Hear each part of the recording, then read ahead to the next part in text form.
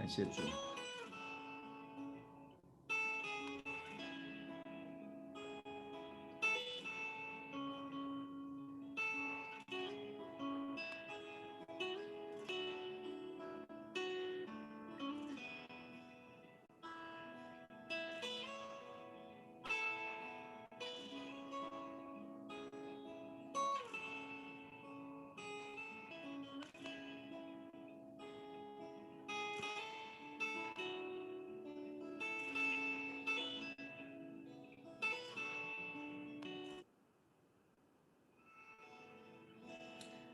亲爱的弟兄姊妹平安，很高兴啊，能够有这个机会在2021年的大年初一，在网络上跟弟兄姊妹说声好，也跟大家拜个年，新春新气象但是这个今天呢，在外面呢怎么走都不太像过年一样，缺乏了以前那种放鞭炮的那种感觉，也很少回到台湾来过新年。那昨天晚上我们全家那一起在去了团聚，非常非常喜乐，看到那个孩子辈们也想再次预祝弟兄姊妹新年快乐。那在这个时候我想跟弟兄姊妹能够分享一些话语。那么早上呢，听到了接到了几些这个要求一位这个陈中秋牧师他邀请我在2月28号这个月的月底，因为刚好他们要去金门，请我到第一军人教会去服侍。那大概题目的话是以多结果子这个方向为主。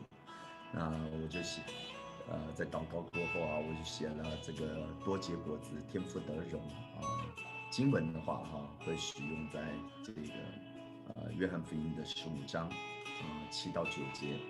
你们若常在我里面，我的话也常在你们里面。凡你们所愿意的，祈求就给你们成就。你们多结果子，我父就因此得荣耀。你们也就是我的门徒了。我爱你们，正如父爱我一样。你们要常在我的爱里。我们很感恩我希望在新年的一开始就把这话跟弟兄姊妹分享。那在今天这个时间呢我一个人在这边安静等候的时候就常常想到主的一些教导。那我把很多的信息跟弟兄姊妹也来分享一下。好，我来分享一下我的画面就是2021年的2月12号大年初一我们中国的农历年的时候，目前全球的这个人口数是78.4532人那当然是后面呢一直在跳动。你知道跳动的意思就是一直在变化。你可以看到它的数字是往上的，因为什么呢？它的出生率在今天这个时刻出生的183000多人，但是死亡率呢也是在增加，就是76000多人。但是两者相比大概是成长率，今天的成长率就增加的净人口是106000多人。在今年呢这段时间出生的是1600多万。那么今年的死亡呢人口有680几万。那也就是说今年的这个净值成长人口有9458000多人那我们看看有几个重要的这个信息我希望跟弟兄姊妹一起分享。首先呢，我们看一下全球的这个 Top 20最多的人口现在全世界最多的人口国家，然后也会看看人口的整个的分布的情况，那么也把这个全球的成长率，还有世界历史的这个预测跟弟兄姊妹大家来分享一下。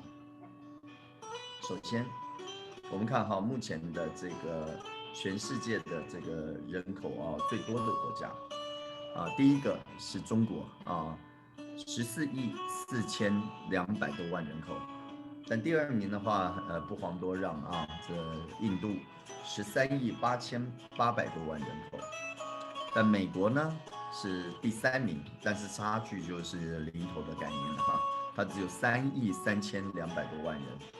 那么第4名呢就是印度尼西亚它是2.75亿人。那印度呢、巴基斯坦他们2个宿敌非常靠近。那么巴基斯坦人口是2.23亿人。那么再过来就是南美洲的巴西是2.13亿人。那非洲呢的Nigeria它是2.09亿人不简单那再过来就是一个很小的国家 Bangladesh 孟加拉，它居然也有1.65亿人所以密度非常非常之密。那俄罗斯虽然是土地面积最大的但是它人口数只有1.45亿人中国人口的大概1/10而已那墨西哥呢有1.29亿人其余的像日本、Ethiopia 这伊索比亚这个菲律宾还有埃及，这几个都比较靠近其余的话像越南、刚果土耳其跟这个Germany 就是德国、伊朗泰国没有多少这是全球前20大。前10大从14.42亿人口到12万就差了10倍。那么第1名跟最后到第20名的话是6000多万人口不到7000万，那差距更大了那我们呢来看看这个很特殊的一个图是全世界的这个人口从过去、现在到未来那这个部分的话，你可以看到这个是2000年左右2000年的1月1日，全球人口数大概61亿左右人口61亿。但是2000年到现在现在是2021年。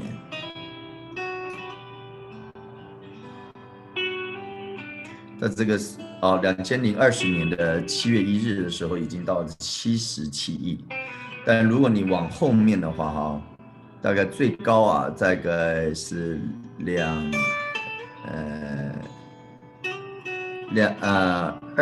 年2100年的时候，这人口数会超过108亿人，108亿人那你从往前的话在1900年的时候在100年前全世界人口也不过就16亿差距非常非常大非常非常大16亿一直增到20几亿、40亿、50亿，有没有？这个时期我记得我出生的时候大概是接近不到40亿，这个速度快得太多。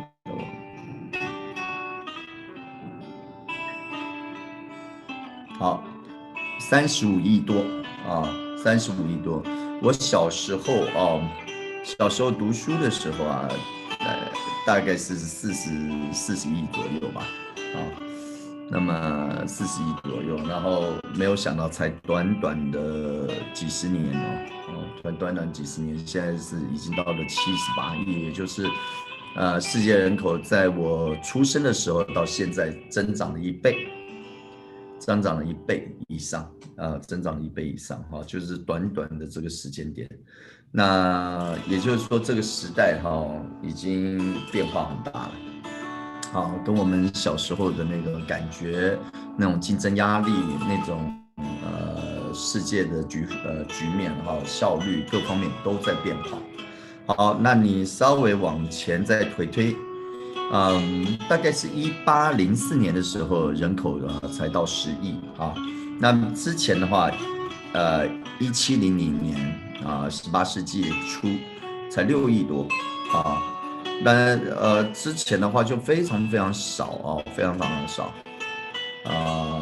它跳升的话，就比如16世纪的时候才4.5亿，4.5亿是什么概念？我们小时候常常唱4万万同胞，什么叫4万万？4万万就是4亿人呐。4亿人的话，是我们中国小时候的时候800壮士的时候唱的歌但是全世界人口在16世纪的时候，也不过就是4亿多人。那么之前的话，一直回推人数都不太见涨你看我举个1000年的时候，2.75亿，到前500年的时候我们看500-600年的时候是2亿。那在最早期200年的时候，主后200年也就1.9亿所以全球人口基本上在很长的时间都是维持非常短的这个变动不大，都2-3亿人口，2-3亿，顶多到了16世纪、17世纪的时候，增加到大概5亿人也不过2倍，也就是他花了大概接近1500年左右1500年左右看从2亿多到10亿，也就5倍的距离，1500年5倍。但短短的这个1个世纪就是1900年到2000年，就是1900到2000年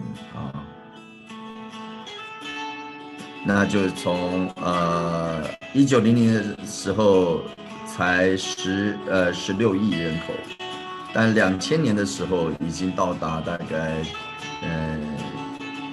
60亿人口，61亿100年之内，从16亿到这个61亿，哇，那这个速度相当快16亿到61亿非常迅速迅猛非常迅猛16亿到61亿是从1900年到2000年这个时间超过的那么从2000年再到那个未来的这个2000，我看假设我100岁了，这个整个人口就超过100多亿了。也就是说，我出生的时候，全世界才不过35亿人，33亿到35亿人。那么全球到了我100岁的时候，增长了3倍，300人口。那感觉起来好像人数一直在渐长但是我们常常又听到老龄化，这不是觉得有一点好像矛盾吗？其实不矛盾因为这是全世界的范围。我们现在来看增长率全球的增长率全世界的增长率，增长就是它一直往前，它没有退后在1951年的时候，全球的人口增长率是1.88%，也就每年都要增长1%那每年都增长这是1968年的时候增长2.9%，那刚好是我出生的那个时候是最战后最高潮战后最高潮那后面呢一路下滑有没有？1988年的时候已经到达1.84%，到现在的话2019年到1.05而已，1.05，差距很大那增长率一直在下滑但是实际上的这个全球人口的话现阶段是78亿左右就2021年现在2020年的时候是77.9亿77.9亿那么基本上年度的增长额是1.05%，你可以看到啊，它一路回去推算啊，大概超过2%的不多哦，就1970年代左右才是超过2%，其他的都是1点多啊，也没有说太大的差距哦，也没有说太大的差距。好，那年度的总人口增长啊，你看哈，它这个是1955年的时候，一整年全球人口才增长4700多万，啊，那但是1970年的时候增长了7000多万，然后最高峰的时候增长到8000多万，有没有？8358万，这个是8380几万，这个应该最高啊。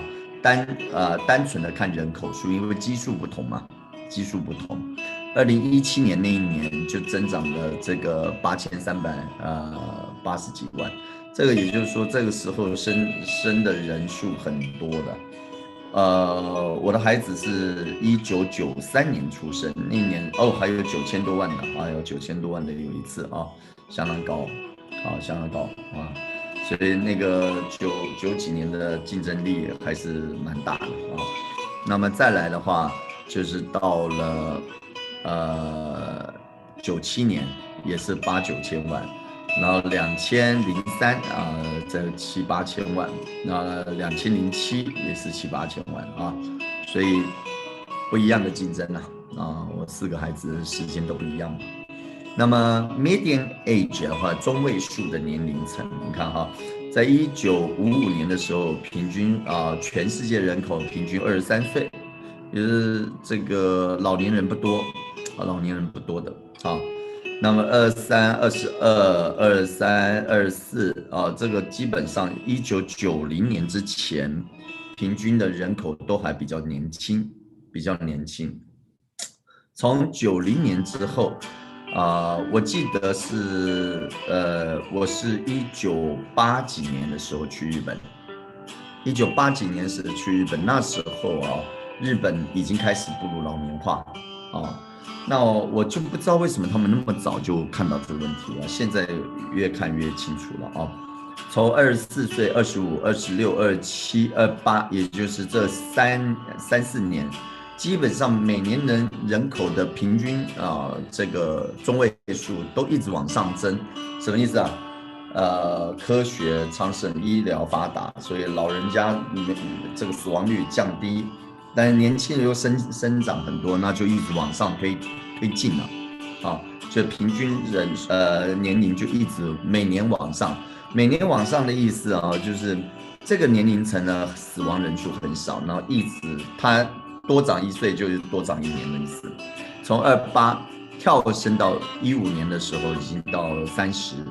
这个其实不是这是每5年一次，每5年一次，那后面就是每1年一次你看55、60、65、70、75、80、85、90、95、2000，对不对？2005、2010、2015年，从15年开始，有没有？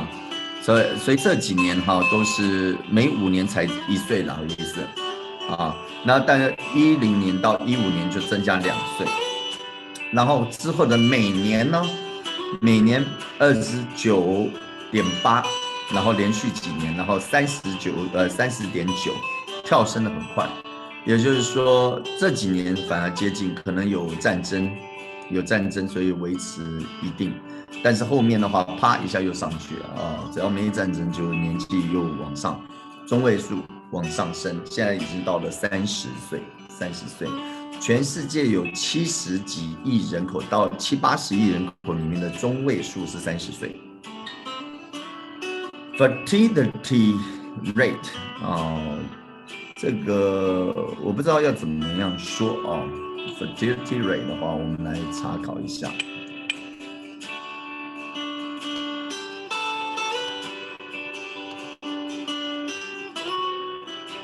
我们7年期间呢就很自由一点我平常怎么读的，我就跟你们怎么看的也没什么。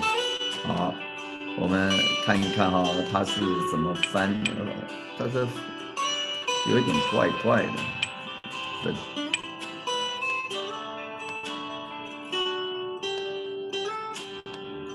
fertility rate。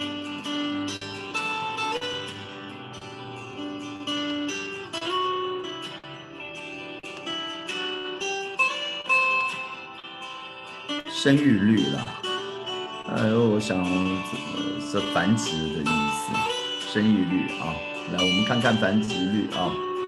fertility rate 的话，就是生育的能力，应该是小孩数吗？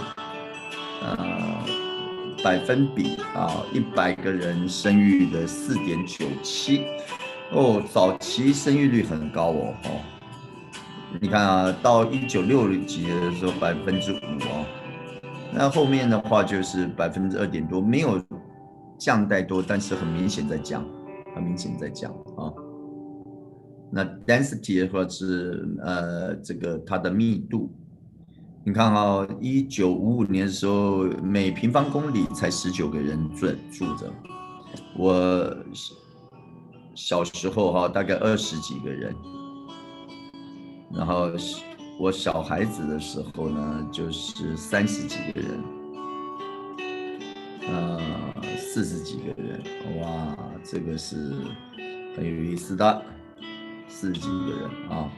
然后再来看到现在的话，50几个人的密度是越来越密，但是感觉起来是啦，美国加州是觉得有点密哦。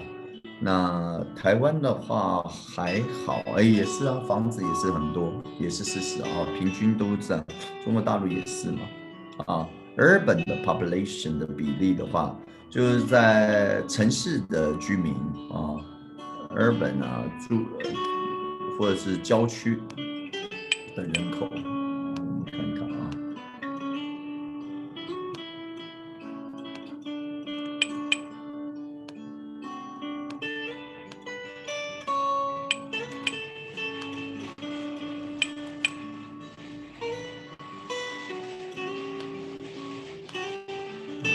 电脑都不听话了，原来他真的不听话，他完全不听话的，这不知道为什么哟，原来他不动的，哎呦，字打不出来，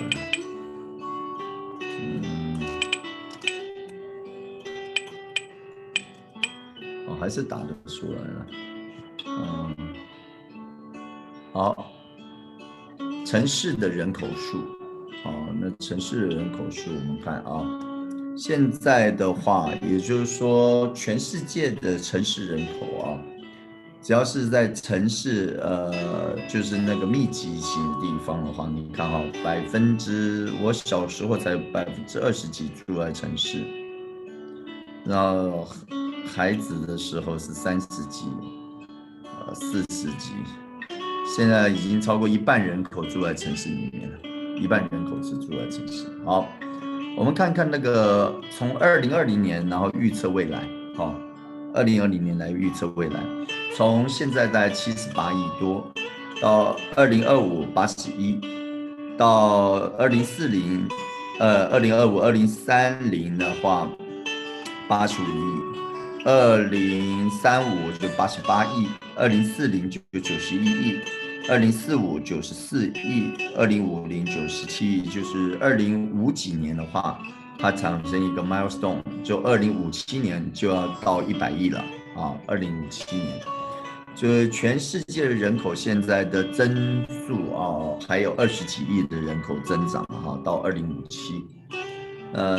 虽然感觉起来老化现象是很明显，在某些国家是出现了，比如日本啊、台湾啊这样的甚至中国，但是很多地区啊，像这个南美啊、非洲啊这种这个绝大多数的东南亚啊，都是年轻的国家嘛，年轻的国家嘛，那每年增长率大概8000多万人到5000多万，都还是增长了很多虽然增长的越慢，越来越增长越慢，老龄化的工作就相当多因为都在养老人嘛。你看从现在哈，我们全世界中位数的人口是31岁，但是到了2050年的就36了，绝大多数都中年人了。那么再来的话，生育率哈，到时候生育还会提升，这个有点奇怪啊，是可能鼓励吧。像以前一胎化，现在是鼓励了多胎、二胎都没问题啊。这可能会一直鼓励它生长，但是人口的增长率还是逐步的降低原因是什么？因为 population 多了，它的基数大了嘛啊。density 的话，从现在52人一个kilometer到未来65个人，那么 urban 的数目就是住在城市里面的会达到70%左右，那就是为什么方便容易活以后的话30%住在那个村庄里面农田里面从2057年到100亿，对不对？然后379亿，23 8亿，所以23年到现在很短啊。我们21的嘛，7.8亿到8亿，其实2年就到了没有什么忧虑的。这个是60亿78亿到80亿到90亿到100亿很快的那我们在前面的话，就是1804年的时候是全世界人口到10亿人口，1804年，1930年到20亿，1960年到30亿，1974年到40亿。我在1968年生所以这个1960到1974年还是在30几亿的时候，那么1987年的时候就已经到了50亿了，所以是速度相当快。那么60亿的话，就是1999年到不到那个2000年呢，明年的时候就到60亿，2011年就到70亿，2021年到78亿，2023年就到80亿相当快速好，我们来看在主前1年的时候全世界人口不到1亿的大概2亿左右billion 嘛，这是 billion 的概念那么2亿左右，1000年的时间也没增长到这个1亿一直到了这个1804年，从2亿人口到了10亿人口1804年，这个时候就很明显了，后来迈进了另外一个时间就是工业革命那么1804 10亿，然后1930年就20亿，然后1960年就30亿，1970年40亿，1987年就50亿，1999年就60亿。2011年70亿，这个速度快到你不可思议也就是12年之久就增加10亿，再加12年的话又到了80亿了，所以2023年又是到80亿的时候，速度相当快越到后面越恐怖那我们看看呢地区别全世界的话，我们分成这个五大洲6大洋的3大洋的全部加起来，亚洲区2020年的人口46亿人非洲区已经到了13亿人口，欧洲区在7.4亿人拉丁美洲加勒比海的这个是6.5亿人。那北美呢，加起来也不过就是3.6亿人那么大洋洲就是4000多万人根本连1亿都没有那年度的增长率，非洲很明显涨得相当快2.49大洋洲有1.31还不错但是其他的其实增长的有限的。那净值的增长亚洲区整体净值也是3900多万一年一年的增长。那么非洲的话3200多万，所以非洲的增长的幅度相当快，相当快。以现在的亚洲来讲，每1平方公里人数有150人密集的啊，但是非洲还有很大的成长空间呢。它现在才45，还有3倍嘞。那如果3倍的话，哈，这个要增长到亚洲人口数，并不是不可能的，非常有可能啊。啊，那么欧洲的话人口数还是少啊，欧洲的人口数还是少的啊。那密集度的话也不是很密集，34，拉丁美洲32，北美才20啊，所以北美是地广人稀了，地广人稀啊。那么大洋洲才5，那根本没人啊。那我们现在看到的这个领地的部分啊，亚洲的领地很大啊，单个亚洲全加起来就是3100多万平方公里啊。那非洲不会增长了，非洲只有了2900多万啊，非洲相当大啊，非洲相当大啊。差一点点而已啊。那再过来是欧洲，欧洲就小很多，欧洲大陆小很多的啊。那么2000多万啊。那拉丁美洲2000多万啊，跟非洲欧洲就有的比了啊。然后再来的话，北美洲的话有1800，所以北美其实很小啊。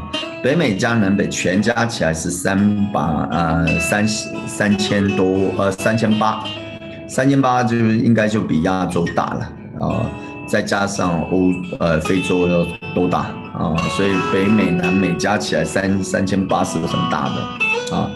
那再来就是到大洋洲啊。那 migrating 呢就是移民啊。这亚洲移民出去的是相当多了，100多万人口都是移到外洲去，非洲也是尽量往外移，因为非洲的人很多了，这个拉丁美洲也减少啊，也减少，大概是无法赚钱吧啊。那么北美洲禁止进入，然后还有。这个欧洲也是禁止，就是增加的很多了，增加了欧洲就增加130几万，那么北美也增加100多万，110几万啊。那这个是他们州与州之间的这个连接。那我们看看呢生育率啊，亚洲只有2.2，但是非洲却有4.4哦，那非洲很会生。北美只有1.8，欧洲只有1.6。那么但拉丁美洲还不错2，那么大洋洲有2.4啊。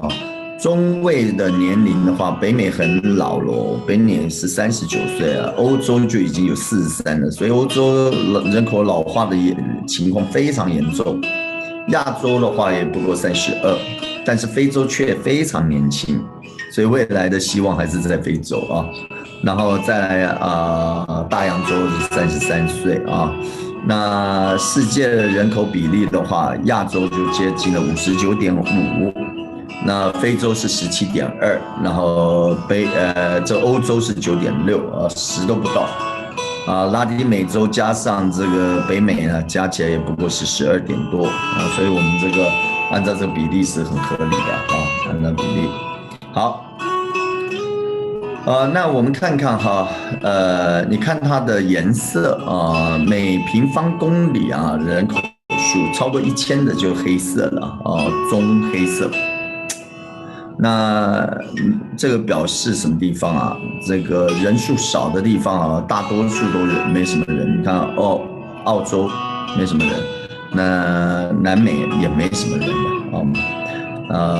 这个加拿大的绝大多数地方，还有俄罗斯绝大多数的地方都没什么人，撒哈拉沙漠也没什么人。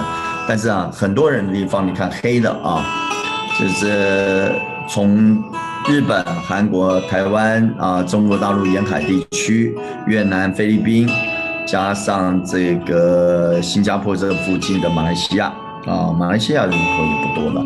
那么再加上这个整个的印度巴基斯坦还有孟加这一地方是相当多人口了再过来的话就拉到了这个欧洲的一小部分了德国意大利英国然后过来就到了这个北美，北美的话就是几处加州很多人那个我也很惊讶，加州有那么多的人吗？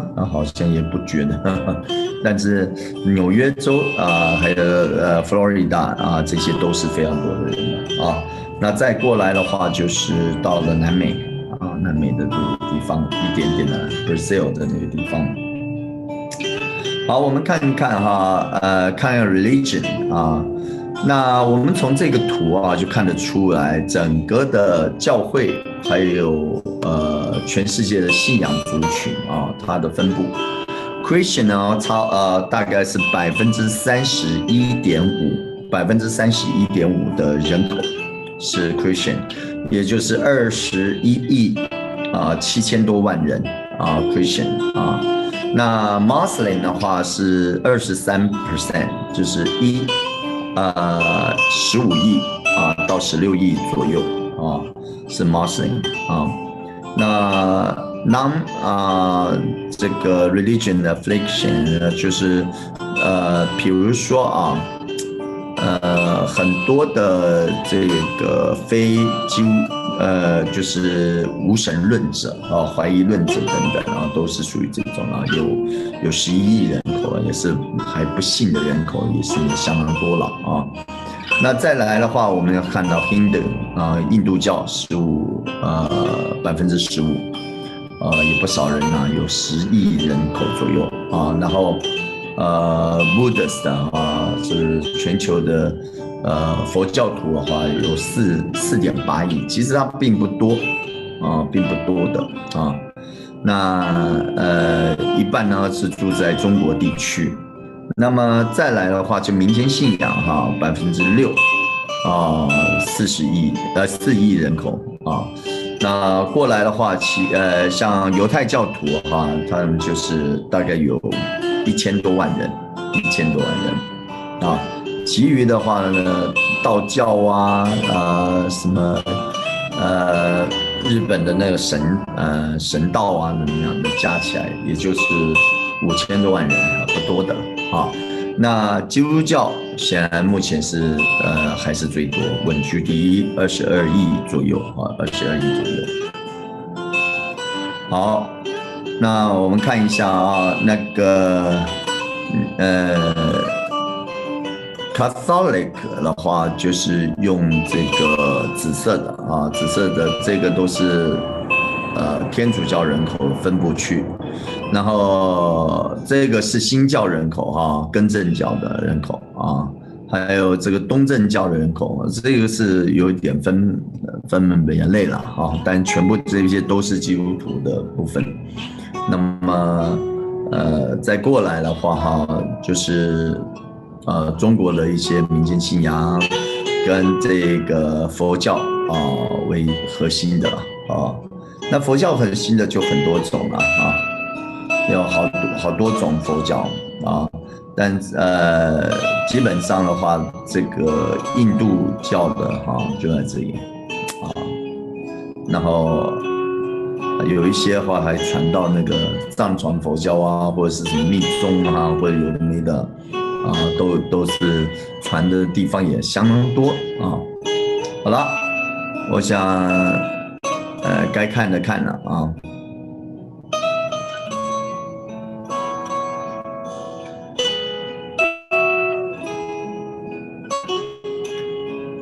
那从国家的这个数字的话，我们之前在第一个就前10大就是中国、印度、美国、印度尼西亚、巴基斯坦、巴西尼加拉瓜不是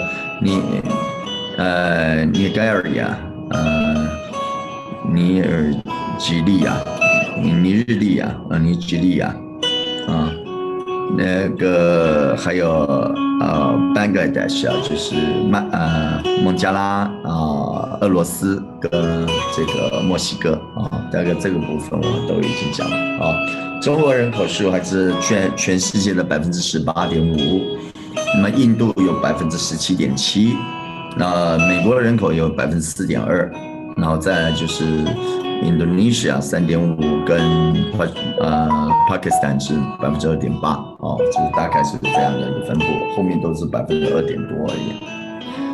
好，那个我想今天主要跟大家对全世界人口的那个概念有一个新的一个认识啊，然后也对未来啊。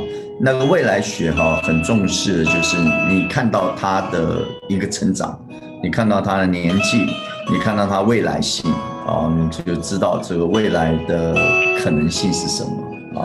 那以这个目前的这个角度的话，就是一直成长嘛，除非你发生什么大战但是我们已经听到了如果有什么饥荒或者是瘟疫，可能圣经里面讲的1/3的人口要死亡。什么叫做1/3啊？这个不是小数78亿的人口里面1/3走的话，我的天哪！有90亿1/3就30亿人口20几亿人，所以我们要预备好有很多事情我们现在就得要思考。好啦。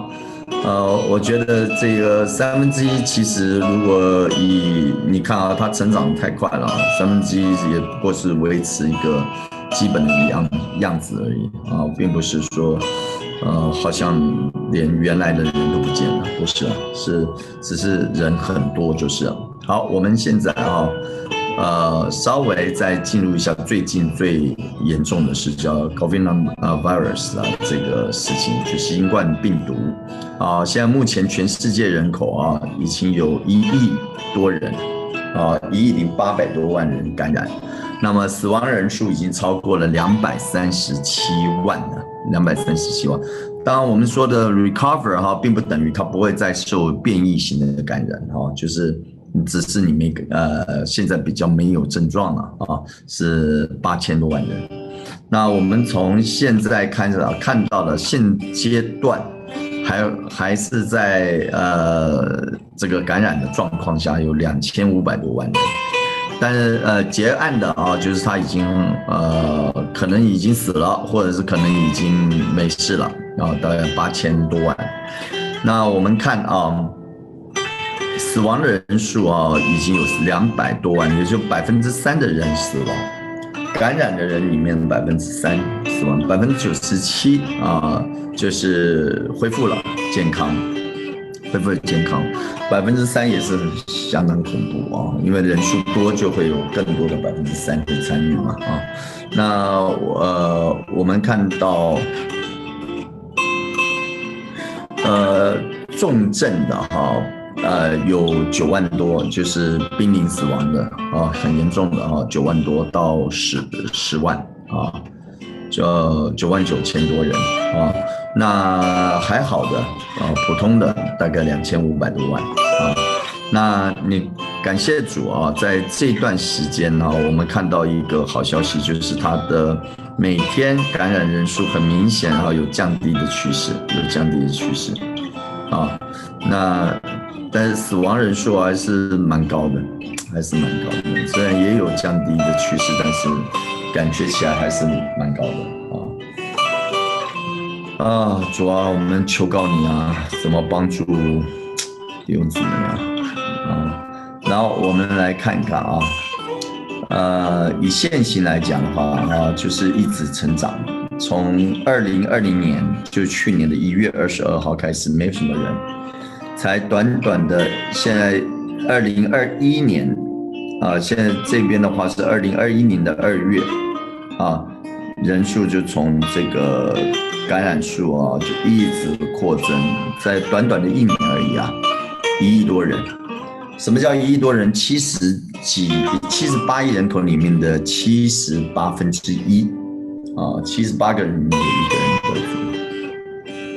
得好，死亡人数的部分啊，我们来看啊，本来没什么死的，全世界也就是1月27的时候死了100多人，然后后来呢，增长、增长上300万到200多万，200多万，哎呀，我们真是心里面非常难过啊，非常难过，200多万人。我们的好朋友好几个都也是这样子。好，你可以看到啊，他的这个哈，那这个是用我看一看啊，它是为什么这个有意义啊？我们要稍微研究一下。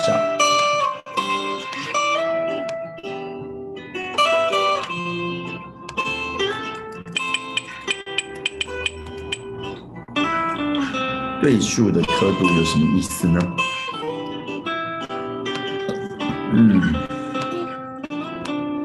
是10000是100%的概念吗？还是什么？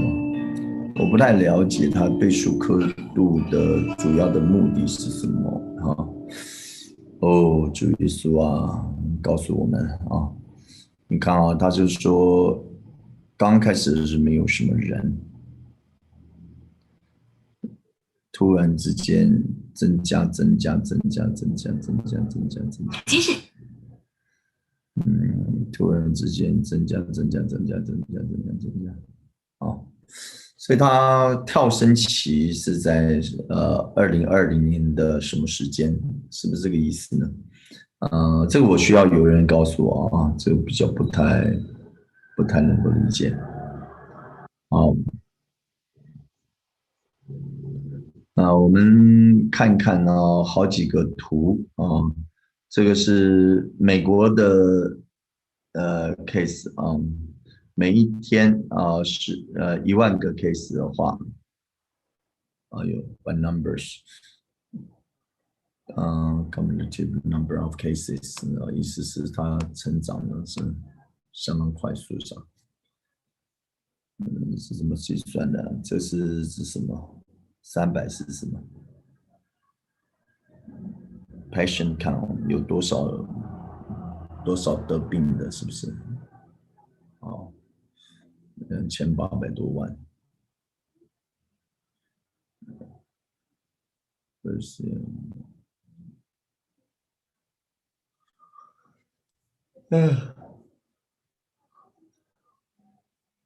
很多的图表看哦，它这个是说欧洲还比美国糟糕，是不是后来的情况？哦，美国的死亡的情况，哇，都很恐怖。哎呦，死亡率吗？欧洲死亡率比美国严重啊！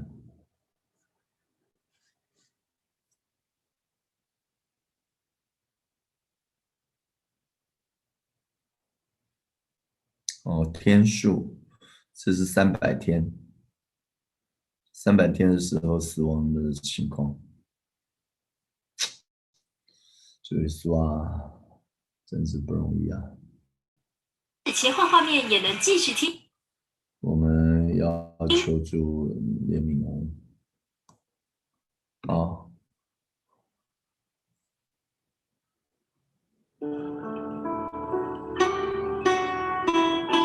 美国占了25.88%，全世界1/4强都是美国人感染了。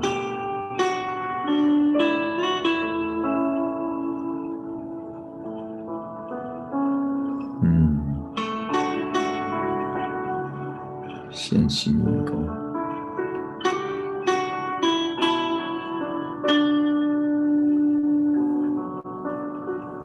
看一看，这到底对数有什么好看呢？100万吗？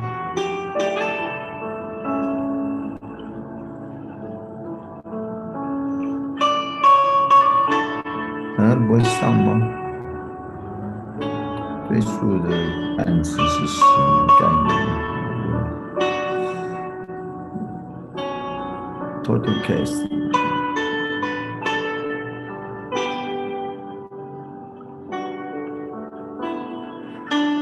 所有的案子加起来，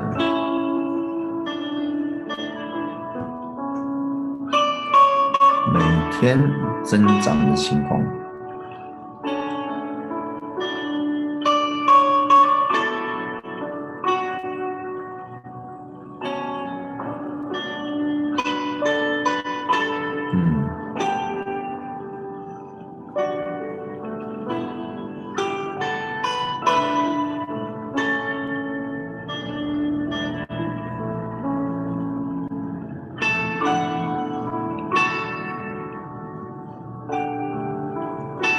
每天被治愈的人也是增加很多，新增加的、新恢复的，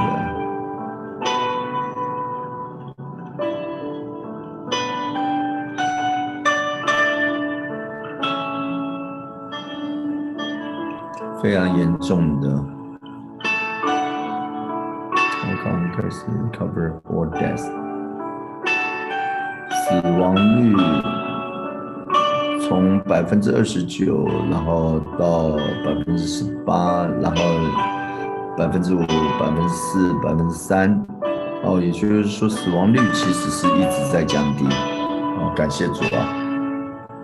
这恢复率97啊，就越到后面会越恢复，这是好事啊。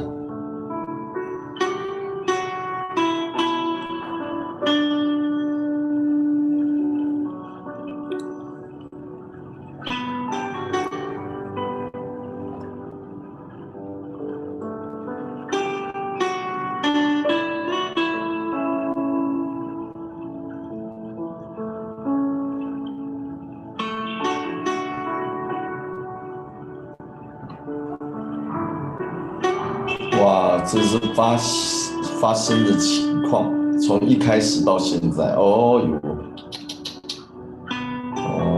用颜色来表征，越来越严重了。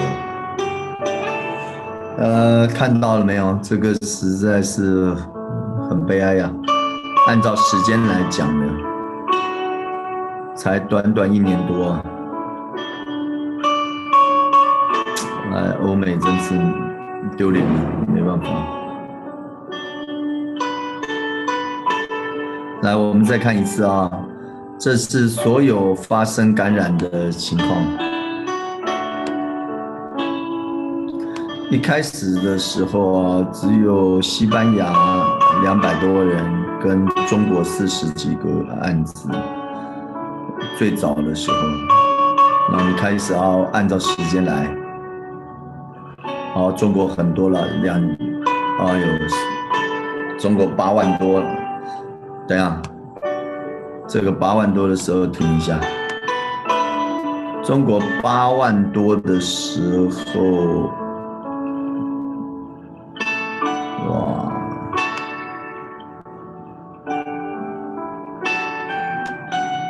这个中国7万多的时候，美国才一点点呢。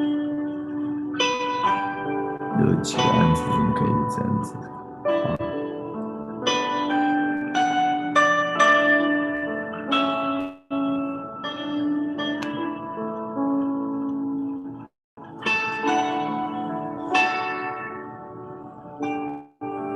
哇，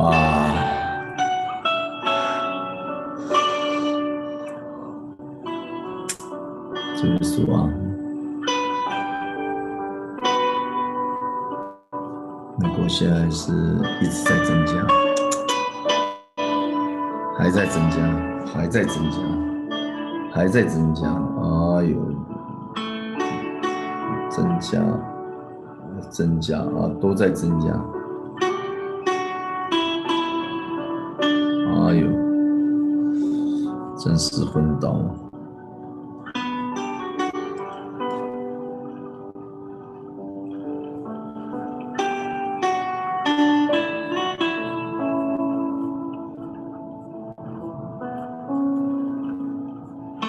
这死亡人口，每天的死亡人口。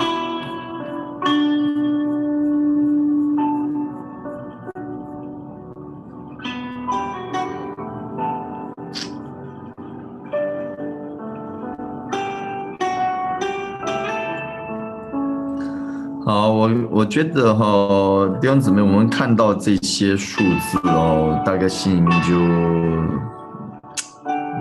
很多的体会了啦。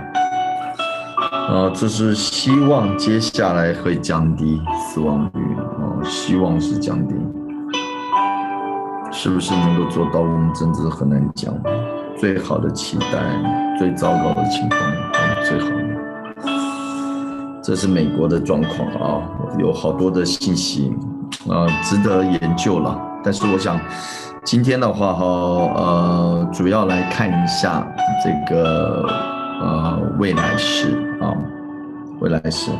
那再加上还有什么比较属于未来学的 futurist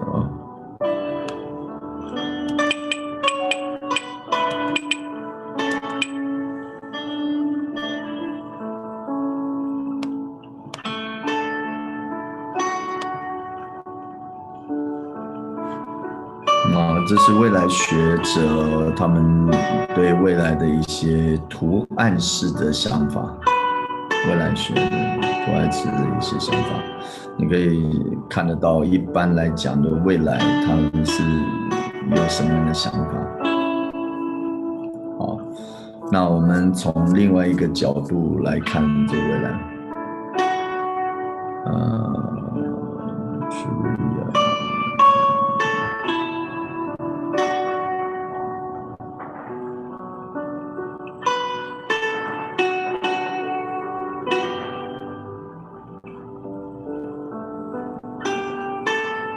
performance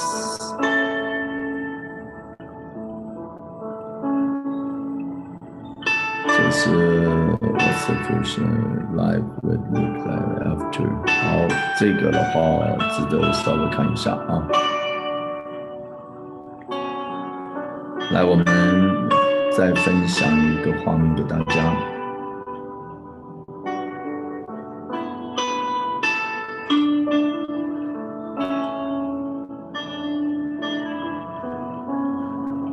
Will things get back to normal? It's a question many of you are probably asking yourselves. You might also be wondering if normal in the future looks the same as the past. Investigative reporter Chris Negus spoke with a man who predicts the future for a living.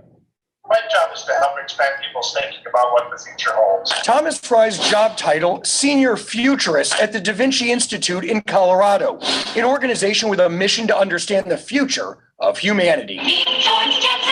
But this isn't about making pie-in-the-sky predictions about flying cars. Instead, the organization looks at current technology and trends to help companies predict what's next. Fry says coronavirus will change all of our futures. We're going to be assessing levels of risk with everything that we do. We're entering the post-normal era. He doesn't have a crystal ball, but he says the sudden societal shakeup will lead to lasting change. This is pushing us to do more things virtually. Think about this.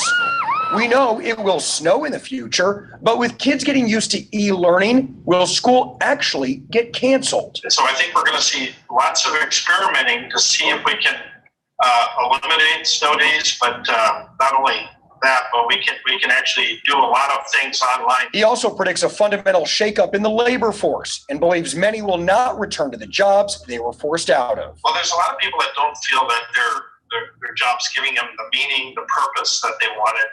And they've always felt like they were kind of trapped in their position, that they didn't want to stick their neck out. Well, this is a perfect opportunity for them to try something else. He thinks self-checkouts will grow, and for those that still go through the checkout lane, the newly installed clear partitions might be permanent. Another unintended consequence, how it impacts faith. Do you think more people will be watching church online? Absolutely.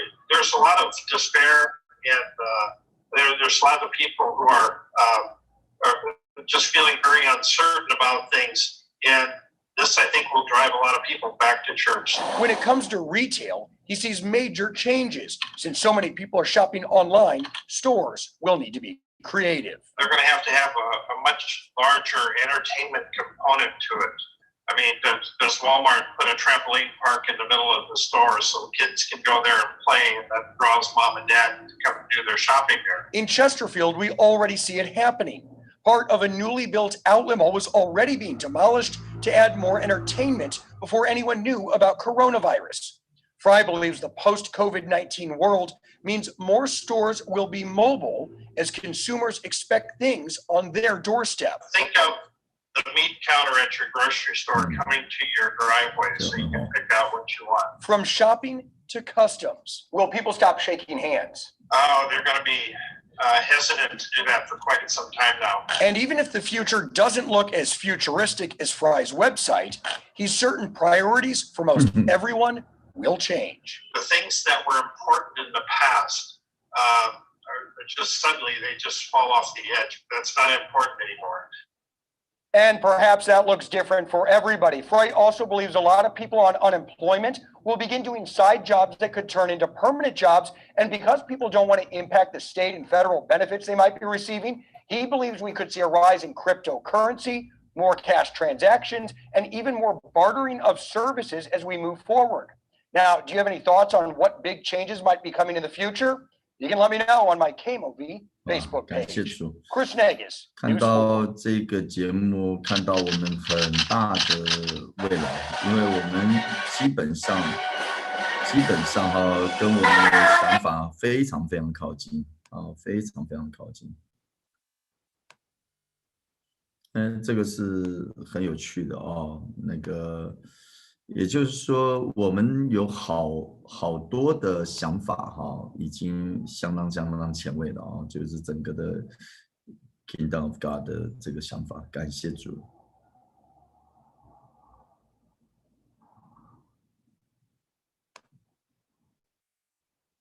好，我们来看看不同的未来学者他们是怎么思考的啊。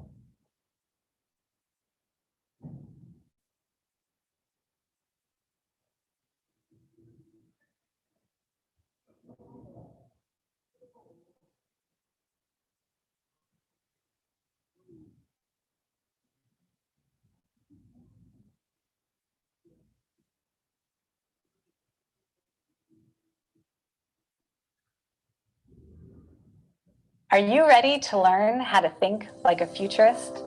I'm Jane McGonigal. I'm a research director at the Institute for the Future here in the heart of Silicon Valley, and I am so excited to be your lead instructor for this brand new specialization in futures thinking developed exclusively for Coursera learners like you. In this specialization, you'll learn how to be ready for a changing world. You'll learn the skills and mindsets of the world's top futurists so you can anticipate what's coming, discover new creative possibilities, thrive in really uncertain and volatile times, and seize control of your own future. During this training, you will build your future forecasting skills, learn how to use the Institute for the Future's most powerful foresight tools designed to help you spot new opportunities for innovation and invention. Gain insight into the most important new technologies, global events, and big ideas that are already shaping the future.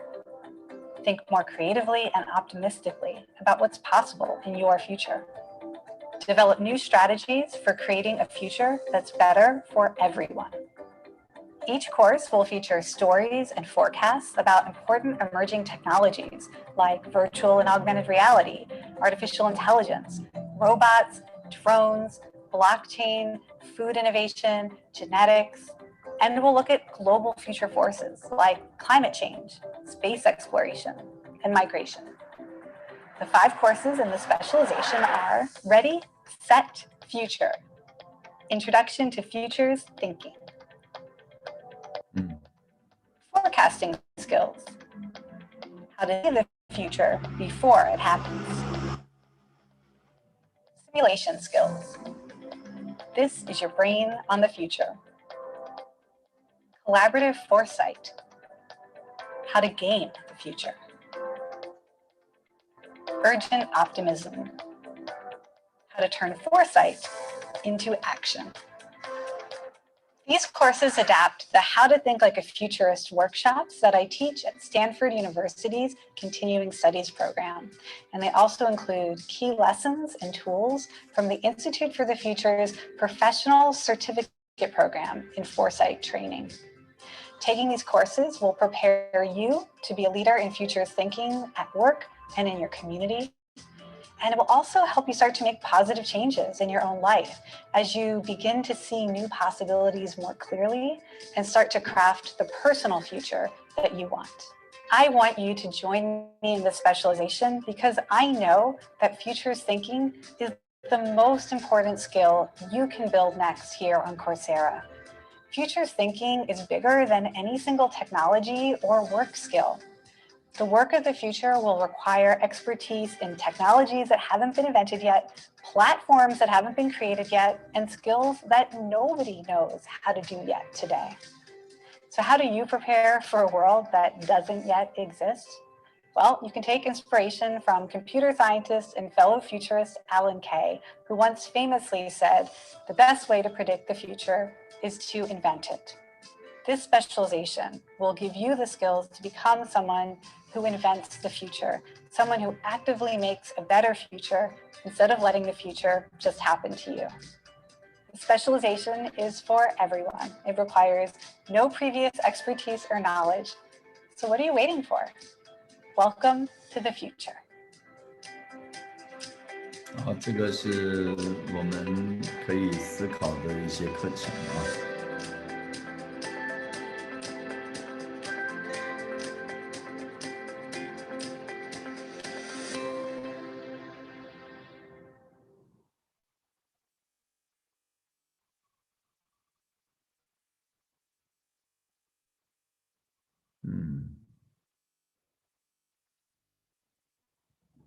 看看这个课程有哪些值得研究的啊。9 degree。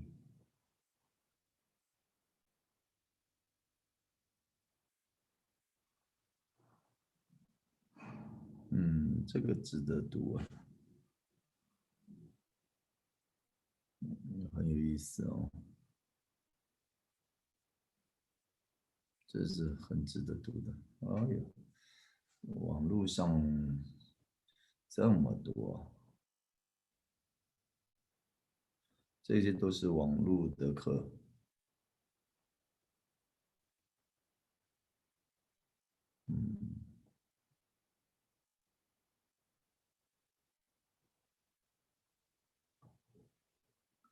Python for everyone, IT support, data science.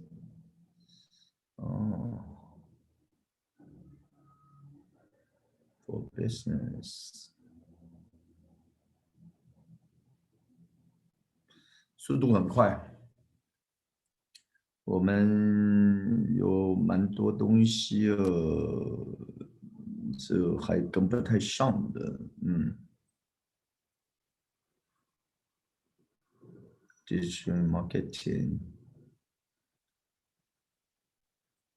我觉得奇怪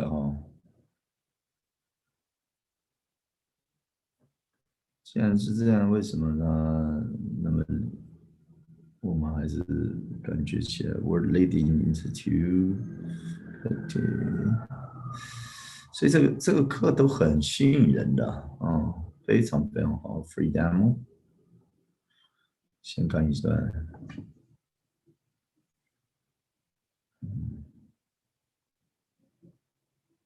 Business will help you to tech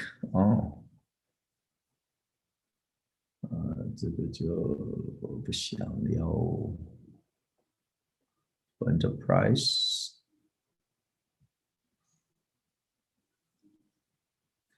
所以这个都是要学习的人模。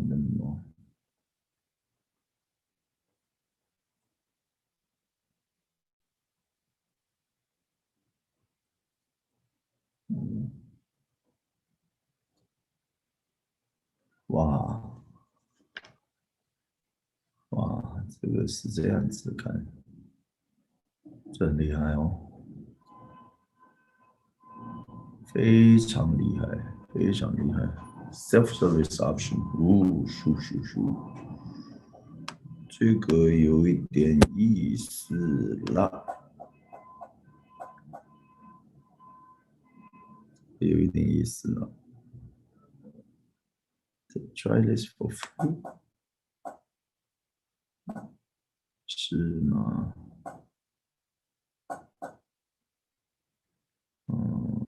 好吧。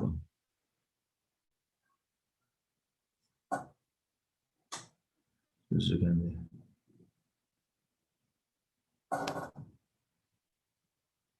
好的，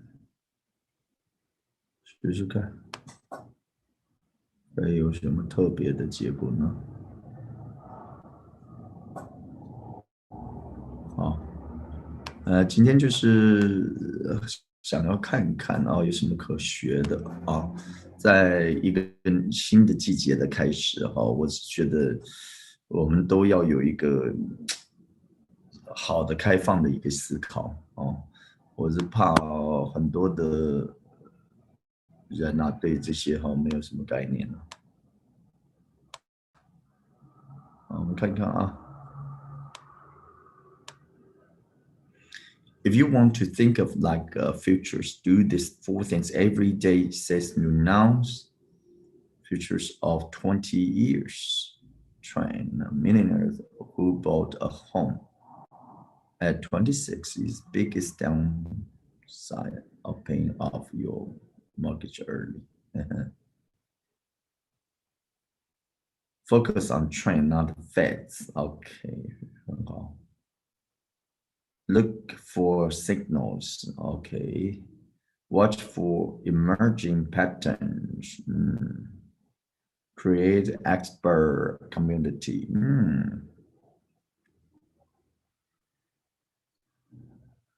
来看看呗。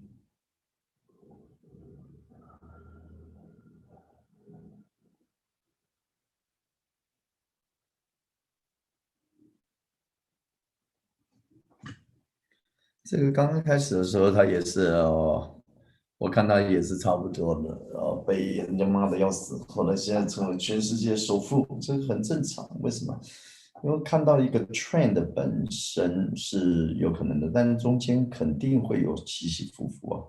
就是怎么样的 support 那个这种起伏，然后还可以支持到最后，主要的是这个点。大部分人呢，在一开始就受不了了，然后就走了。即便他们看到的一个 trend，他们也不会走下去的。这就是一个问题。所以我们的话是希望说带着大家能够走。那我们看看这个是什么。While he was still trying to launch his first Falcon 在10年前，他差不多就已经快完毕了，就没有人要了为什么？因为有时候过程中很困难，除非你看到未来，除非你愿意为他付上一切的代价，不然的话，在中间的时候都是受不了的。你即便看到的真实也很。10 years ago, we couldn't even reach orbit with that must saving us. He was running out of money. 他没有钱了。The fourth failure would have been absolutely successful.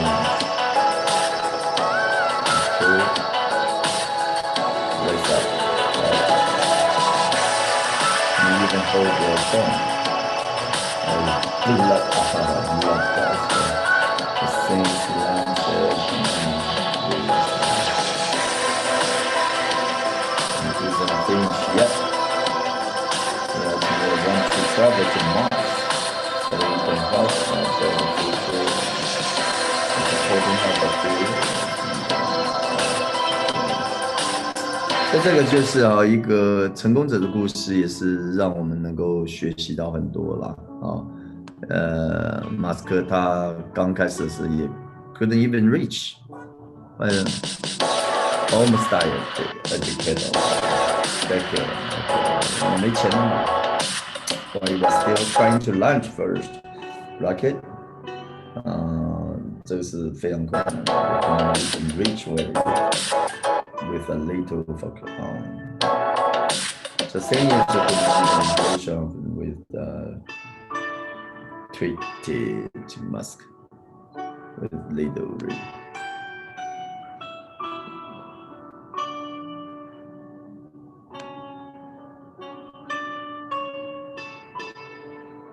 有那个想法不一定做得到。First week, he was running out of money， 没有钱了。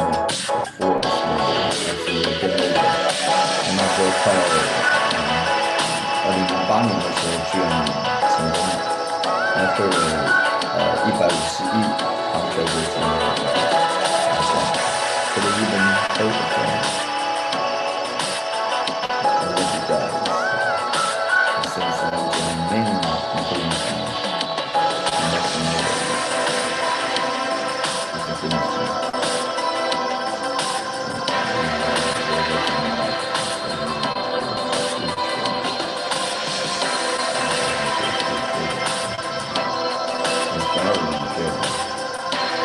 对啦，这个是有道理的，看得懂吗？弟兄姊妹？我在想这个 pandemic is begging entrepreneurs to step into the unknown. How do you remain unstoppable when the world comes to a standstill? Some of the best businesses have been born out of recession. Adversity comes out with the most amazing opportunities. Discover how leading entrepreneurs are reframing our future. If things are too easy, I'm always suspicious. refrain. Never give up.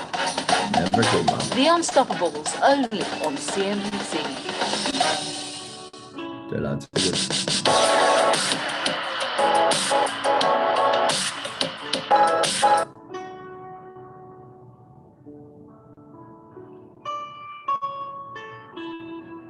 It was still trying to launch its first rocket, Falcon 1.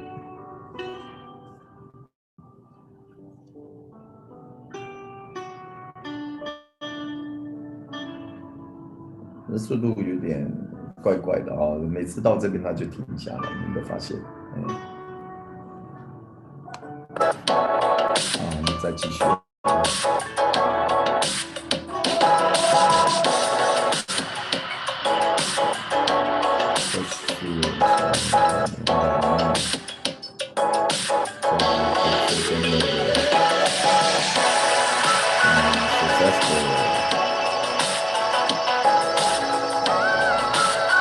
NASA.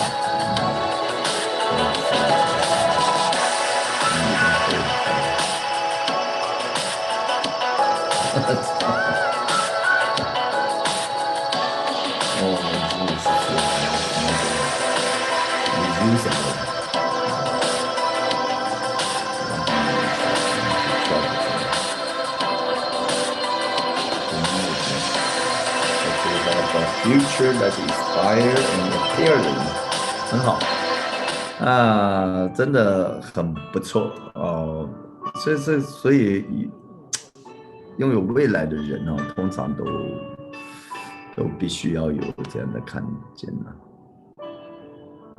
The 5 most are valuable skills to learn right now. Futurist thinking. Courageous leadership, emotional intelligence, interpersonal communication, cognitive flexibility. 这个都是非常实际的。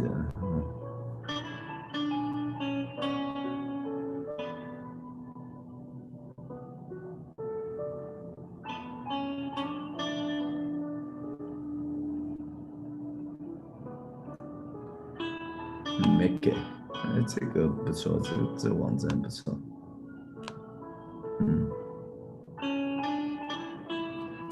好，那我们再看看有没有其他好的讯息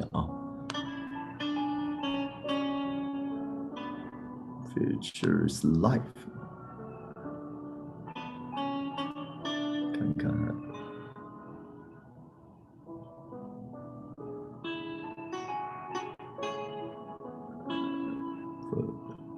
to Liu Crowley to Liu Crowley。为什么他叫他是这样呢？我看看啊。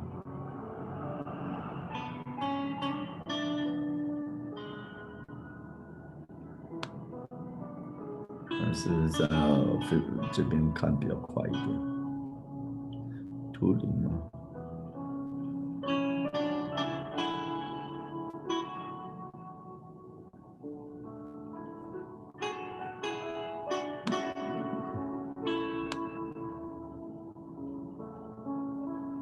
在新年期间呢，去放空一下，思考一下，是蛮好的。哎呀，今年呢，孩子都不在身边啊。主耶稣，我爱你们。一个人想想心事，Future is life， 为什么要这样讲？Revelation，everything you want to literally in future。它只是一个未来学的艺术家。With the museum currently closed, line with government guidance, we are For Leo Crowley, futurism was an attitude to life itself, not just a school of painting or poetry. His powerful imagery reflected the movement's unrestrained enthusiasm for the modern world, embracing it as an important source of creative inspiration. Born in 1910, Crowley discovered futurism when he was just 15 years old and eagerly began experimenting with the movement's principles, creating his first futurist work in 1925. 4 years later, he was welcomed into the movement by its founder, F.T. Marinetti, and quickly became one of its key representatives as a result of his talent, versatility, and unwavering faith in the futurist cause. With its particular focus on the immense visual and sensory drama of flight, Crowley's work is most closely associated with the genre of aero painting, which dominated futurist research during the interwar years. Yet his work was of a multifaceted character, and he continued to explore the movement's aesthetics throughout his life, enjoying a long and remarkably coherent career that spanned and reflected a dynamic yet turbulent century.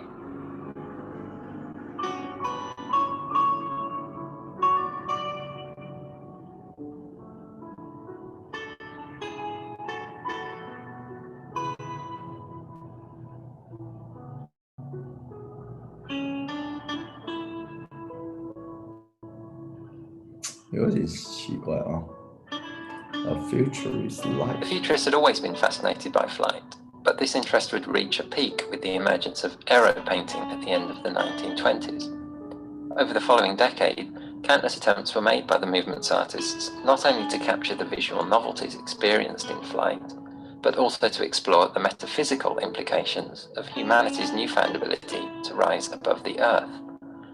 Constituting an important expression of the futurist machine aesthetic, aero painting also reflected a more general contemporary fascination with aviation and dovetailed perfectly with Crowley's own interests. In 1928, he had taken to the skies for the first time and was overwhelmed by the experience, which he described as a baptism, recalling the surge of takeoff, the powerful voice of the engines, the intransigence of the propeller, the surprise of feeling oneself suspended at 100, 500, 1,000 meters above the ocean, the obedience of the controls, the rebelliousness of the wind.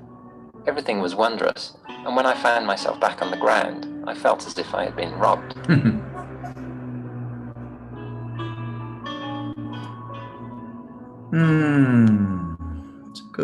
这个可以呀。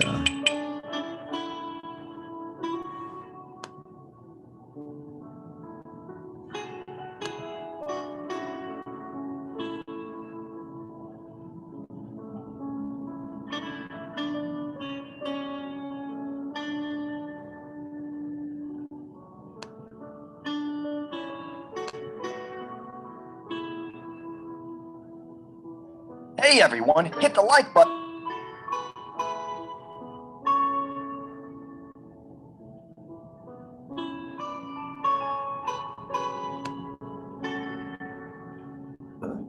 Mm.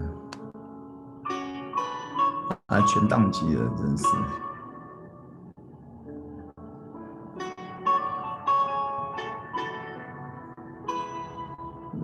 这样子的我比较不喜欢看。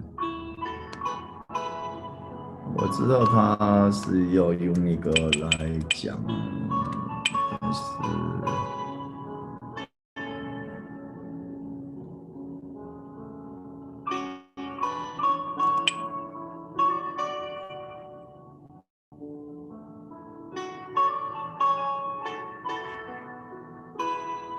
transformation. Reason.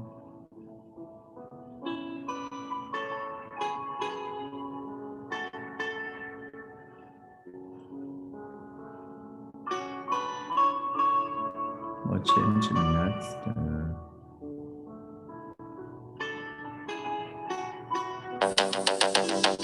Get into the time machine and travel with us.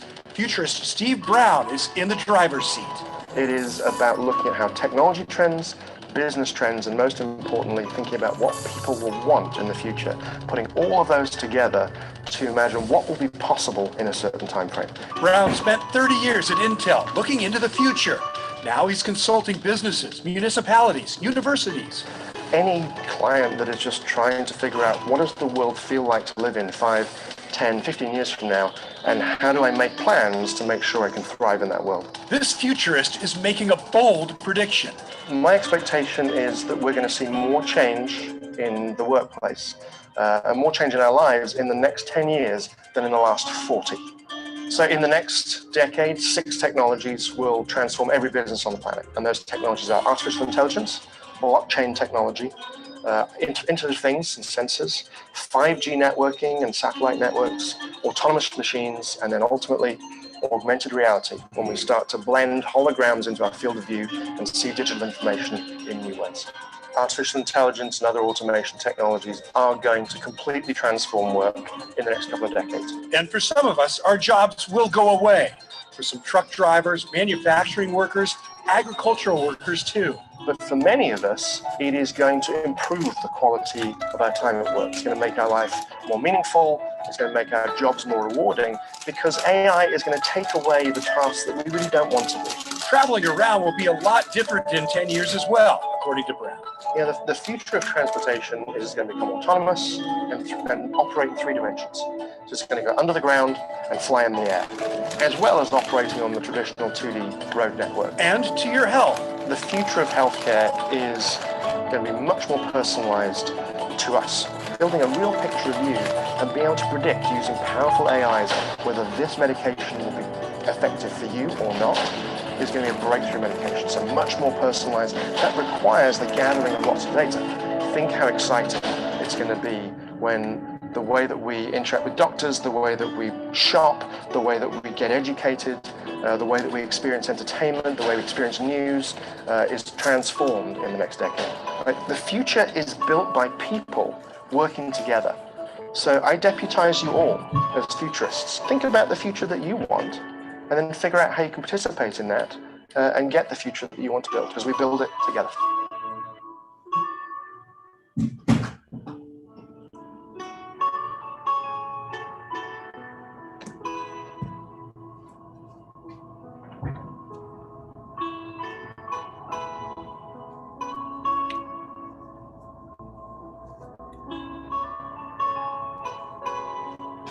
It's always nice to be on in the morning because you're awake.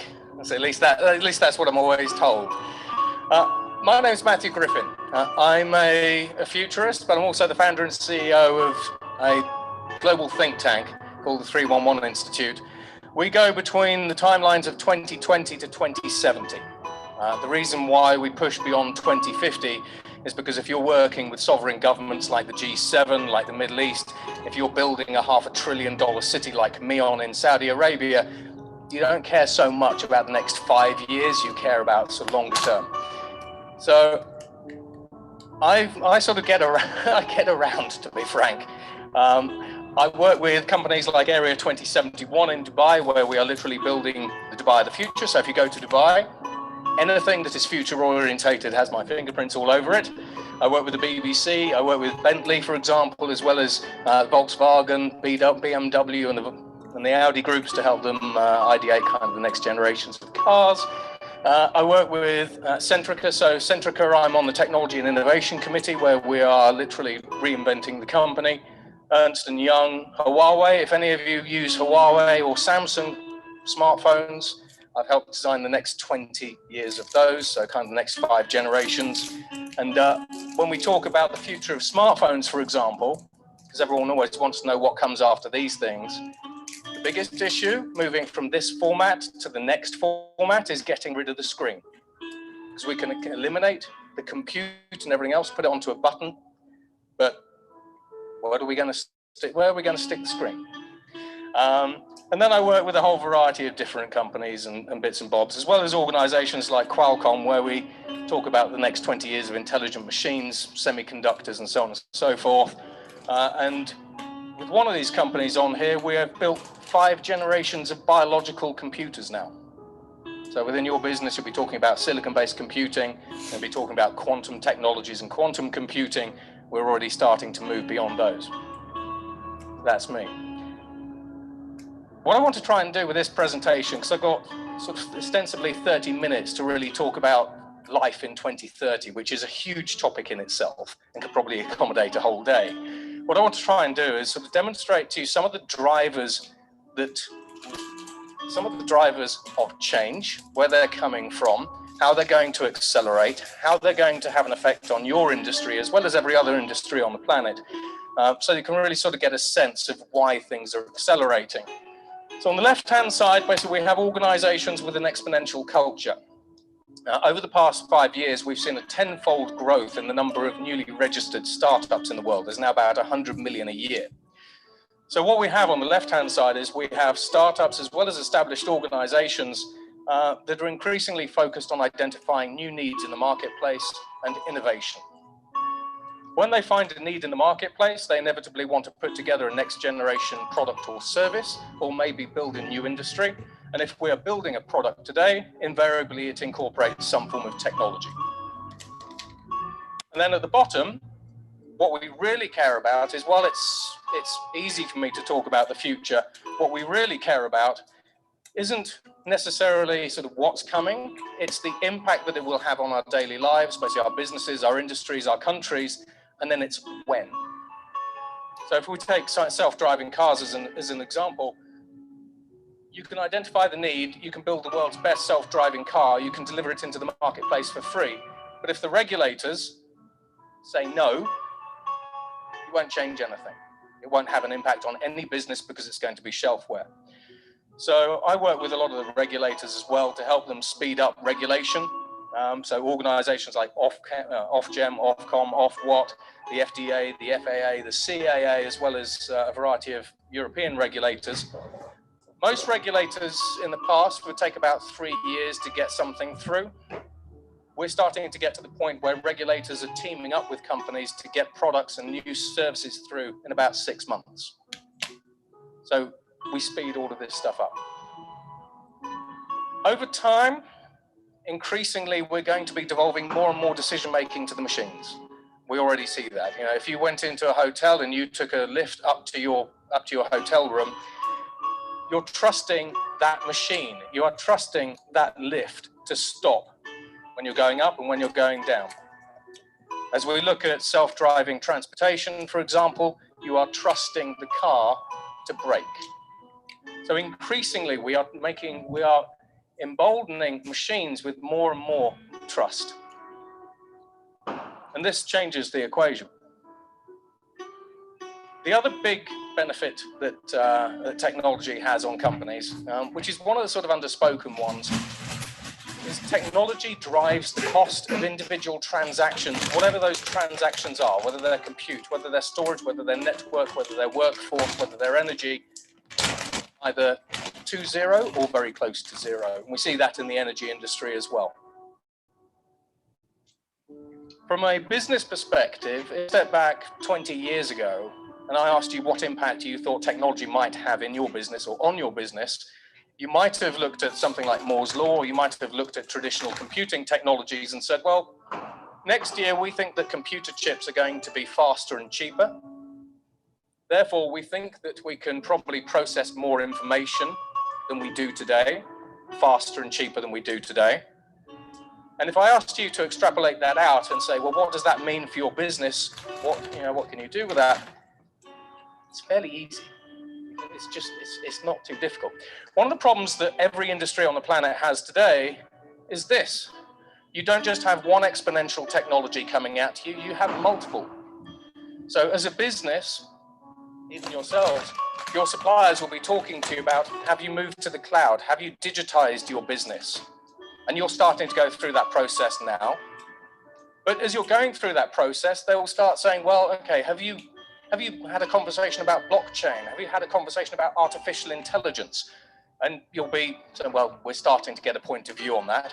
And then they'll start coming through and say, well, have you got a point of view on things like robotics? By the way, have you played around with quantum computer algorithms? Particularly as they relate to, for example, energy brokerage. And he was saying, well, no, hang on, we're just moving to cloud, we're just digitizing our business, we're playing with automation and AI and whatever it happens to be. All these things are piling up. And then they say, well, from a B2C perspective, or even a B2B perspective, when you're looking at the performance of your individual plants, are you using virtual reality? Are you using augmented reality to help you understand the status, basically, of your operating environment? All these things are coming straight on top of each other. And so it sort of leaves organizations with a conundrum. Where do we start? What do we prioritize? And how do we build our technology stacks today and our business today so that we're future fit? However, while organizations like Gartner, IDC, all these kinds of guys basically will typically talk to you about 10 to maybe sort of 15 game-changing emerging technologies, we're now entering what I call the techno-Jurassic era. Now, what I mean by that is that there aren't 10 or 15 significant emerging technologies. There are 400. There's 170 on this radar. Every single one of these emerging technologies has an addressable market opportunity of $500 billion. Every single one of these individual emerging technologies can change an industry almost overnight when they mature. And if you want to understand what's coming next, you combine these together. So, for example, I talk about next generation smartphones. Well, advanced manufacturing. You can 3D print a smartphone, or as we start having a look at things like 4D printing, we'll come on to that in a little bit. As you start moving further out, we're already starting to see the emergence of molecular assemblers. So at the start of this year, we took small molecule-sized robots, put them into a production line, and got them to make small molecular-sized products. So molecular assemblers are here, generation 0.1, but in terms of when does this stuff mature? When does this have an impact on my business? When can I use it? When is it commercially affordable, accessible, and all this sort of stuff? That's obviously still the way out. But from a 3D printing perspective, 3D printing is still relatively slow.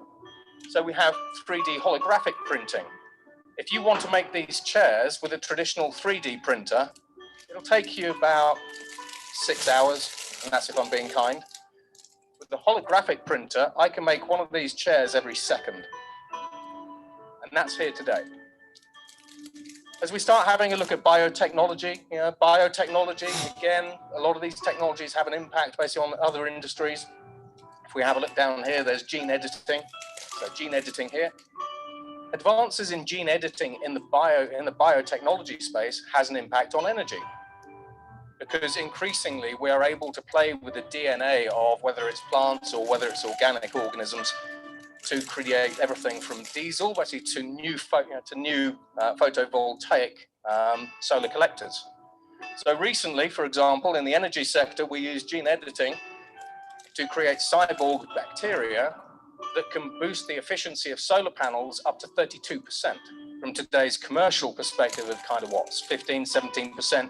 Leading labs basically have PV going at about 26 to 28%. And connectivity, we start talking about 5G, but as we start putting 5G in, we're talking about 6G. We have biofuels coming through on the energy space. We have fusion. So here in Germany, you managed to get the start fusion reactor going for a couple of minutes, which is a bit of a breakthrough. So fusion, as they always say, is still 25 years out. But nevertheless, there's been some interesting improvements there. Recently on the fusion side, we managed to create a self-healing fusion reactor. And we did that by combining it with some of these kind of what we call vascularized materials down here. On the back of fusion, we now also have the possibility of things like quantum energy, graphene energy systems. If we have a look at polymers on the energy side of things, nobody really cares about polymers. But if I go to an electric car company like BMW and I say, do you care about polymers? They'll say, no, we don't care about polymers. And if I take a polymer from the University of Bristol, I say, this polymer will let you charge your electric vehicle in 3 seconds to a charge of 450 miles. BMW are suddenly very, very interested. We also have wireless energy coming through. So, for example, when we have a look at the future of transportation, we have lots of lithium-ion batteries all over the place, but wireless energy starts creeping in. On the machine systems front, basically we have 3D chips, but we also have DNA computers. We've created DNA computers. We've stored information in bacteria. We've replayed it from bacteria. We've turned bacteria into computing devices. And it's the same with chemical computing, liquid computers. You want to turn a bottle of water into a computing device. Last year, we created liquid transistors. So again, we're sort of, so this is where, from a technology perspective, as we sort of go around this wheel, materials, self-healing materials, security, we have hack-proof code, we have high assurance platforms, we have Morpheus computers. So a Morpheus computer is a computer that self-reconfigures its software and its hardware. It's like a Rubik's Cube. It's coming out of the US Department of Defense. They're impossible to hack. At the moment, nothing's ever impossible to hack, but at the moment we can't.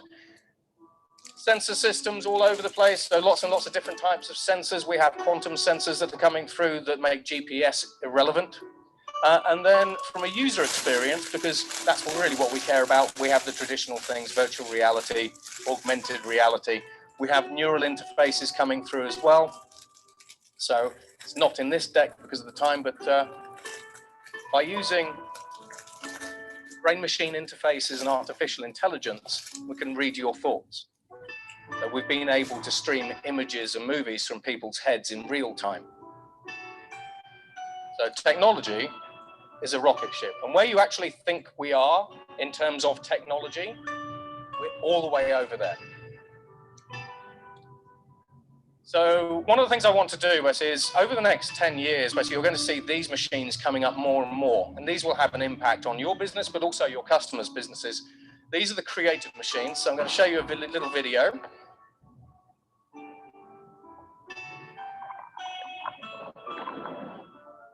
What if you could come up with thousands of options for a single design without drawing, all of which meet specific goals set by the designer?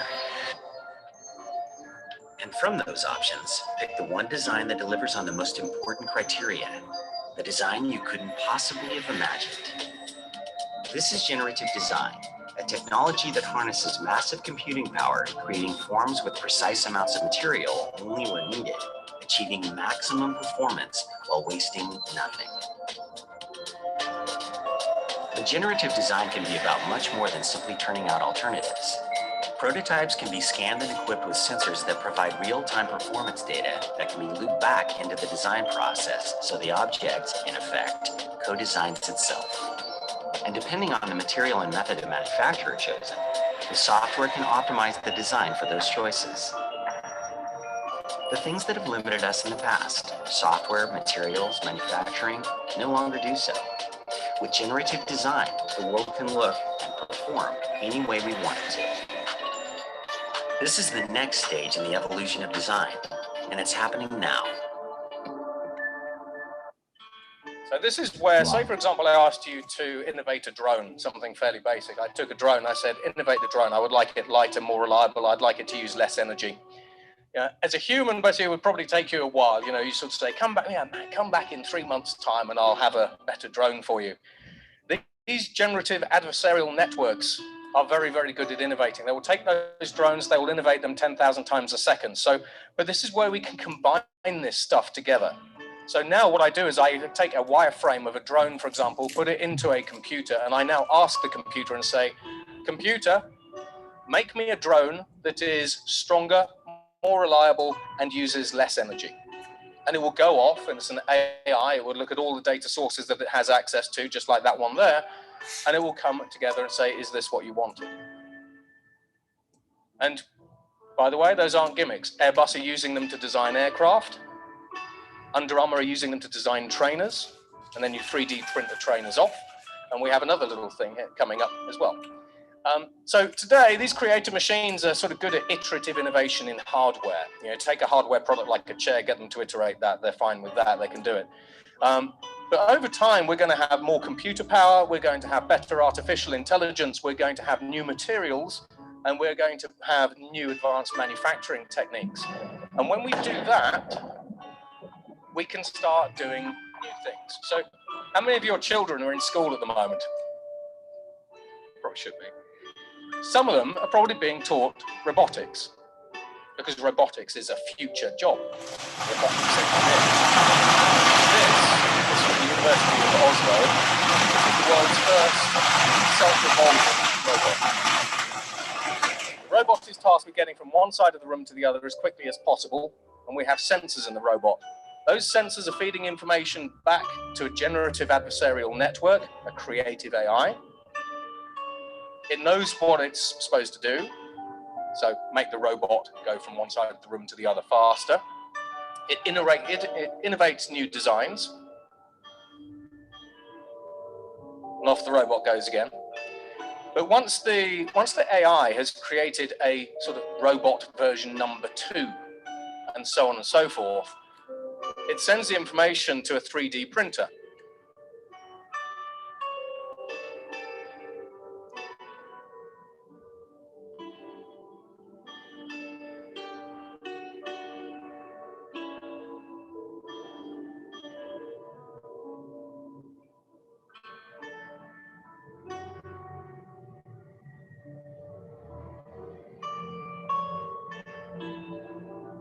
It's printed off, it's assembled by a highly paid lab technician called Brian. He assembles it, and he puts it back on the floor to run. However, and we did this 2 years ago, if you replace that 3D printer with a 4D printer, the robot walks off the printer itself. So the reason why I'm showing you these basically is to demonstrate that the rate of innovation is going to accelerate. I had conversations recently with Henkel. These AIs are also being used in organic chemistry, they're being used in synthetic biology. What happens basically when the products that you use or the products that your competitors create or your customers create are innovated 10,000 times faster than they are today?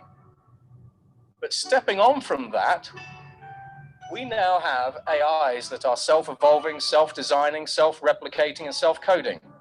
So if you want to go and have a look at an example of a codeless AI, Google have AutoML. If you want to go and have a look at an example of a self-coding, self-programming robot, Microsoft DeepCoder is the platform for you. So this is where you speak to a computer and you say, build me an application or build me an AI that does whatever it happens to be. It will go off. On the one hand, it will go off and scavenge sort of GitHub, Stack Overflow, and it'll pull together code, compile it, and say, is that the program that you wanted? But it's only 5 lines of code, generation 1, generation 0.1 at the moment. But again, remember, this stuff gets better, faster, quicker, and then you stick this stuff into the internet and suddenly everyone's designing applications. Now, same machines, basically these same machines are able to start innovating creative machines. So what happens when you start getting a truly creative artificial intelligence that isn't just good at iterating the next chair or a hardware product, but is now very, very good at making enterprise software? This is all within the scope of 2030 as well, by the way. These things exist today. They will get better this year, next year, the year after, and everything else. You shove them into the internet, you take your credit card or crypto wallet of choice, go to Google, go to Microsoft Azure's platform. You now have access to a creative AI as a startup or as an entrepreneur. Now you can go off and build whatever it is you want to build.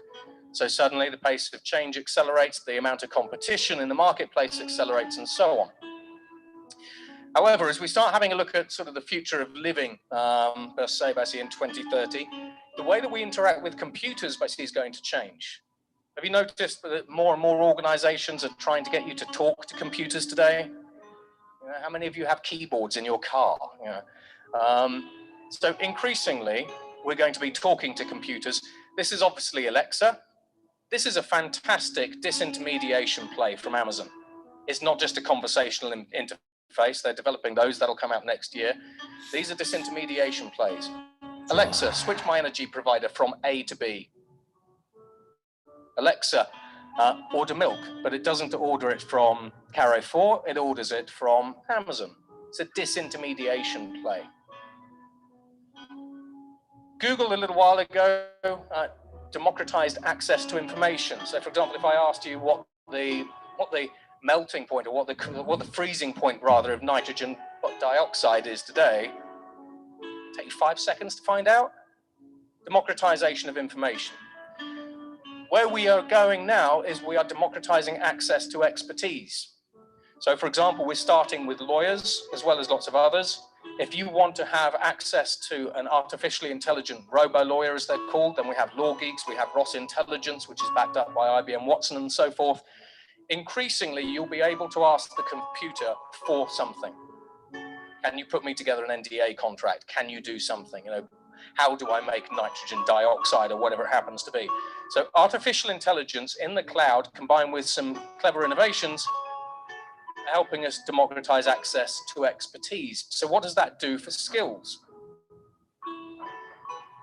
Also, over the next 10 years, we're going to see more advancements and improvements in augmented reality and virtual reality. I still don't think virtual reality is really going to come through in the consumer environment too much, because you've got to strap on a headset. So this is where we have things like cultural adoption.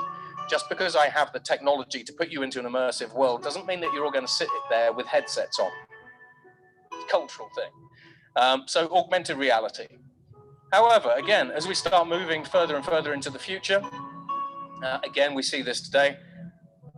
Emerging technologies today, as soon as you put them into any form of cloud product or digital product, the effect that they have is they allow you to democratize access, they allow you to democratize access to services, and they decentralize those services. So I'll give you a very, very quick example. What am I doing? I'm checking my heart to see whether or not, basically, I am at risk of having a heart attack. Yeah? What am I doing now? These exist, by the way. It looks like for example, I might be taking a selfie. I'm checking myself for pancreatic cancer using the camera and an artificial intelligence, basically on the phone. I'm democratizing healthcare with the Max Planck Institute, and I'm decentralizing it. I put that app into a mobile phone, basically in Africa, and all of a sudden, 300 million people have access to basic primary care. I'm checking myself for skin cancer. I'm checking myself for the onset of early dementia and Alzheimer's. I'm also checking myself to see if I have any diseases, which I don't, by the way. They're certainly not contagious, nothing to worry about. So these technologies decentralize industries like crazy. Think about the energy industry, think about blockchain, decentralization, moving away from centralized power generation through to virtual power plants, for example. Doesn't matter what industry it is.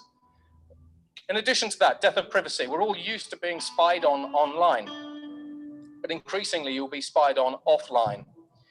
And we'll sort of come on to that. So if you think that you have no online privacy, increasingly you will have no offline privacy.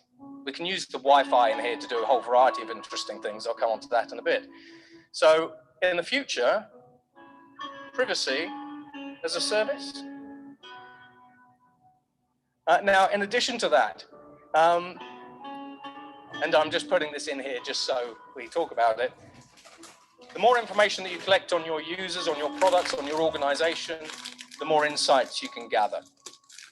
We know that. The more personalized the services can become. However, from an individual user's perspective, if you don't like these large organizations sucking up your information and controlling your information, how many of you would like to take back control of your personal information? No.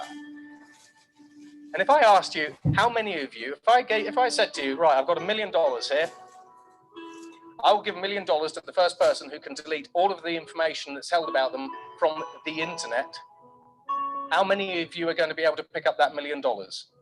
You have completely lost control of your information.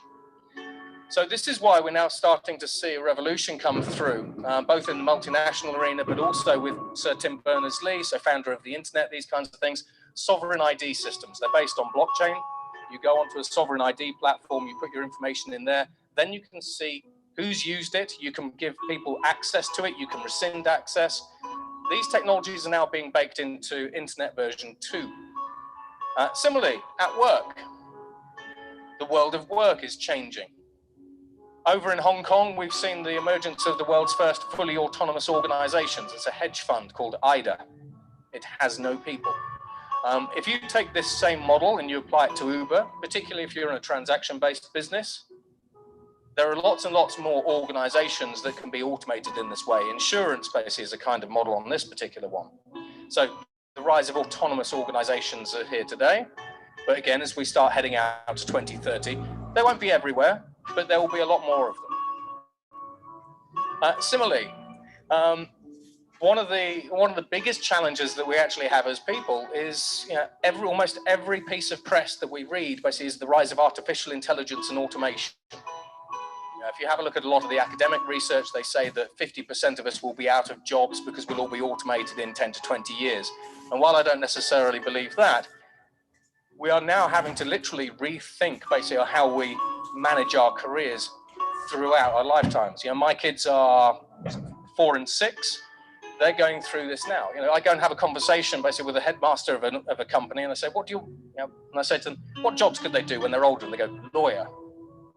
I work with Dentons, the world's largest law firm. We're automating lawyers today, not in sort of 20 years' time. So we need to rethink basically how we train our workforce. We need to think about the internal culture of an organization. So, for example, workforce mobility within an organization. If you're an engineer in one part of the organization, should we start moving you around to give you sort of different experiences in the other part of the organization? And when we talk about retraining the workforce of the future, how do you take somebody who is in a dead-ending job and move them to a new job, either in a new industry or a new company? We know how to do that. You can use platforms like Coursera, edX, Udacity, and everything else. And I do this with governments. But the trick is doing it at speed. We haven't got 3 or 4 years to send you back to university and college to relearn everything. And increasingly, we've been able to demonstrate that you can learn the foundations of a new job within about 20 hours. And that's the foundations. Doesn't that mean you're an expert? But we now start rethinking education. In terms of soft skills, these are the soft skills that are going to sort of make you future fit. Adaptability, basically from a personal perspective, is the key one, but also things like entrepreneurship, exponential thinking, morality's in there again, because all of these exponential technologies are very, very powerful, but they can do they can do good things, but they can also do some quite nasty things as well. Storytelling, leadership, ethics, empathy. We used to live our lives kind of local, so local and linear. What affected us used to sort of be around, within 20 miles of ourselves. Now something can happen on the other side of the planet and it can have an effect on us. So we are increasingly going global and exponential. Similarly, one of the things we talk about when we're having a look at the future of education and training is the death of specialisms. If you're, for example, a bankruptcy lawyer, today we're automating bankruptcy lawyers. You are a specialist. So now, basically, do we now help you sort of move into other areas, environmental law, corporate law, whatever it happens to be? So increasingly, we're talking about the death of specialisms, which again plays into adaptable workforces, all that kind of stuff. When we have a look at home, no surprises here, connected home. Most of you have probably already got some form of connected home device. Connected home devices change not just basically don't just change things like energy consumption, but there's lots and lots of different things we can do. So I'm going to kind of presume that you know a lot about connected home anyway. But what you might not know is that increasingly we're able to use your Wi-Fi routers to figure out how you're feeling, your emotions, your health, and all sorts of other things, let alone your behaviors. So I talked about the Wi-Fi in this room. These Wi-Fi routers, these are standard Wi-Fi routers with a bit of artificial intelligence baked within them. All we do is we use feedback from the electromagnetic spectrum, and we can suddenly understand how you're walking, your heart rates, your emotions, and your moods. So what does that do for privacy? But also, what does that do for things like assistive care? So if you think that the only spy in your home is the Alexa camera or your smart TV or whatever it happens to be, look out for these guys. Similarly, urban agriculture. So throughout Europe, but also throughout the Middle East, as well as lots of other places, we're increasingly growing food within a city, vertical farms, all these kinds of things.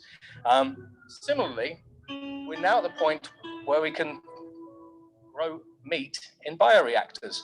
So today, if I ask you to go and buy some steak, for example, you'll go down to the local Carrefour, you'll buy a piece of steak. Over in China, over in Israel, over in the Middle East, over in the US, this has just been approved by the FDA for sale in Walmart. You can take stem cells from an animal, a cow, a chicken, duck, turkey, whatever it happens to be, put it into a bioreactor, and you can grow your own meat. But it's not artificial meat, it's not synthetic meat. It's the real deal. So again, we are changing the face of agriculture. If you use these types of technologies, for example, I was presenting to CEO of McDonald's a couple of weeks ago. If you use these technologies, you collapse McDonald's entire global food supply chain. Same with Carrefour. Carrefour are starting to use some of these things. They'll grow the vegetables, especially in vertical farms, on the roofs or wherever they're doing it. From an energy perspective, again, this is your sort of home turf here. I'm not going to tell you, I'm not going to sort of dabble on this too much. But increasingly, we're starting to see the emergence of autonomous energy grids over in the US. What impact does an autonomous energy grid have on Europe? From a regulator perspective, when I have a conversation with the regulators and say, how would you manage an autonomous energy grid? They have no idea. And on the topic of regulators, when we have a look at sort of regulators like the FCA in the UK and Ofgem, we're now starting to talk about robo-regulators. So these are automated regulators. And we're putting together the proof of concepts there. So by 2030, we'll have the first robo-regulator. And in fact, Japan's already sort of ahead, basically in the game in the financial services sector on that front. Similarly, when we have a look at blockchain distributed energy grids, when we have a look at the impact of renewables, basically on the energy mix and so on and so forth, energy is being revolutionized. So for example, over in the Middle East, we're building out a 6 gigawatt solar farm. The unsubsidized cost of energy basically in that solar farm is 2.63 cents per kilowatt hour. So when we talk about the cost of energy starting to drive down, maybe not to zero, but if I gave you a solar panel, if I installed it free of charge and it was reliable and never needed maintenance, could you disconnect yourselves from the grid? Because they are in Japan. And that's before we talk about virtual power plants and aggregating all this sort of stuff together. Entertainment. Increasingly, I mean, I have a video, but again, it's in another deck. If you have children basically that want to be pop stars, we now have these same generative artificial intelligences that are designing their own music, designing their own art. They are building all sorts of things. If you have children, for example, who say, I want to be a virtual blogger, increasingly we have avatars like Lil Michaela, who will now sell products on behalf of Prada and Diesel and everything else. She's not real. She's a high definition avatar. And Prada and the fashion houses will simply say, we want a high definition avatar that looks like this, sort of, and then we want to put our clothes on it. Sony just signed this pop star. So this is a artificial intelligence. This is a lady called Taryn. All of her songs are written by an artificial intelligence called Ampna. She has 452,000 YouTube subscribers. She's had over 500 million views. And Sony have signed her. So artificial intelligence is starting to make waves in a whole variety of different entertainment sectors. Netflix, for example, are increasingly playing around with new entertainment methods that let you dictate the end of a film. It can just, the smart TV detects your mood, detects that you're a bit like that, bored of whatever it is you're watching.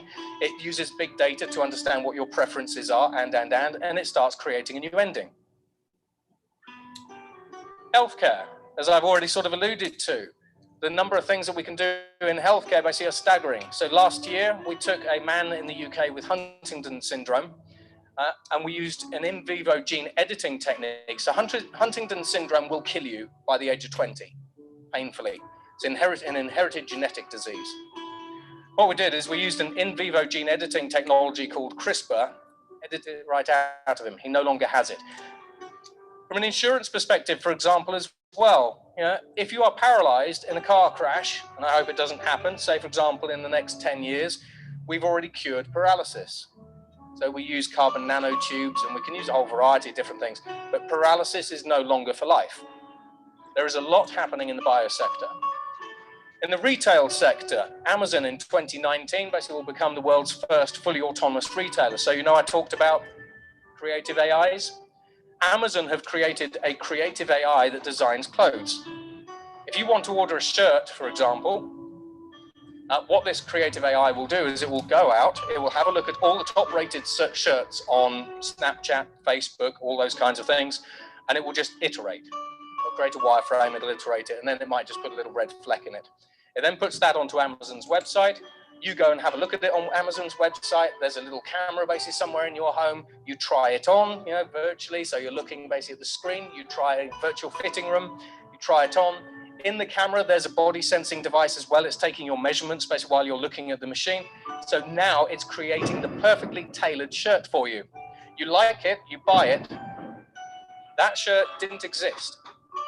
All that Amazon have in starting 2019 is just loads of fabric. These on-demand machines, on-demand manufacturing machines, take this fabric, make your shirt, put it into a box, a robot picker, because we now have better robot pickers, because we have better artificial intelligence, better machine vision, and better robotic systems. So these things are faster than the human warehouse pickers. Picks it, puts it into an autonomous vehicle, whatever that is, whether it's a drone, a van, a truck, car, whatever you like, delivers it to your home. World's first fully autonomous retailer. So from a retail perspective, retailers think that they've already been disrupted with e-commerce. And I was in South Africa last week talking to a bunch of retailers about the rise of this. We can 3D print some fantastic clothes right now. There's a lady in Miami that's doing some fantastic stuff. So retail is about to be disrupted again because we are now producing products on demand, whether it's in stores, we're getting rid of inventory and.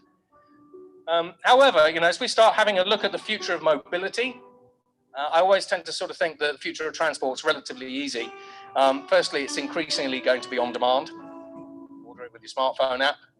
Increasingly, all the operators are going to go. So whether you're a truck driver, whether you're in an aircraft, whether you're in a cargo ship, whether you're in a van, whether you're in a car, increasingly everything is going driverless. For example, Rolls-Royce, we're now assembling 250,000-ton fully autonomous cargo ships. A fully autonomous cargo ship reduces its operating cost by about 20 to 30% by doing that. So take the drivers out. Increasingly, obviously, we're electrifying the transportation industry. Personally, I think that electricity is going to win out over hydrogen. When you have a look at the investment patterns, when you have a look at the research and development, when you have a look at where the manufacturers are placing their bets, when you have a look at the new cars and products that are coming through, when you have a look at the energy grids, when you have a look at things like the supercharger networks, let alone before you start baking in some new fancy sort of energy generation technologies, electric wins. I don't really see hydrogen sort of coming back, or certainly not in the mobility space. However, doing a little bit of a deeper dive, you'll all know, but if I stand up here and talk to you about electric vehicles, because you all know about electric vehicles, because this is kind of your backyard, we're already developing platforms that are batteryless. So today we have a combustion engine vehicle. Different governments around Europe will ban the sale of combustion-based vehicles in 2030, 2040. We move to hybrid, we move to full electric vehicles with lithium-ion batteries. Then we start moving to wireless charging. BMW are already bringing out wirelessly charged cars, albeit small ones. Then we start bringing out new materials. So this is a Lamborghini. This is the Terzo Millennio. This is hopefully the world's first batteryless hypercar. So over time, and again, these technologies are now emerging today, but they will be in production by 2030. Increasingly, we can turn the chairs that you're sitting on, they're called structural batteries. We can take carbon fiber, we can take composites, we can take cotton and a whole variety of different materials, and we can electrify them. We could electrify the chairs. Chairs, for example, can become electricity generation and storage devices. And then we bake those basically into a vehicle. So batteryless cars. Now, if you're a government who's planning to spend lots of billions basically on the next generation supercharger network, where every car plugs in, if we are already starting to see the emergence of wirelessly charged cars, do you now change the style of your supercharger network? And if your supercharger network is expected to have a shelf life of 10 to 20 years, as we start heading towards batteryless vehicles, how does that affect your strategy and your investment today? And then in addition to that, have you actually thought about how many of you drive a car? Loads of you. Have you ever thought basically that your cars are dying? The car as a format is dying?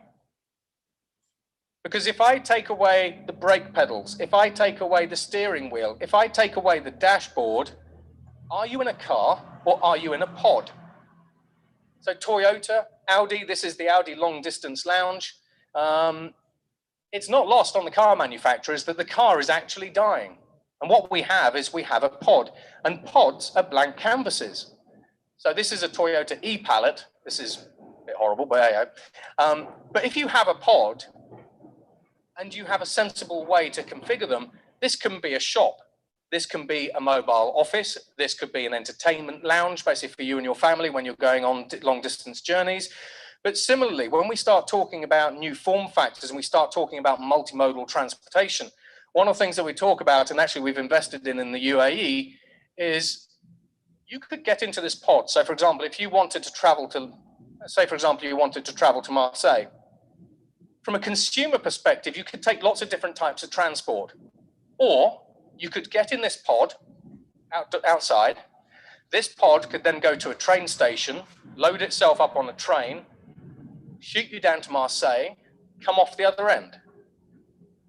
So we're going to go from multimodal to, I say unimodal, but this is where transportation is being reinvented in all sorts of different places. By 2030, we'll have more of these things coming through. So for example, again, in Dubai, we've just tested the world's first flying taxi network. We're now doing the same in Singapore. Uber have run competitions along with Airbus for next generation designs for sky taxi stations. So while this won't be anywhere near mainstream in 2030, and I'm not going to pretend that it is, it's likely that if you live in a large urban center, you might be able to hop onto one of these things just using your smartphone app.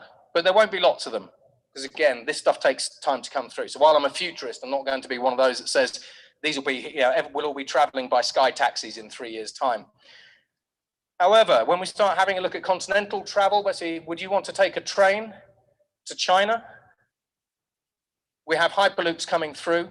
These are already starting. We're starting to take orders for the first networks of these again in the Middle East, but also across Russia and Europe and the US. These things travel at 700 miles an hour. Think train in a vacuum tube.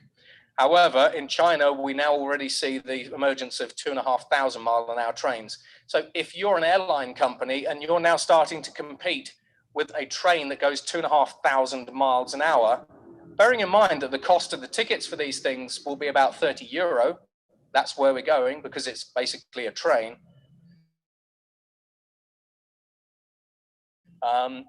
These things levitate as well. What makes a 2,500 mile an hour train possible is advances in mega magnets. Lots of different technologies come together, different composites, all that kind of stuff. However, if we really want to sort of stir things up, and this is I'll leave you with this little thought. What's coming next? Basically, we've already tested it 70 times out in Cape Canaveral. You'll have probably seen it already.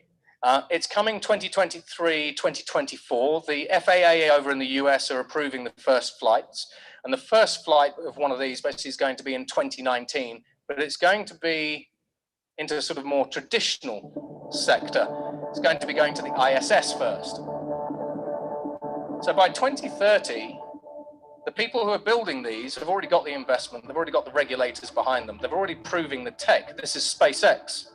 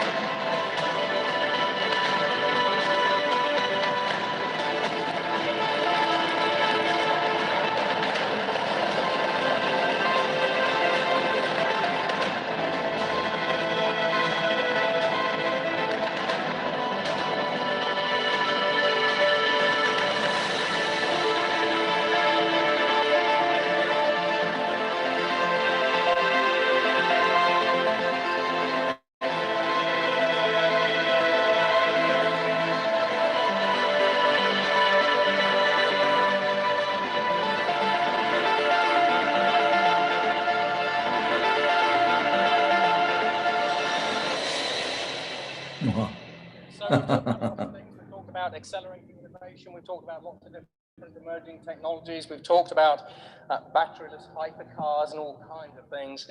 And that's it from me. So thank you very much. I hope you've enjoyed it.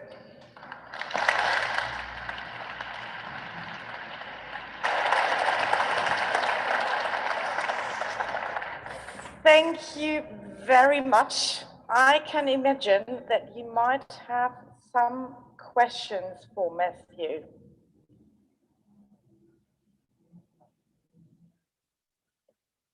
Hello. Hi, Matthew. Fascinating presentation. Thank you. We are electricity generators. On your radar screen, you mentioned quarks, energy systems, molecular energy systems. Could you elaborate a little bit more what it means, in particular for the daily use, how decentral it is, whether it's replacing batteries, or what would it mean? So at the moment, quark, thank you. So quark energy basically is a theoretical energy. CERN, about 5 to 6 months ago, discovered the existence of a new type of matter. And then what they discovered is they discovered that they actually crashed quarks together. What you have is you have a potential, so theoretical and new energy system that has the potential to deliver at least 8 times more power than fusion when fusion comes online. So quark basically is still theoretical. No one's actually working on it yet because it's still trying to sort fusion out. From a molecular perspective, one of the things basically I sort of didn't cover in there is from a healthcare perspective, we're actually producing a variety of different nanobots and nanomachines that go into the blood.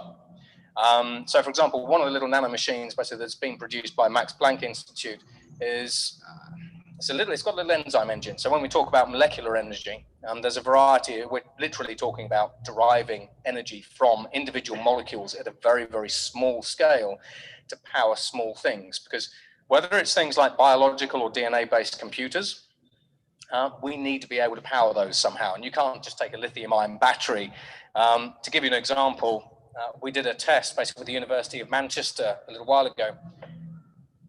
If that was a biological computer, bearing in mind that we've already created some biological computers, if this cup was about 1/10 of the way full, I could cram a biological computer into here that has more computing power than every single computer on the planet today. So, but for these types of systems, we need a different way to power them. For little nanobots, what we can do, so going back to this little nanomachine, this little nanomachine will go around in your bloodstream and it will detect, it's got a biomarker in it. These biomarkers will detect the presence of particular DNA fragments. So in this case, one of these machines will detect a DNA fragment called CT3A. If it detects the presence of CT3A, you have cancer somewhere in your body. So these little nanomachines are able to tell you 1 to 2 to 3 years ahead of time that you have cancer at a very, very small scale before it really becomes a problem.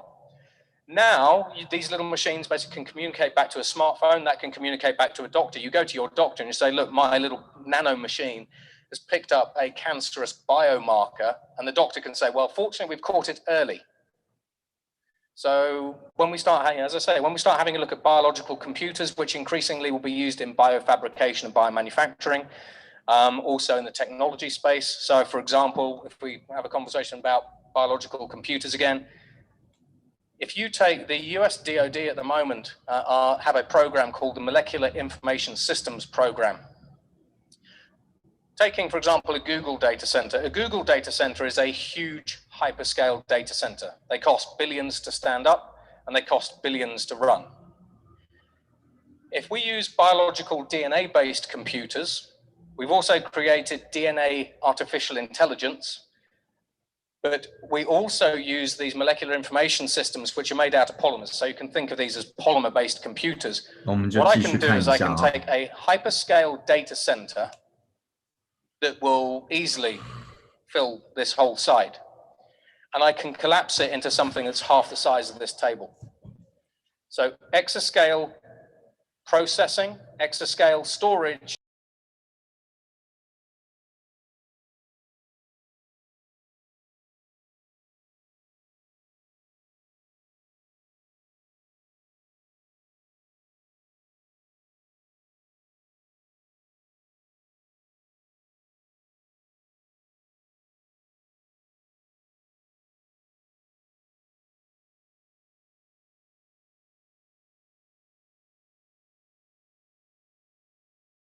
anymore, right?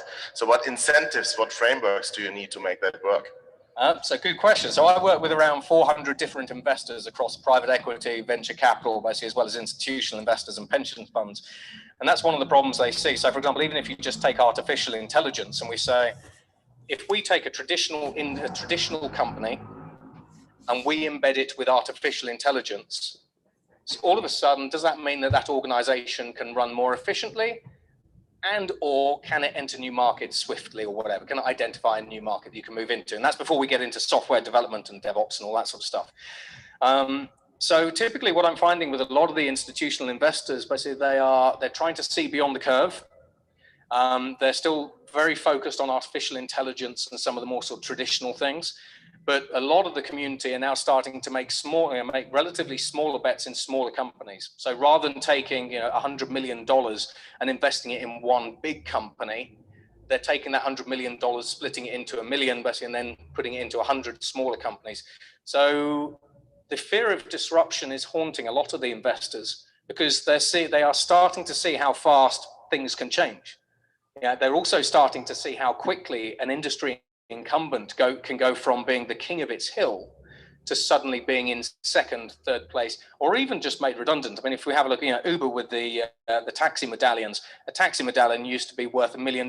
So people individuals used to buy those as an investment. Uber came along, you can't give away a taxi medallion any longer. And that's before we sort of get to the institutional guys. But so smaller investments. Technology, do you also review what that does to us as mankind, as a society? So any thoughts on nations, democracy, what kind of war can we expect? Yeah, good and slightly scary question. So increasingly what we see basically is with all of these emerging technologies, we've got three superpowers ostensibly at the moment, in the US, Russia and China. What those guys do is those guys basically are very, very heavily involved in building out massive aircraft carriers. So, they'll drop $25 billion building an aircraft carrier and everything else. Meanwhile, you have countries like Israel basically they're specializing in cyber because you can take out an aircraft carrier basically using a cyber attack in a whole variety of different ways.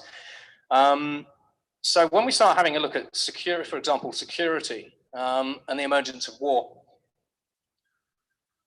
increasingly, more and more individuals have access to increasingly powerful technologies. Giving you an example, for $100, basically, you can in the US, you can go and buy yourself a CRISPR kit. CRISPR kit is a gene editing kit, so $100. I suppose you've all got $100, right? I go and buy my CRISPR kit. I go on to a variety of online gene databases and I can recreate the horsepox virus. And that was done recently by a university. If I can recreate the horsepox virus, it's not very long before I can literally bring smallpox back to life. So while you have all of these, while you have the world's superpowers very busy at the top end, investing in tanks, aircraft carriers, hypersonic missiles, laser systems, satellite defeat systems, terrorists are getting more powerful because they have more access than ever before to increasingly powerful technologies. Drone plus machine vision plus hand grenade. However, basically in terms of society, there's a lot of talk about automation. And as humans, basically, we're very, very good at looking at the downsides. In that radar that I showed you, we're starting to have the technologies now to help us live way beyond 100 years. You have a heart attack today, you need to wait for a heart transplant from somebody who's compatible. We're already starting to 3D print hearts. So for example, in the same scenario, in 10 years time, you have a heart attack, I take some pluripotent stem cells from you at the hospital, I put them into a bio printer, and I can 3D print a new heart for you. However, from a human perspective, on the physical side, if I'm 3D printing you a new heart, why can't I 3D print sensors and electronics into it? Now, why can't I give you a bionic heart that self-regulates? So if you're starting to have a heart attack, it moderates itself, it tells me, all that kind of stuff. In terms of automation, again, we all have it basically within ourselves to learn new things. I work basically with a foundation down in South Africa called Crystal House Foundation. What we do basically is we take about 45,000 students basically over the past number of years, and we put them into a school system. And these kids come out in the top 5% of their countries for grades.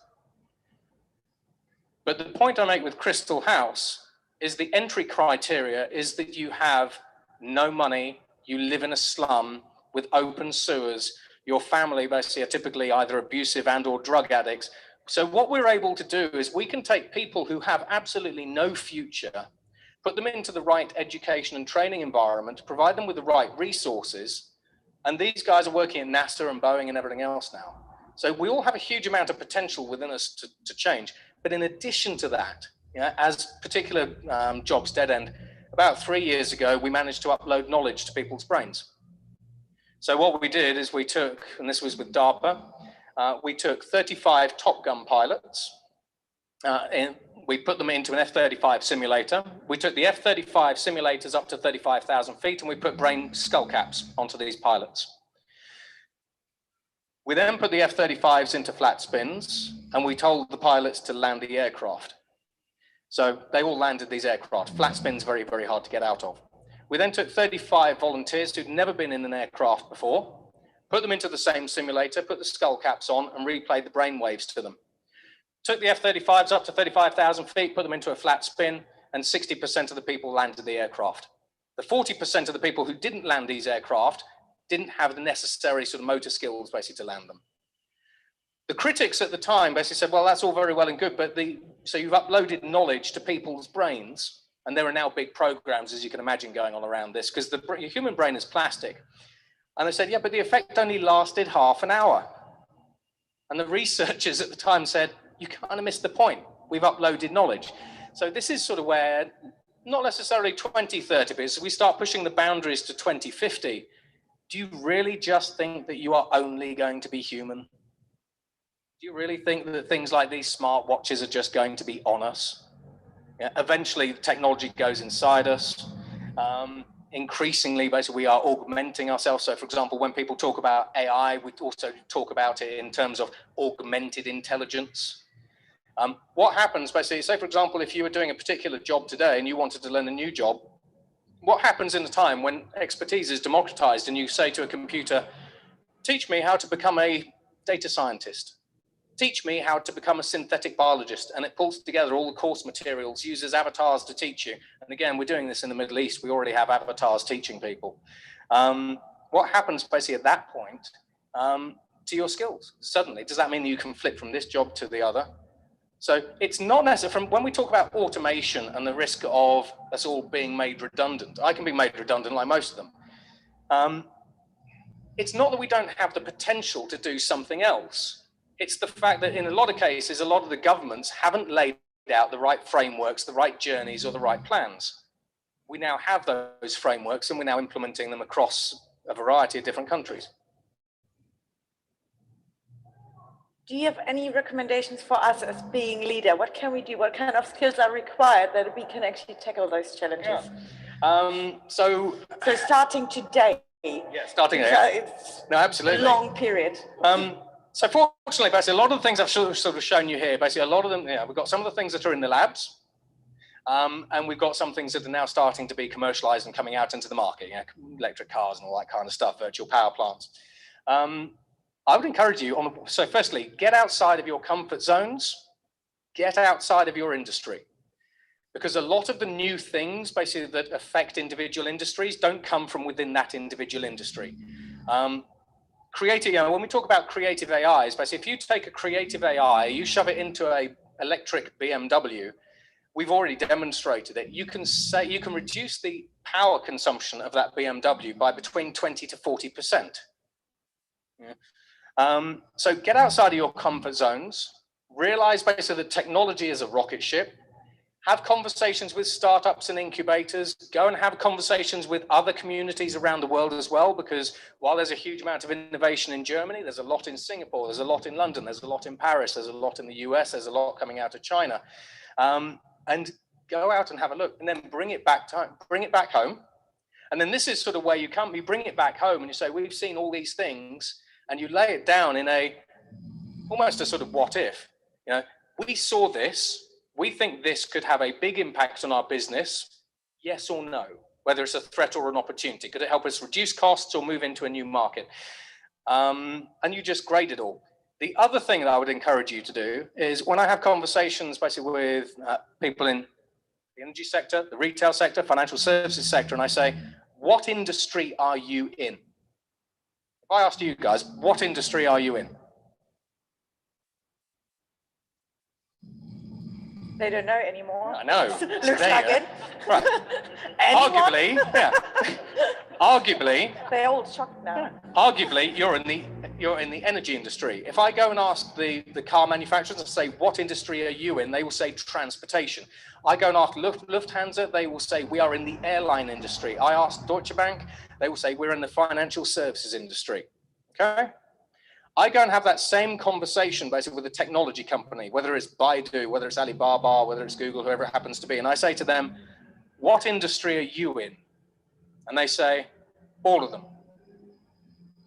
So this is where increasingly, you know, from an industry perspective, we think we are in one industry and we think we are constrained to that industry. But all of these technologies, let alone when you start talking digitization, all of these technologies are blurring the lines between every single industry. They're breaking down the borders between every single industry. So today, yes, you are in the energy industry, but why couldn't you be in the payments industry? Why couldn't you be providing mobility as a service? Why couldn't you be, you could be in almost any industry that you want. And then it comes down to, well, okay, how do we move into it? What do we need? What's the execution and go-to-market strategy and all that sort of stuff? Reframing your business in today's world, this is one of the best things that you can do, because when you reframe your business, you invest in resources differently, you make different choices. Because from an energy perspective, so for example, with Centrica have just sold off all their energy generation assets. Increasingly, are you in one industry or are you in them all? So reframing. Any one of you a very urgent question? Otherwise, looking at the time, I can just say it was a lot of information, a lot of food for thought for us. Thank you very much, Matthew. Thank you.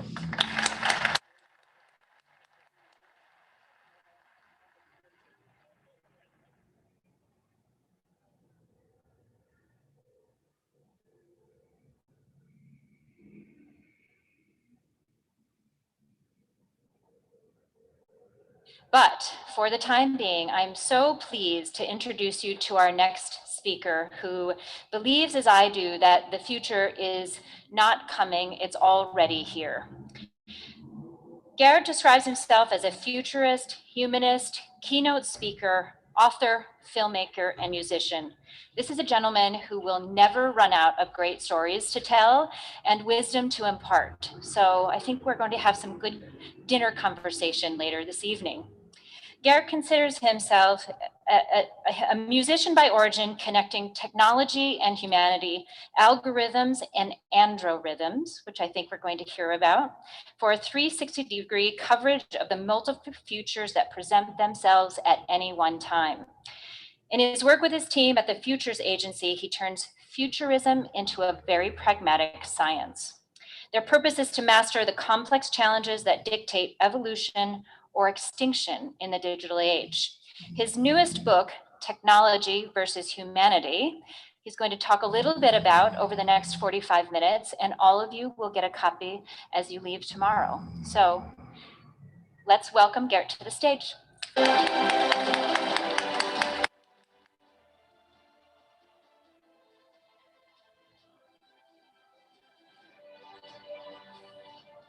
right, thanks very much. Thank you, Will. So I was born in Germany. I live in Switzerland now. But I did spend 17 years in the US. So if I speak too quickly, that's because that's what I'm used to in America. You know, if you don't speak fast, people leave. So if I speak too quickly, just kind of wave. We're going to distribute the slides later as well. via the organization, maybe via Twitter if desired. I'll talk about the future. The thing about human resources, I noticed, I've been working on this for a couple of years now. I think we're really approaching the time where the end of business as usual is happening, and human resources follows as a consequence. The end of business as usual you can see everywhere. I used to be in the music business. We sold music. Well, that's kind of an obvious thing, right? But today you don't sell music. Spotify doesn't sell music. I mean, Spotify is 10 euros for 21 million songs. Right? It's free, basically. My songs are on Spotify. Right? And I get like $40 a year. But I love Spotify anyway, because Spotify is great. It sells the interface, the peace of mind, the ease of use, the social media, the playlist, right? Spotify doesn't sell music, it sells access to music. In the future, the car companies will not sell cars, they will sell mobility. That's a completely different cup of tea. So when we talk about people, what do we do in the future? All the mechanics of today's business, salaries, hiring, firing, vetting, taxes, what have you. I think machines can do a lot of that. Right? Smart machines. I mean, let's keep in mind for one thing, machines until today were pretty damn stupid. Right? I mean, a machine could calculate, but it would have to be programmed, and it certainly wouldn't understand anything. It would just do stuff. Now we have this thing called machine learning. Cognitive computing, IBM, many others. Machines that can think, not at all like us, so no worries there, right? But this machine can learn something. So a machine can look at 100 billion data feeds about everyone you've hired, everything that they've said, whatever you have, and they can find a pattern from it. And then they can say, well, if we do a little bit different, then we have better outcome, right? Just like a machine can look at 100 billion traffic sensors in Amsterdam and reroute the traffic. Humans can't do that. So now that a machine can learn, what do we do? And are machines actually intelligent? I'll talk about that a little bit at length because I think it's very important to realize human intelligence is not an algorithm. I mean, there's no processor in here that when I think of my wife, it pulls up a photo and pulls it outside like a computer, like a JPEG, right? It's not like this. We think with the body. As many psychologists have said, humans actually think with their body, not with their head. So our intelligence is really quite different. And I talk about this quite a bit in my book. Start with chapter 3. That's the most important one when you pick it up on the way out, I think, today or tomorrow. I just made a new movie called We Need to Talk About AI. It's a 5-minute movie, and this is the URL, we need to talk about AI.com. But it's actually on YouTube, so you just look for the title on YouTube. And feel free to use that pretty much wherever you want. So I want to start with one thing. I've been doing this now for 15 years. I have about 40 colleagues that talk to companies and governments about the future. In the last 2 years, I've noticed people are worried about the future. Why are they worried? Yeah, not just Donald Trump and the Brexit. Right? They're worried because of machines. They're worried because of technology, and for good reason. Not always for good reason, but I mean, just look at the recent thing with Facebook, right? I mean, that is really a reason to worry because, the funny part about Facebook is Mark Zuckerberg and Facebook are not criminals that didn't do any crime, right? They weren't hacked. It wasn't an accident. It was the system worked as designed. Right? That is what scares me the most. The system was used in exactly the way that they programmed, which is to run ads and manipulate people as everybody else does on Facebook. Right? Except that it happened to be the wrong people. So that kind of worries me, right? But a lot of people are saying, well, the future is so bad because of robots, but I think the future is better than we think. We have to give ourselves a bit more credit. We used to work, 90% of us used to work in agriculture 100 years ago. That's 2% now. If 90% of us today work in services and running numbers and doing data spreadsheets and doing monkey work, routine work, right? Can we not move up and reinvent ourselves again? I think we can. Because after all, we do have a few things that computers don't have. A few tiny things. We just need to make sure that we have the right priorities. And that to me is the difference between what I talk to my clients about, whether they're going to be on Team Robot, automating everything, or on Team Human. And even a company that makes robots, like ABB or others, they can be on Team Human. That's a very simple equation. It means that you focus on human flourishing, human progress, collective good. And that's really what human resources is all about. I mean, in the end, it's the humans aren't equations. We can try that, but it's a bit more complicated than that. We have to have the right priorities. So when we look at our current world, we have this obsession with technology. In fact, you can safely say technology is the new religion. The mobile phone is the new cigarette. Actually, they go very well together, smoking and working on the smartphone. And we can laugh about that today, but we have to ask the question: is that sustainable? Well, it depends on, of course, how old you are and what your average user is. But you're looking at artificial intelligence telling us what to do already at every turn. Which street to take on Google Map, who to date on Tinder, right? Where to invest the money, which music to listen to. The AI tells us everything. And what does the AI know, the artificial intelligence? It knows the explicit facts. Like, don't like, have been there, have not been there, 0, 1, 0, 1. Well, life is a lot more complicated than zeros and ones. Right? Humans don't think binary. In fact, we change stuff all the time. We say, okay, maybe that's a 0.047, right? And tomorrow it's a 0.085. It's a bit more complicated than that. And we have to think about, are we going to live in a world where everything is being brought to us? Because, I call this, you may know about the singularity. I call this a sofalarity, right? Where you can just sit on the sofa and, the drones are bringing your food and your virtual girlfriend shows up on the screen, like Blade Runner. Don't watch that, by the way, it's a waste of time, but virtual reality, right? I mean, imagine, this is coming. This is definitely coming. It's getting really cheap, really powerful. I've used it several times. I'm sold, right? If you're a doctor, a policeman, a fireman, a judge, or an HR manager, are you going to put this thing on and you can dive into the world like Tom Cruise in Minority Report? There's the first companies that are saying we're going to limit how much you can use that. You know why? Because when we do this, it's going to be so powerful, we don't want to take it off. It's like crack as a headset.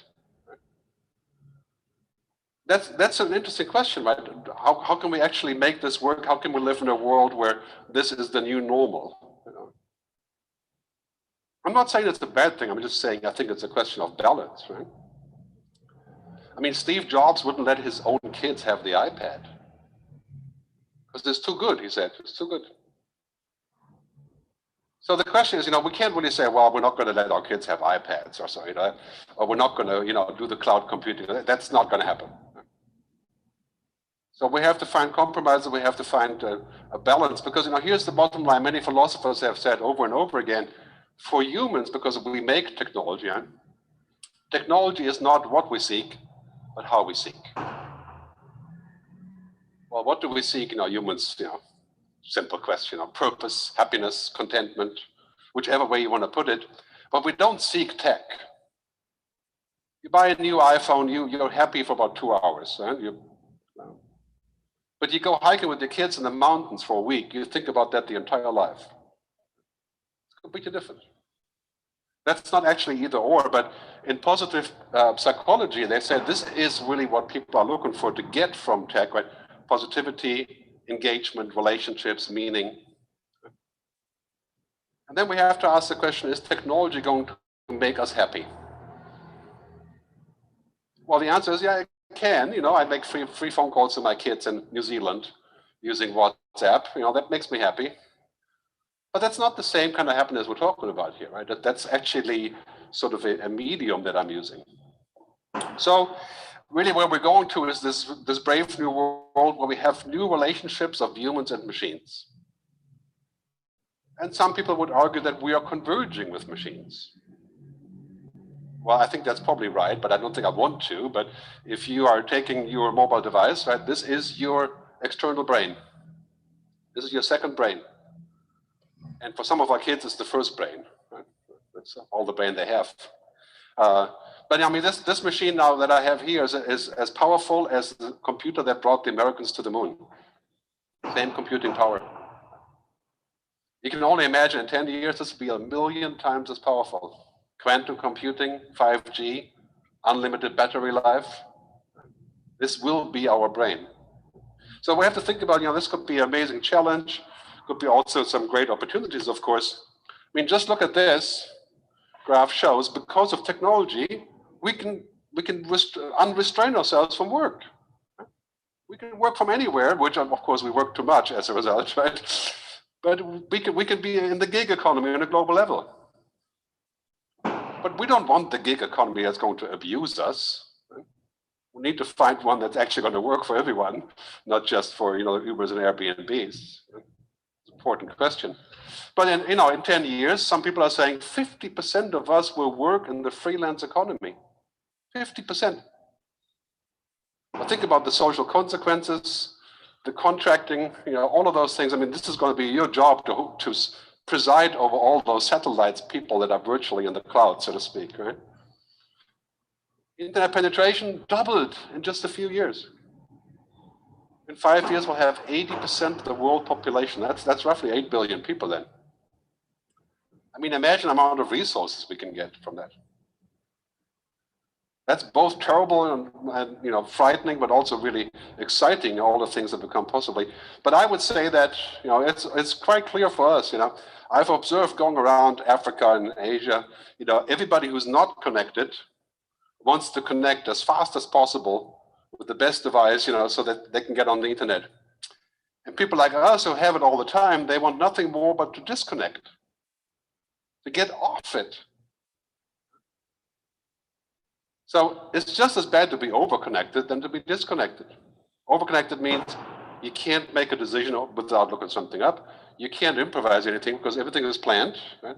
You don't leave anything to chance. You don't decide anything without your second brain. That's a symptom of overconnectivity.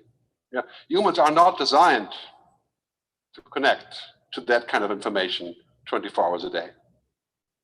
We need time to contemplate. This is what I call digital obesity, right? And in fact, it goes well together. You get very fat and very lazy in your head, right? Fat in your head, so to speak, right? So to that, I sometimes say that offline is the new luxury. This is the kind of feeling that we get when we're somewhere where we're not actually busy doing something else. Right? And this is going to be a growing motivation for tourism. For example, we have places already in Switzerland where they guarantee you that the internet will not work. Right? And if you move to a certain part of the house, they actually disconnect the GSM tower. Right? They block the phone calls. You pay a lot for that. Of course, you pay a lot for everything in Switzerland. But that is the new luxury. So as everything is moving into the cloud, I mean, this is our future. What do we have in the cloud today? Well, we have our computers, of course, our emails and our Dropbox and our files. But in the future, we're going to have our smart homes, smart cities, right? Our cars, our clothes, our banking, digital banking, blockchain, everything in the cloud. Because guess what? When we use the cloud, it becomes hugely more efficient, more powerful, more scalable. Moving healthcare to the cloud could result in solving huge medical problems when we have the combined intelligence of symptoms, called cloud biology. Cancer research in the cloud, yeah, that's maybe 10 or 20 years away, but So when it's all in the cloud, what do we do then? Well, clearly, the more connected we become, the stronger we must think about responsibility, ethics, design, social contracts. When HR moves to the cloud, and many of you are already in the cloud, right, doing HR analytics, the possibilities are endless, but the responsibility is also increasing. It's a very powerful tool, So if something goes wrong, it can have also very powerful consequences. So again, here the primary moving ground should be that we should put human flourishing first, right? Put the human inside. We should never ask the question if technology can do something just because it can, because right now that's still a question, but in 10 years, technology can literally do anything. I mean, once we have quantum computing, which is 3D cubic computing, IBM and Microsoft and many others are working on that. That's roughly 5-7 years to really happen. Then we have unlimited juice. Right? We can do anything. So basically, you're like a Star Trek pilot, in your HR center. You're already that, but now you have to think about, okay, what does it take? Because clearly in this evolution that we're in, humanity will change more in the next 20 years than the previous 300 years. And some people saying, oh God, that's completely overblown, your California BS, yeah, okay. I understand why, but if you think about this for a second, 300 years ago, the printing press, maybe a couple hundred years before that, the steam engine, the car, the television. But now technology is actually going inside of us. It's not staying outside. So we have nanobots in our bloodstream that's already being tested, brain-computer interfaces, augmented reality. That's quite different because it changes us, not our outside. So the steam engine was great. We could transport more stuff, but we're still human. And here now we're becoming superhuman in a way, you could say. We're becoming, completely different. So we have to ask the question, how far is too far? If you could be superhuman and connect to the internet with your neocortex, which people are working on, right? This is not a joke. It's a serious effort in Silicon Valley, right? To make us superhuman. In fact, you could say that's the biggest business ever, is to replace humanity with technology. So we have to be very careful because I think, ultimately, as I think Marshall McLuhan once said, every extension of man is also an amputation. So when we use a tool that extends us, we also cut a piece of us. Right? So when you use Tinder for dating, I mean, I'm married, so I don't use it, but if you were to use Tinder for dating, you're cutting off the process of actually dating as we used to, and maybe you forget how to do it, like a pilot forgets how to fly that uses the automatic pilot. So it's this amputation challenge that is quite strong here. So on the one hand, I think in this future, we are facing major challenges and people are concerned about this. For example, climate change, water resources, the dying of the species, long list. I'm sure you're familiar with that. And then we have the current challenges, demographics, we're all getting older, automation, I'll talk about that shortly, inequality. That's on the one hand, but on the other hand, we have this extremely positive outlook on the future. We may be able to transcend some of our limitations. And for that, I would emphasize some of our limitations. I don't think we should transcend our human limitations as such, but longevity. If your kid is born in 2007, it's very likely going to live to be 100. I mean, that is 120 is sort of the cutoff for natural without genetic engineering. Right? But we have this, right? Now we have CRISPR-Cas9, a technology that you can actually edit the human genome. In all reality, that's 20 years away to scale to that level. Right? But sooner or later, we're all going to be 120. So you can be a human resource, a people manager for people between 70 and 110 in their career. Right? Or you can retire at 65 and go on a cruise ship for 35 years. So new capabilities, but clearly, the question is, are we going to become sort of superhuman? Become as God, as some people have said. I mean, I'm not religious, so I'm not going to go in that direction. But this is a key question. What do we want? Where are we going with this? So I like to say in my book, I talk a lot about this concept of hell then, heaven and hell. So clearly what we're seeing here is that it could be heaven, it could be hell, depending on how we do it. I mean, let's make no mistake about this. We're not going to go back and put technology back on the shelf. Right?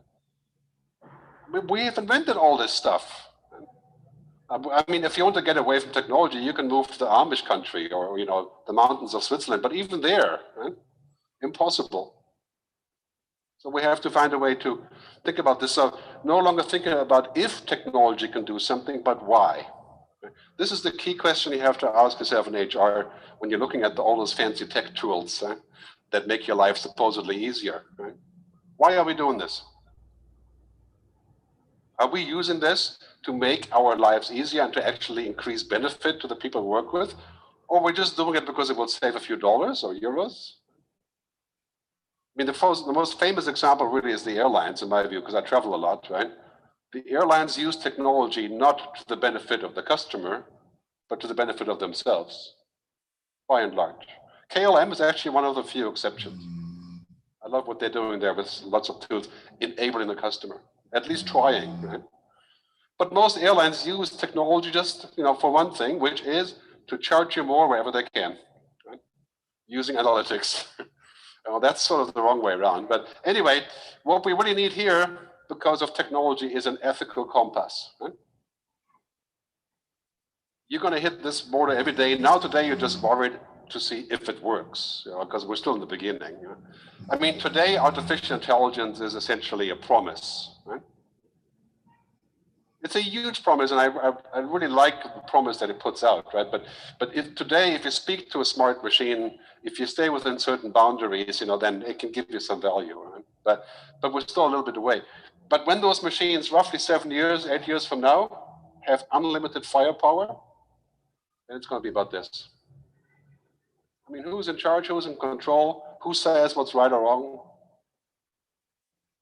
Just a couple of days ago, Google went through a major conflict internally because they have an artificial intelligence that the Army, the Defense Department in the US, wanted to use to put that into drones to better find out the targets and do their work, right? And Google went for the contract. It's called Project Maven. Project Maven. And so when people found out at Google, 100 people quit at Google out of protest, because this was like a $2 billion contract for Google to sell their AI to the Defense Department to achieve a more effective killing ratio. And then they went through all this debate internally, and Google decided to drop the contract because it was an ethical issue. We're going to see this every single day. So my view is also in parallel to this, if Facebook does not figure out how to finally find some ethics somewhere, they're toast. So if you have Facebook stock, you know what to do. Right? I quit Facebook 4 weeks ago because I can't figure out how they are going to change their business model that does not include abuse. I mean, the whole design is based on abuse, essentially. Anyway, bottom line on this is, this is going to be our challenge when we think about humans and machines. Technology has no ethics. It has no beliefs. It has no values. It is numbers. Right? And it shouldn't. And nobody is to blame if it does or not. This is a machine. Right? If you tell the machine to make, paper clips from us, from anything that goes, they would make paper clips from us, right? It has no concern about any of those things. We have to put this in.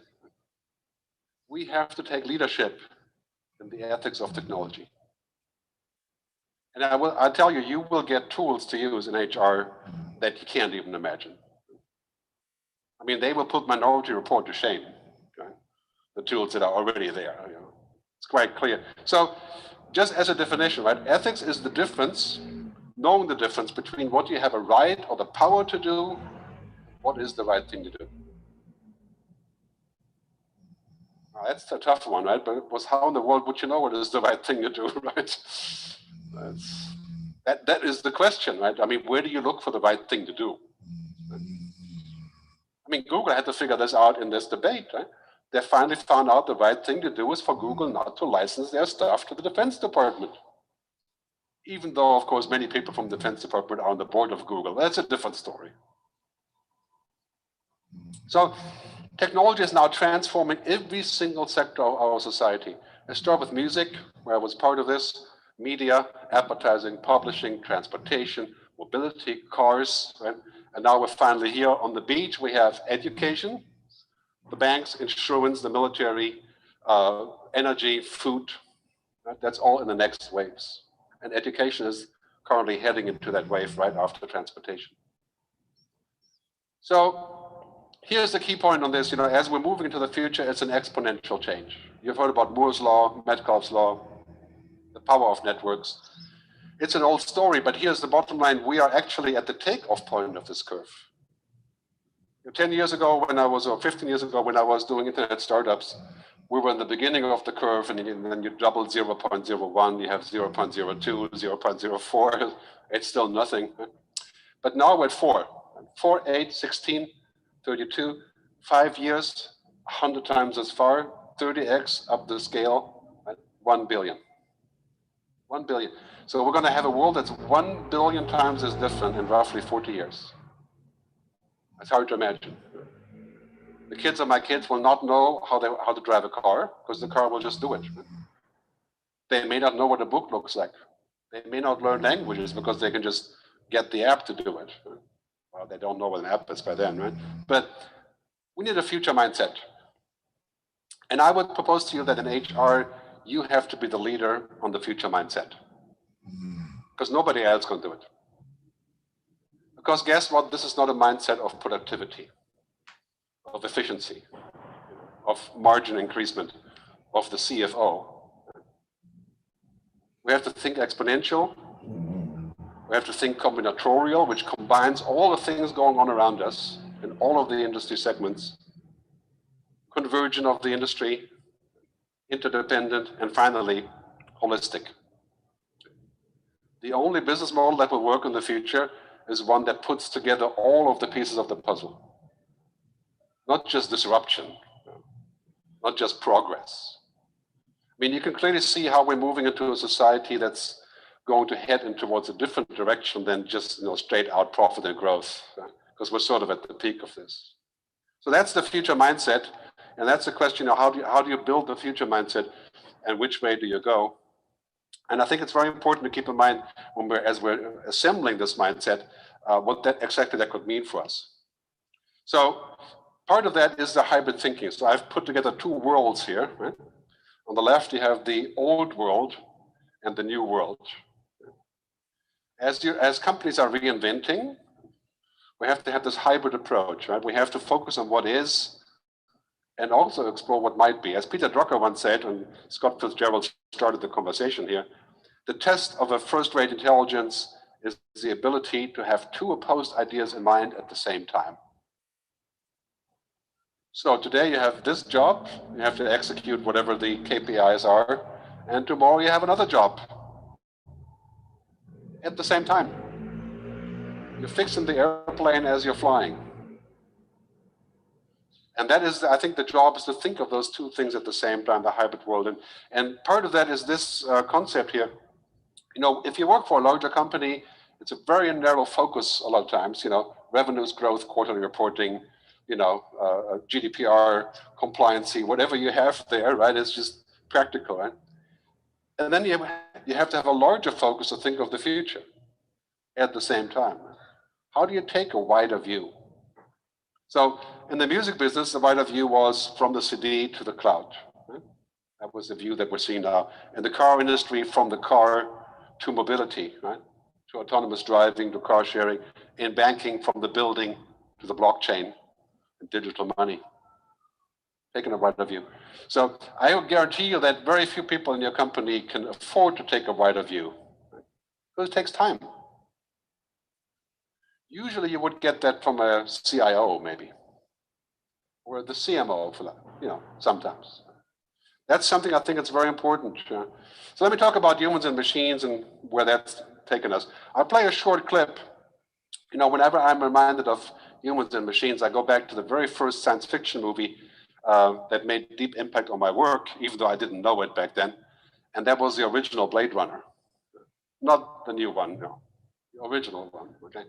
I play an interesting scene. I think you'll get the drift on this. The replicant, isn't it? I'm impressed. How many questions does it usually take to spot? I don't get it, Tyrell. How many questions? 20, 30 cross-referenced. It took more than 100 for Rachel, didn't it? She doesn't know. She's beginning to suspect, I think. Suspect? How can it not know what it is? Commerce is our goal here at Tyrell. More human than human is our motto. Right? More human than human. It's interesting how that movie actually speaks to exactly what we have today. Right? This is what technology is promising us, to be more human, to be superhuman. Is that a good idea? What we really want technology to do is to make us more human as we are, right? Not to remove or to add things that we may not want to be. More human than human, that is truly science fiction. It's a great opener for what I already explained, right? What are we seeking here? Are we seeking to become technology or go beyond technology? I mean, we clearly are living in a world where technology is exponential, but humans are not. I mean, try multitasking. It doesn't work. Even if you're 15 years old, now you can dabble with that a little bit, but multitasking is not working. We can't do it. It's been proven in many trials. And we can't upgrade our brain. Now, we can do drugs and take all these funny things, but it's not really actually doing much, right? We can try to sleep less, doesn't do anything, it's actually worse. So we're not going to be exponential. And in just a little time, like roughly 5 years, technology will beat us hands down at anything that's about computing. Anything. So financial advice, right, robo-advisors, anything that's about data calculation, fact-checking, e-discovery, legal work, NDAs, on the lower level.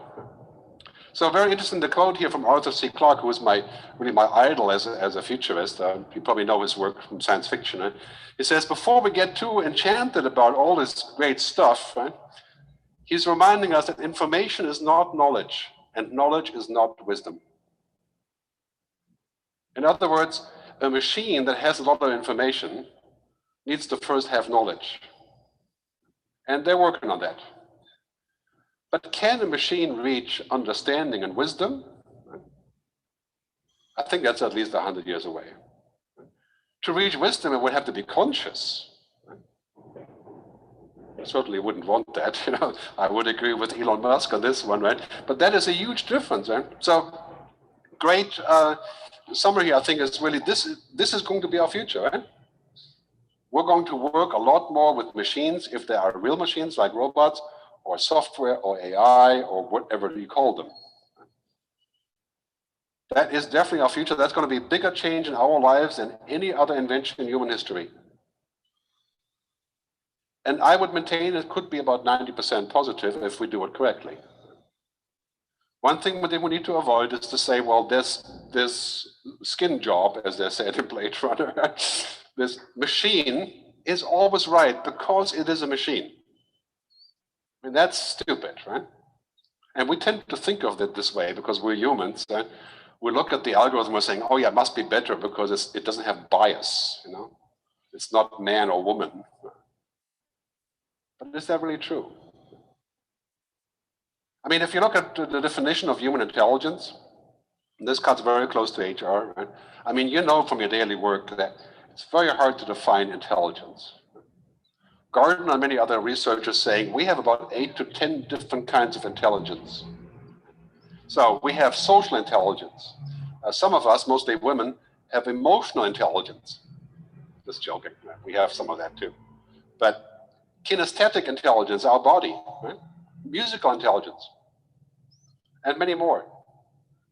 And here is the machine. What does a machine have? It has one kind of intelligence. Unlimited computing. Soon. Could that be dangerous? Absolutely. But yeah, why don't we use that? Why don't we use unlimited computing to go through 500 million oncology reports and find the right way to address cancer? I mean, if we don't do that, we'd be stupid, right? We can use that information.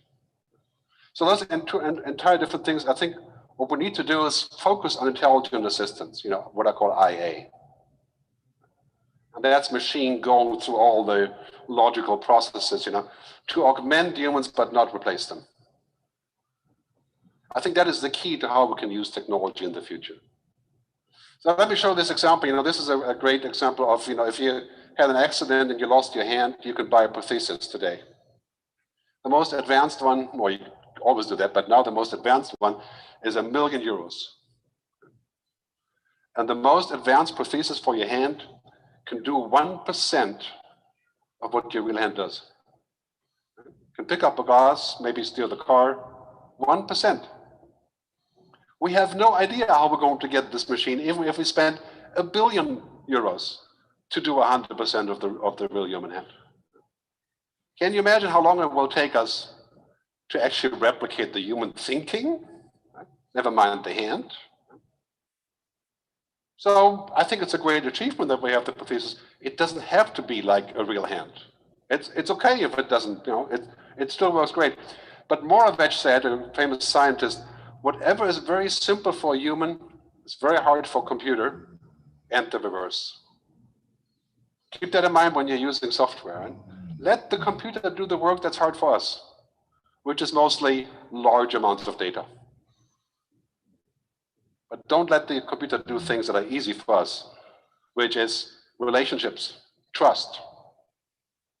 The average human takes 0.4 seconds when it meets the other human, when we meet other humans, to recognize the other person.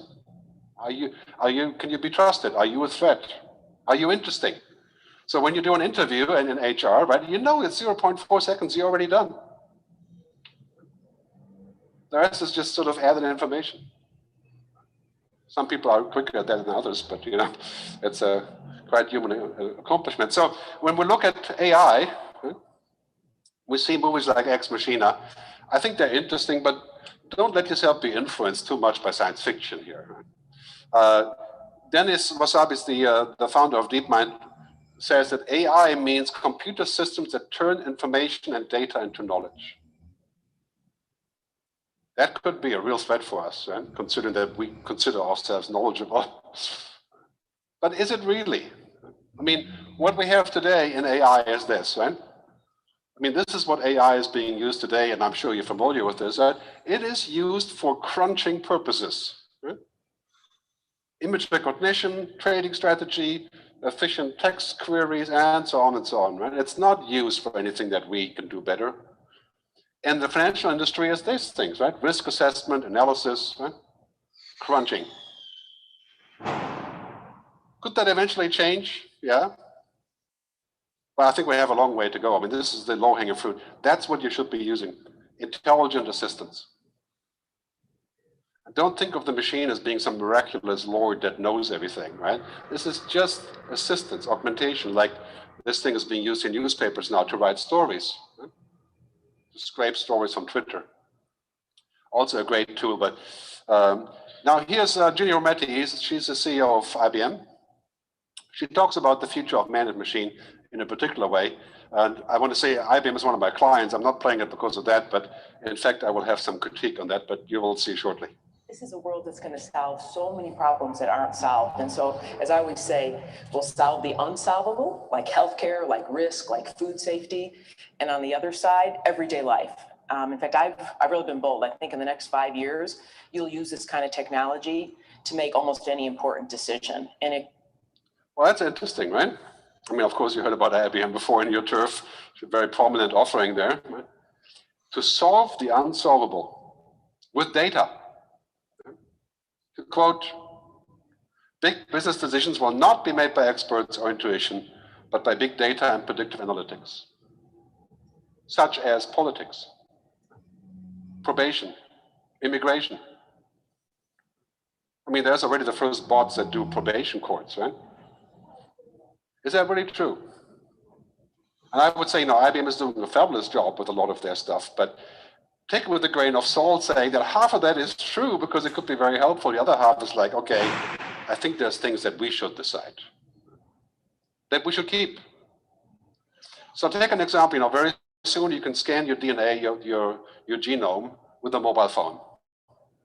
Well, you can already do that, it's too expensive. But in a couple of years, quantum computer in the cloud, 10 seconds, your DNA. So you're going out on a date, you have a nice evening, it's getting further along. So you compare your DNA before you proceed to the bedroom. You check your DNA to see if there's a potential conflict, right? And then the machine says, oh, you should not, because that will not come out well, right? I mean, is that something the machine should decide for us? I feel like that's kind of a strange direction, right? So my colleague, Jonathan Reedy, who's an AI researcher, says, algorithms outperform human intelligence HI when it is not about understanding anything human, emotions, intentions, interpretations. And how much of our life is not explicit? And think about that for a second. When you go and somebody says, answer yes, no, you can do that, that's explicit, right? Or you could say, I went to MIT. But everything else between us is implicit. And in fact, you're learning more about people when they don't say something than when they do. Can a machine really do that? So let's let the machine do all that obvious stuff. See how many emails you've written, how valuable you are for the company, and so on, right? But there's a few things that we need to also look at ourselves. When we look at this, we need to be very careful about this thing that I call machine thinking. Right? I mean, the world isn't a machine. Humans aren't machines. Right? Human relationships are not apps. Happiness is not a download. A bit more than that. Right? So, as I like to say, data is great, but dataism is not. Dataism is adoring data.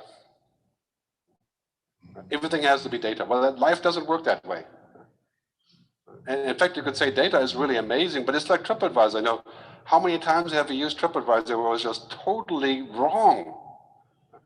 I mean, if you did everything that TripAdvisor told you, you'd be in deep trouble. Right? Nevertheless, it's a great tool. It's like Google Maps, right? Sometimes you use Google Maps, and you're like, oh, come on, that can't be right. That's really stupid, right? So, because, it's just an algorithm. It's not human. Great saying here from Ronald Caesar says, if you torture data long enough, it will confess to anything. That's so true, So a little bit of torture is okay. I mean, of data, I mean. So we can think about that. The most important bottom line here is machines don't do relationships. They don't understand them. They don't care what the hell you're trying to do there, right? This is not data. This is completely the opposite of data. It's what I call an andro rhythm, right? A human rhythm. So let's keep that in mind when we talk about technology and where it's going and which direction we want to take it. Because as Picasso already said, I think he said, machines are incredibly fast, but in the end, they're stupid because they don't ask questions. Like Kevin Kelly from Wired magazine said, machines are for answers, humans are for questions. Let's not forget that we need the questions. We need the answers, but this is of course within a large organization, you always want answers and action, right? But you know where you're going to end up if you're just going for answers and actions, right? You end up, barreling down the highway with blinders like this. So it's very important to keep that in mind, where we're going with this and how we can put this together. I'll talk briefly about automation, then we'll do some questions.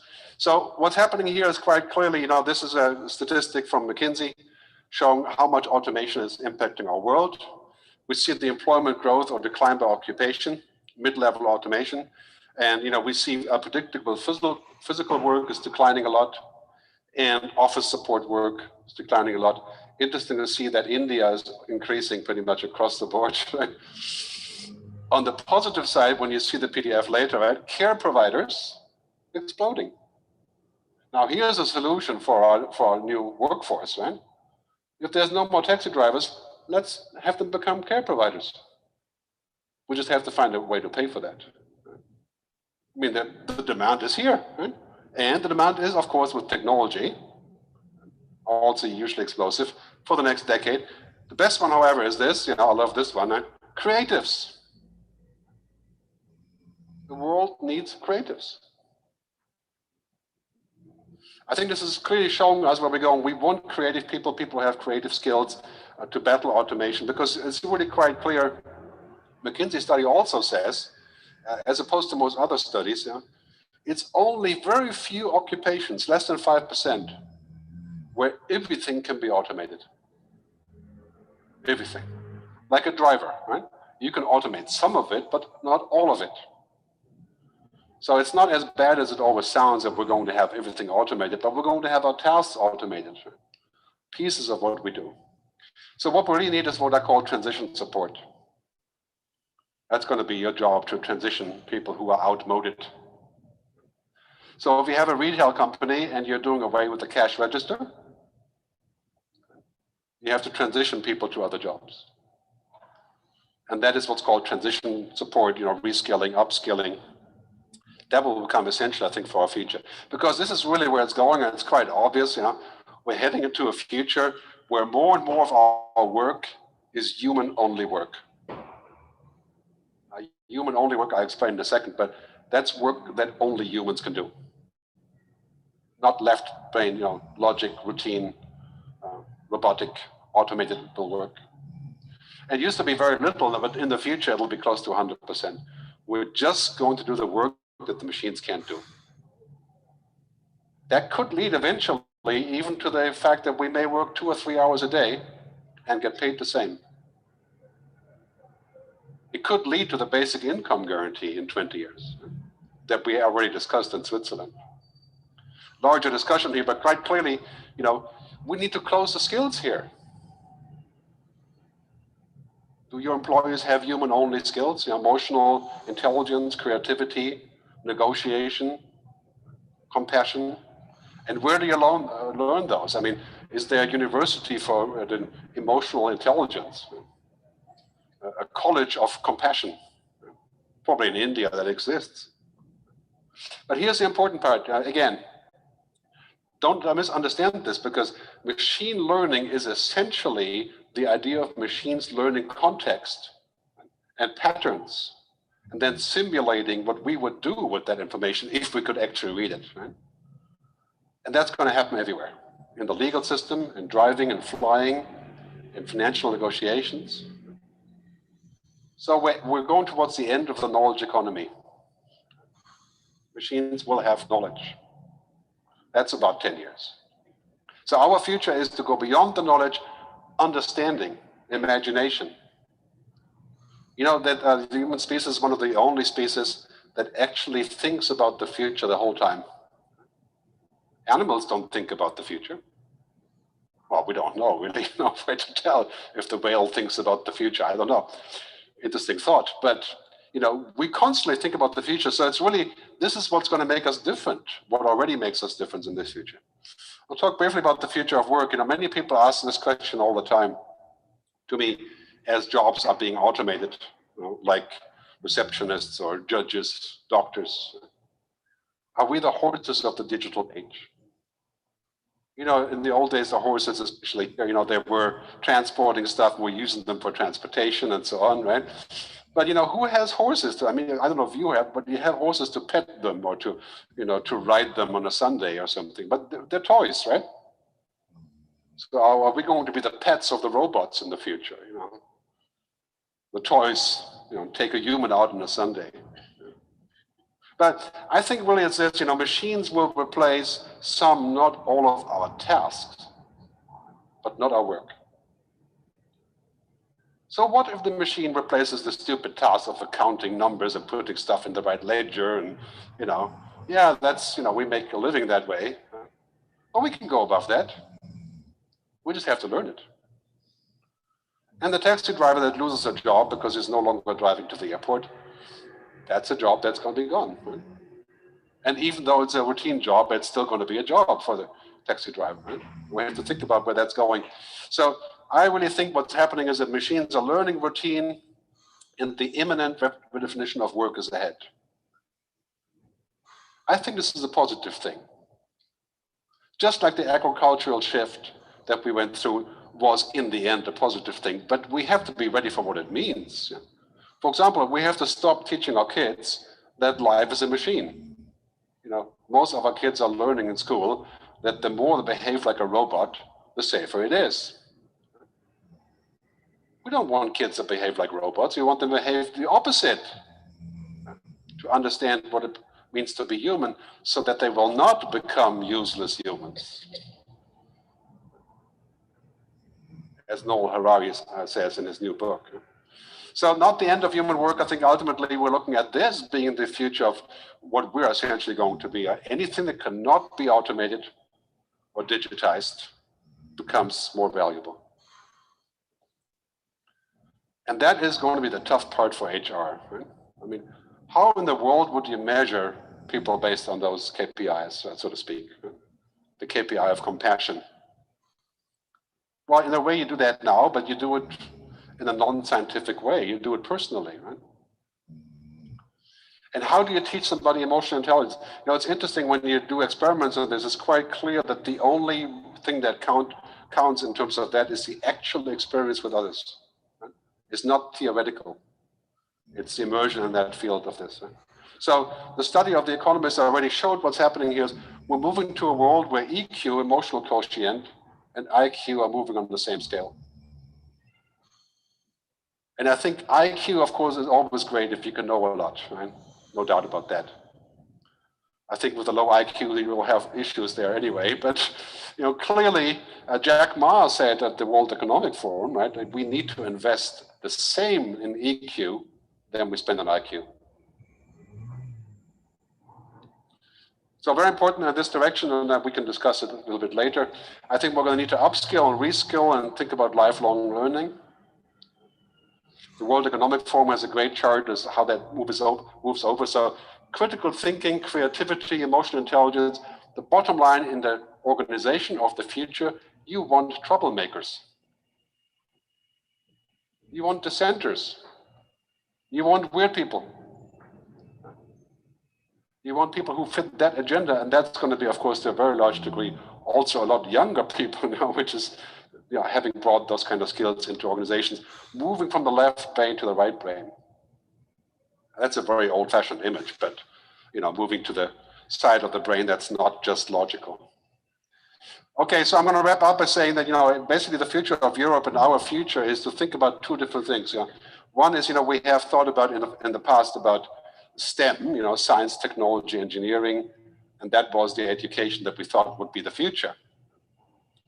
And then we have, as I call it in my book, HECI, humanity, ethics, creativity, imagination. Now you can make a bet, which one is more important? Today, if your son or your kids are scientists, programmers, tech people, they have a pretty good future for a while, 5 to 7 years, until the computers do their job. I mean, do you really think we're going to have programmers programming apps in 5 years?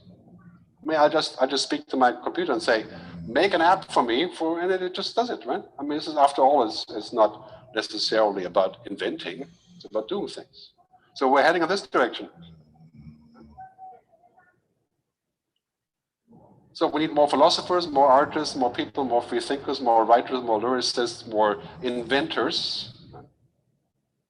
And that is going to be very important. We have to invest in as much in humanity as we invest in technology. Because I think in the end, if you only invest in technology, you'll do great for a couple of years because everybody is pretty behind still. Right? But then you are a commodity. Like a telecom. The cheapest way to make a phone call. So let's think about this, where this is going. The future, in my view, is awesome humans on top of magic technology. Let's make no mistake, if you don't have magic technology, your future is dim.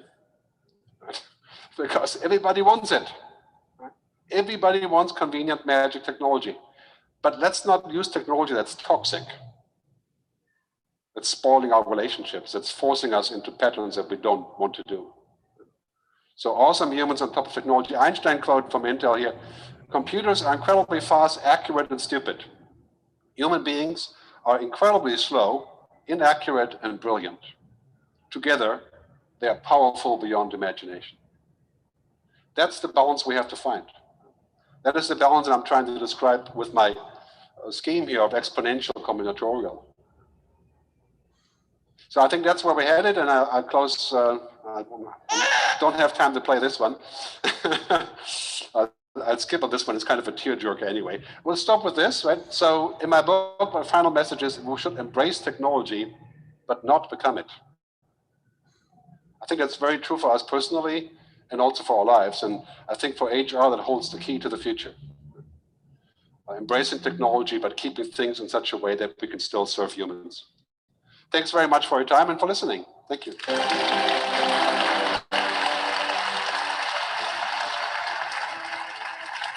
Thank you, Gerd. I think you have very successfully achieved one of the objectives that we had for the day, which was to push ourselves outside of our comfort zone. So thank you for that. You're welcome. We have time for just one or two quick questions. Does anyone have in the back? Yep. Okay. So I'm interested in what your governance of the world looks into this present and future, and whether, so if you create a World Ethics Committee of philosopher kings, whom should be on it? Or should it rather be multiple committees across companies, through organizations and institutions, and whom should be on that? Good question. Thank you. Of course, I'll be on it. I'm just kidding. But no, I think ultimately, no, it is the role of the government and the state is to balance between the achievements of science and the power of industry, which is huge now, you know, data industry, and everything we do over there, and the needs of the population and the citizens, right? The human needs of the citizens. Right? That's the role of the government. That's why the government needs to get involved with the likes of Facebook, because we have this huge economic power, you know, trillions of euros. We have a exponential gain in science. And then we have humans here who are still the same, not understanding what goes on. And the choices that we can do is to quit Facebook, for example, right? To not use those tools. But those are hardly choices. How would you have a life without Google? That's impossible. It's impossible. I tried. And it's one of my clients, you know, it's a weird thing. But so basically the government needs to make sure that technology is put in its place and we sustain what we want, which is human flourishing, right? Human happiness. And that's a tough job for government, but that is the only job. I mean, think about this. There's three sectors: artificial intelligence, human genome engineering, changing our genes, and geoengineering, which is to change the world, the nature. Right? If we don't find a way to balance what we can do there, we're talking about an arms race, right? I mean, China, India, Russia, the US are already in an arms race on artificial intelligence. I mean, it's still pretty far away from being a reality, so I don't want to paint a dark picture. But the government has to find a way to negotiate between those two, just like they did with nuclear power and genome editing, DNA editing, and so on. And the second point is, if we're going to have a global sort of a, as I say in German, Rat der Weisen, kind of Dutch, right? Like a, you know, a council of people who would know what to say. You know, we have to look outside of where we are now. Right now we have lobbyists, right? We have academics, which all of that is not bad, right? But let's look beyond. I mean, how are we going to figure out what is the right thing to do if we don't have a debate on the very top level? And every single politician needs to be judged by his understanding of the future, whether it's the mayor or the local, you know, but of course the question is, if we did that currently, they will all fail, right? So we need to apply different metrics there. So I always say, you know, we should get more young people into politics. We should get more professionals into politics to pay them to do the job, to understand what goes on. So that's a huge challenge, but I'm confident, you know, we have roughly 10 years left of understanding this before it really takes off. So right now that technology is not quite there. We have a 10-year runway, right? And I think that I'm quite confident that we can handle this, you know, but it will be a challenge. So can I ask a question about that? Because if you feel like we have a 10-year runway, how big do you think the gap is that we need to close to achieve this future mindset that you talk about that allows the workers in 10 years to really thrive? Well, a mindset is like culture, you know, you don't just go and say, well, let's have a different culture today. Right? How do you change a mindset? Through experience.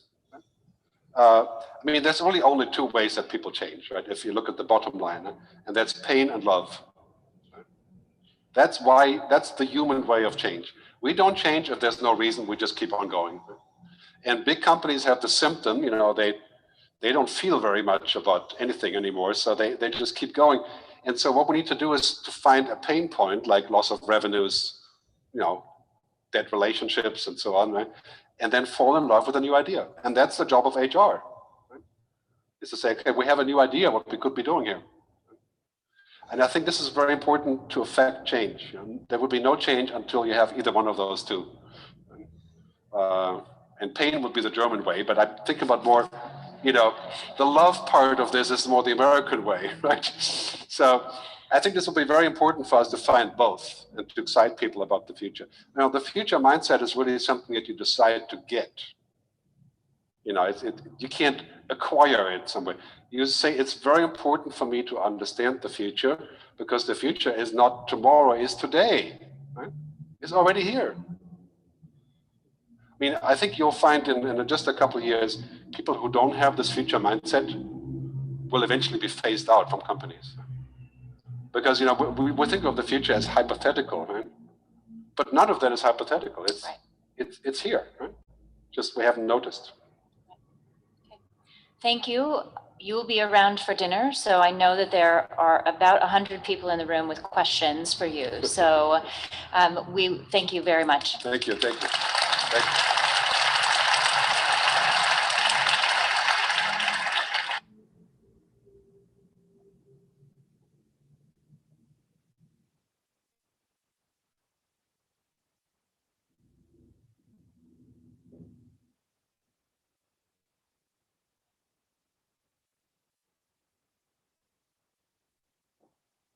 Okay. Okay, so give a warm welcome to. Thank you. Thank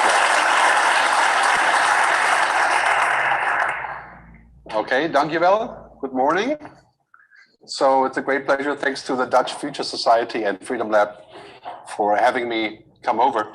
So I currently live in Switzerland.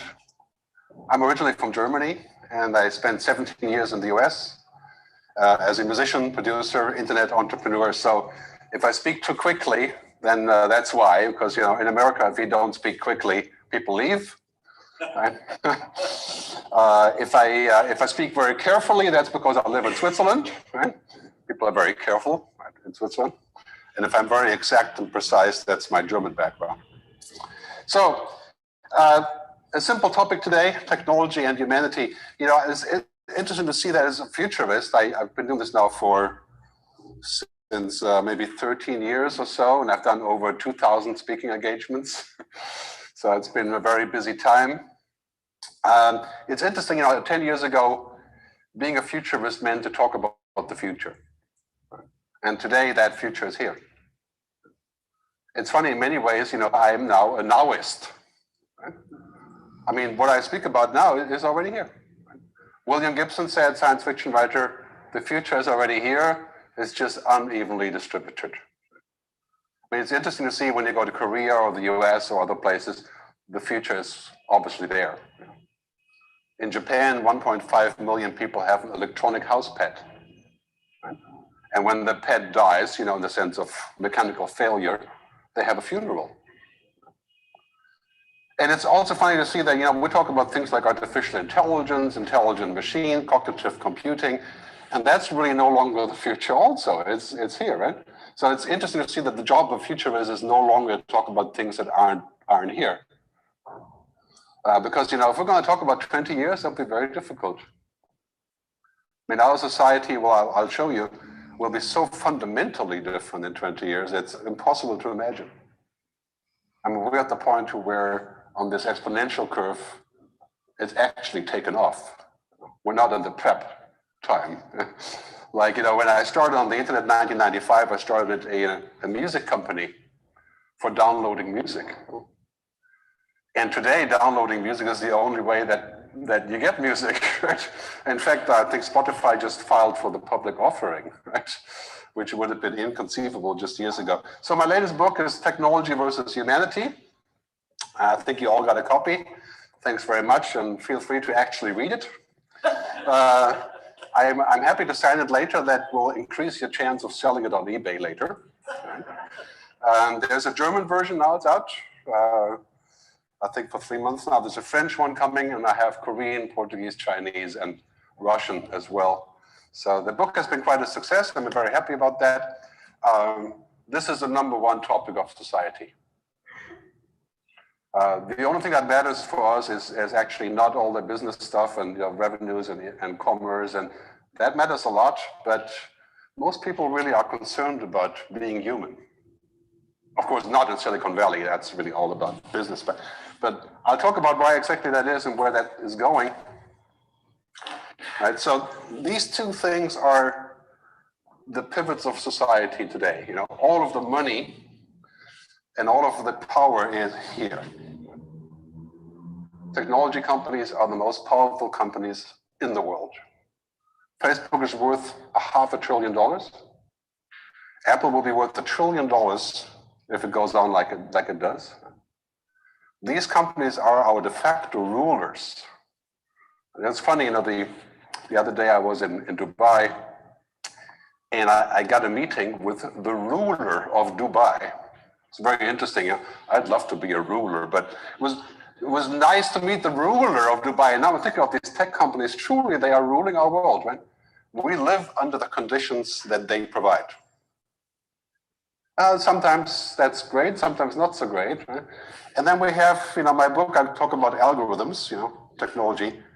And then I talk about androrhythms, which is, you know, a neologism, a fake word. Right? And androrhythms are the human things that make us human. There's thousands. Right? Things that machines can't really handle. Emotions, creativity, understanding, mystery, lies, mistakes. I mean, the list is quite endless here. And this is really what determines our life. We're actually not very much driven by technology or algorithms in terms of how we think. You know? It's interesting when you go to a dating site or you use Tinder or so, right? And you swipe and you get, you know, whatever happens afterwards. But when you meet a person in real life, like here, 0.4 seconds to recognize if that other person is a match. And that match is deeper and wider and more powerful than anything you could ever have here. Still. So many ways these are simulations. For example, you know, it's interesting if people are interested in travel, so they go on YouTube and they study, they watch 100 videos on India. Right? But then you go to India, you spend 2 seconds on the market in Mumbai, you know more than the entire world of YouTube. Because that's how we see things like this, right? So technology is very narrow, it's very powerful, and we're extremely wide. And these are the topics that I'm talking about in my book. And what that means right now, there's a convergence of those two. And the convergence has started with the smartphone. The smartphone truly is our external brain. This is your second brain. For example, you keep the phone numbers that you don't remember. You put them in here. Your money, your music, your movies, your news, your DNA very soon. Right? And basically in 5 years, augmented reality, you can connect directly and you can access Wikipedia by eye movement. In 10 years, brain-computer interface, 20 years, brain uploading. Right? Technically speaking, not unthinkable. So this is only the very first step, and we are completely addicted to this. Right? I'm speaking for myself. I was just in New Zealand for vacation, the most amazing place, last not least, because the internet doesn't work. Right? Well, it does work in New Zealand, but we went off hiking in remote places, no internet. That was an amazing experience. We had to live without the second brain. Right? It was liberating.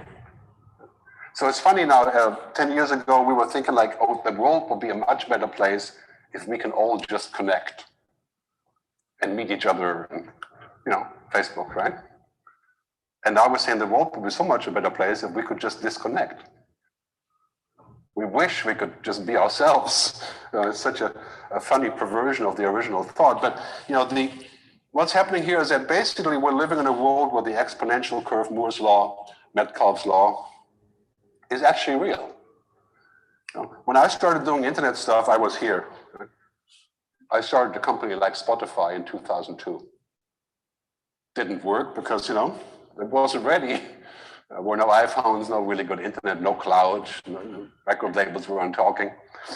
But today we're here, right? We're at the takeoff point on the exponential curve. Now, takeoff point means all the stuff you do here doesn't amount to anything because it's just not enough momentum. Things are expensive, the network is bad, the costs are high, the users aren't ready. Now, all of those hurdles are going away. Yeah? So very soon there's going to be new materials, nanotechnology, to replace what we use in minerals for the mobile phone, to make the mobile phone chips. Then we're going to have quantum computing. Roughly 5 years, that's the ETA, for a machine that has 1 million times the computing power. 1 million times.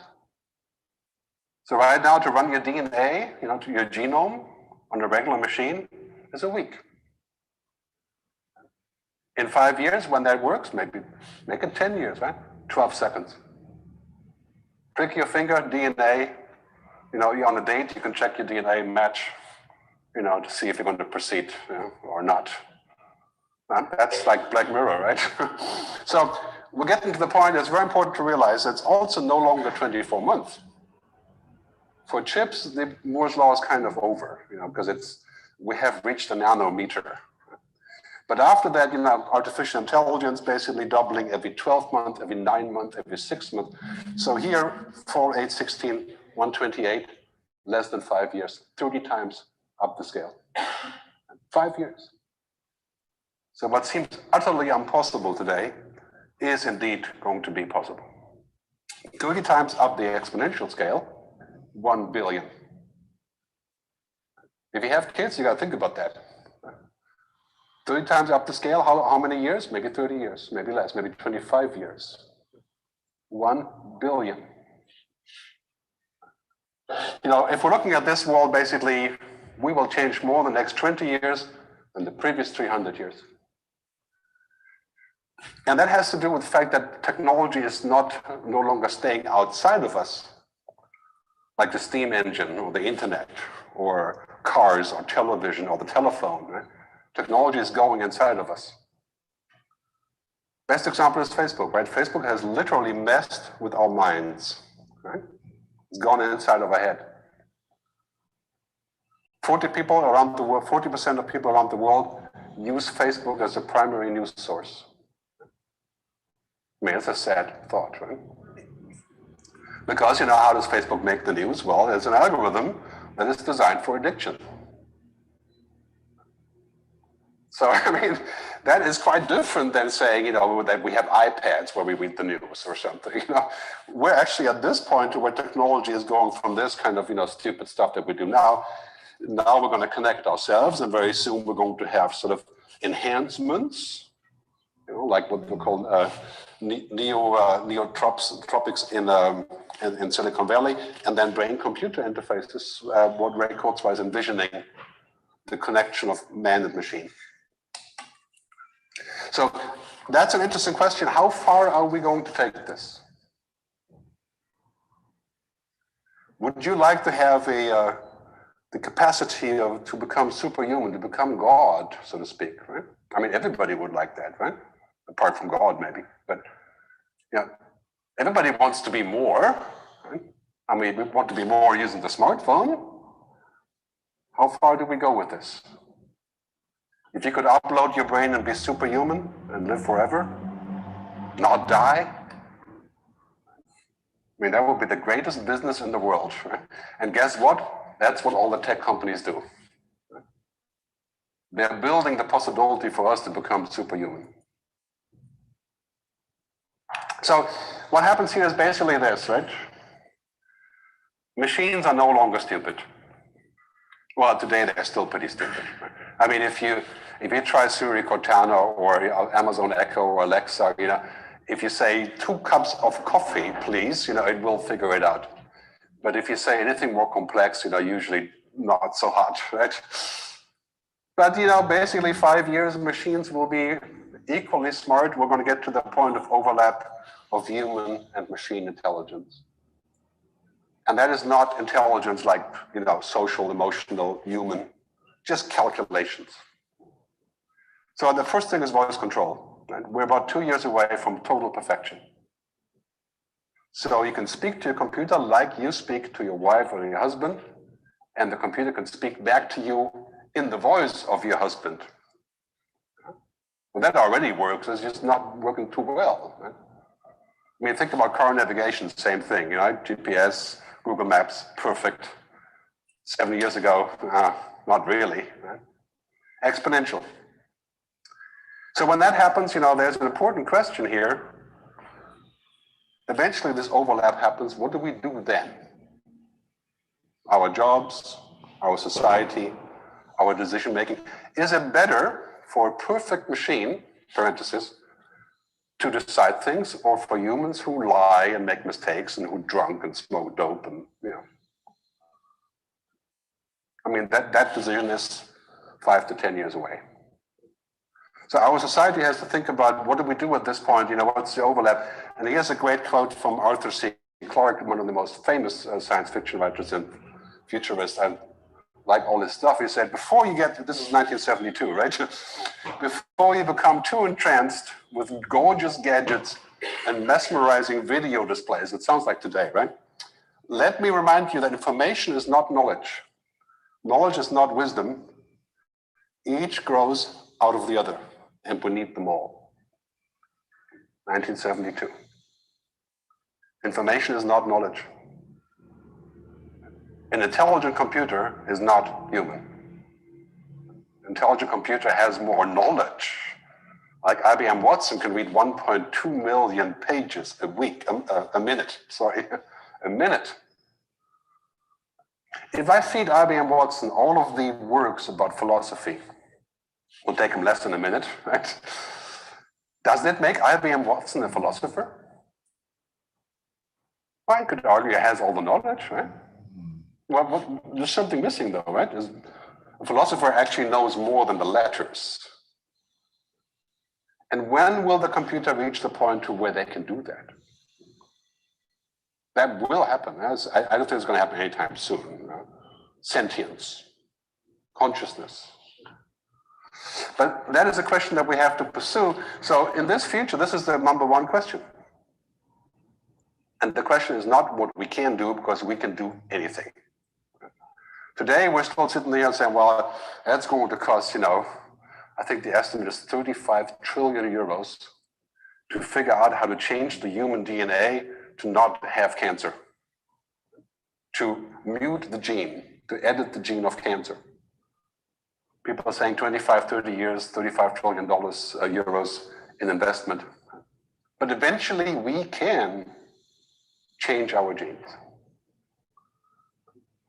So that's the question, right? The key question is not whether we can do that, because the answer is we can. Eventually we can do anything, pretty much anything. The answer is, what do we want? To say it in the words of the science fiction writer is, where do we come from and where are we going?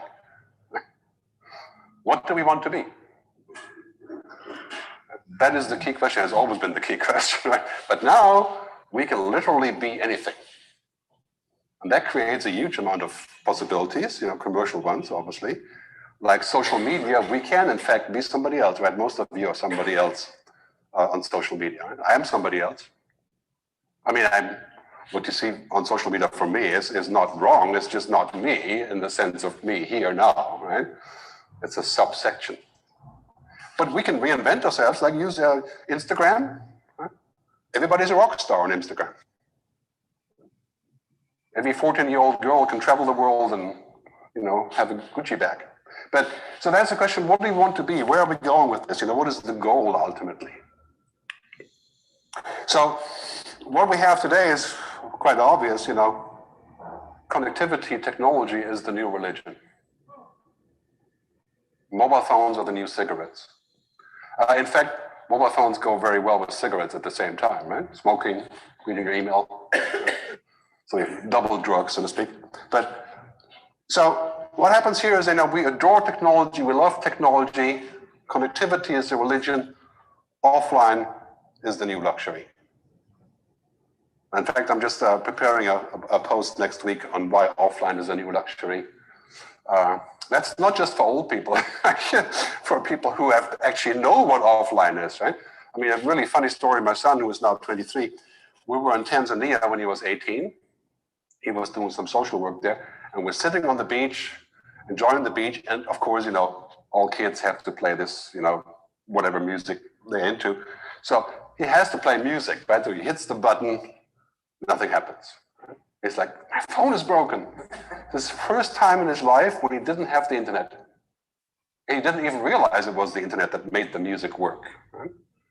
I mean, so it's interesting to see that this offline luxury is making a big comeback. There's the first hotels in Switzerland that charge more money to disconnect you. Right? So they block the mobile network, which is illegal in many countries. Right? But the part of the hotel where you check in, where there's no internet, is a lot more money than the other part of the hotel. So you don't get phone calls, you know, you're enjoying the luxury, of course, that's Switzerland, right? So this is the world that we're going into. Every day, the global brain is being built. I mean, in fact, what technology companies are doing is they're making copies of us. Every time you use Google, every time you use Facebook, Baidu, Alibaba, Weibo, Twitter, they're creating a profile of you that copies who you are. That is the whole idea, right? So essentially that Google understands who you are better than anyone else to create a digital copy. You know, this sounds like Black Mirror, right, again, but everywhere, everyone, all the time. When that purpose is reached, then of course, these companies that do this, and many of them are my clients, or should be careful what I say, right? They are the most powerful entities. Another great quote, Marshall McLuhan, 1961, I think. Every extension of mankind, especially technological ones, have the effect of amputating or modifying some other extension. The extension of technology, like the car, amputates the need for a highly developed walking skill. The telephone extends the voice and amputates the need of writing. We have become people who regularly praise all extensions and minimize the amputation. And this is what's going on with technology. And so, in principle, that's not necessarily wrong, you know, if the output is still humanly valuable. But there are many issues about being amputated.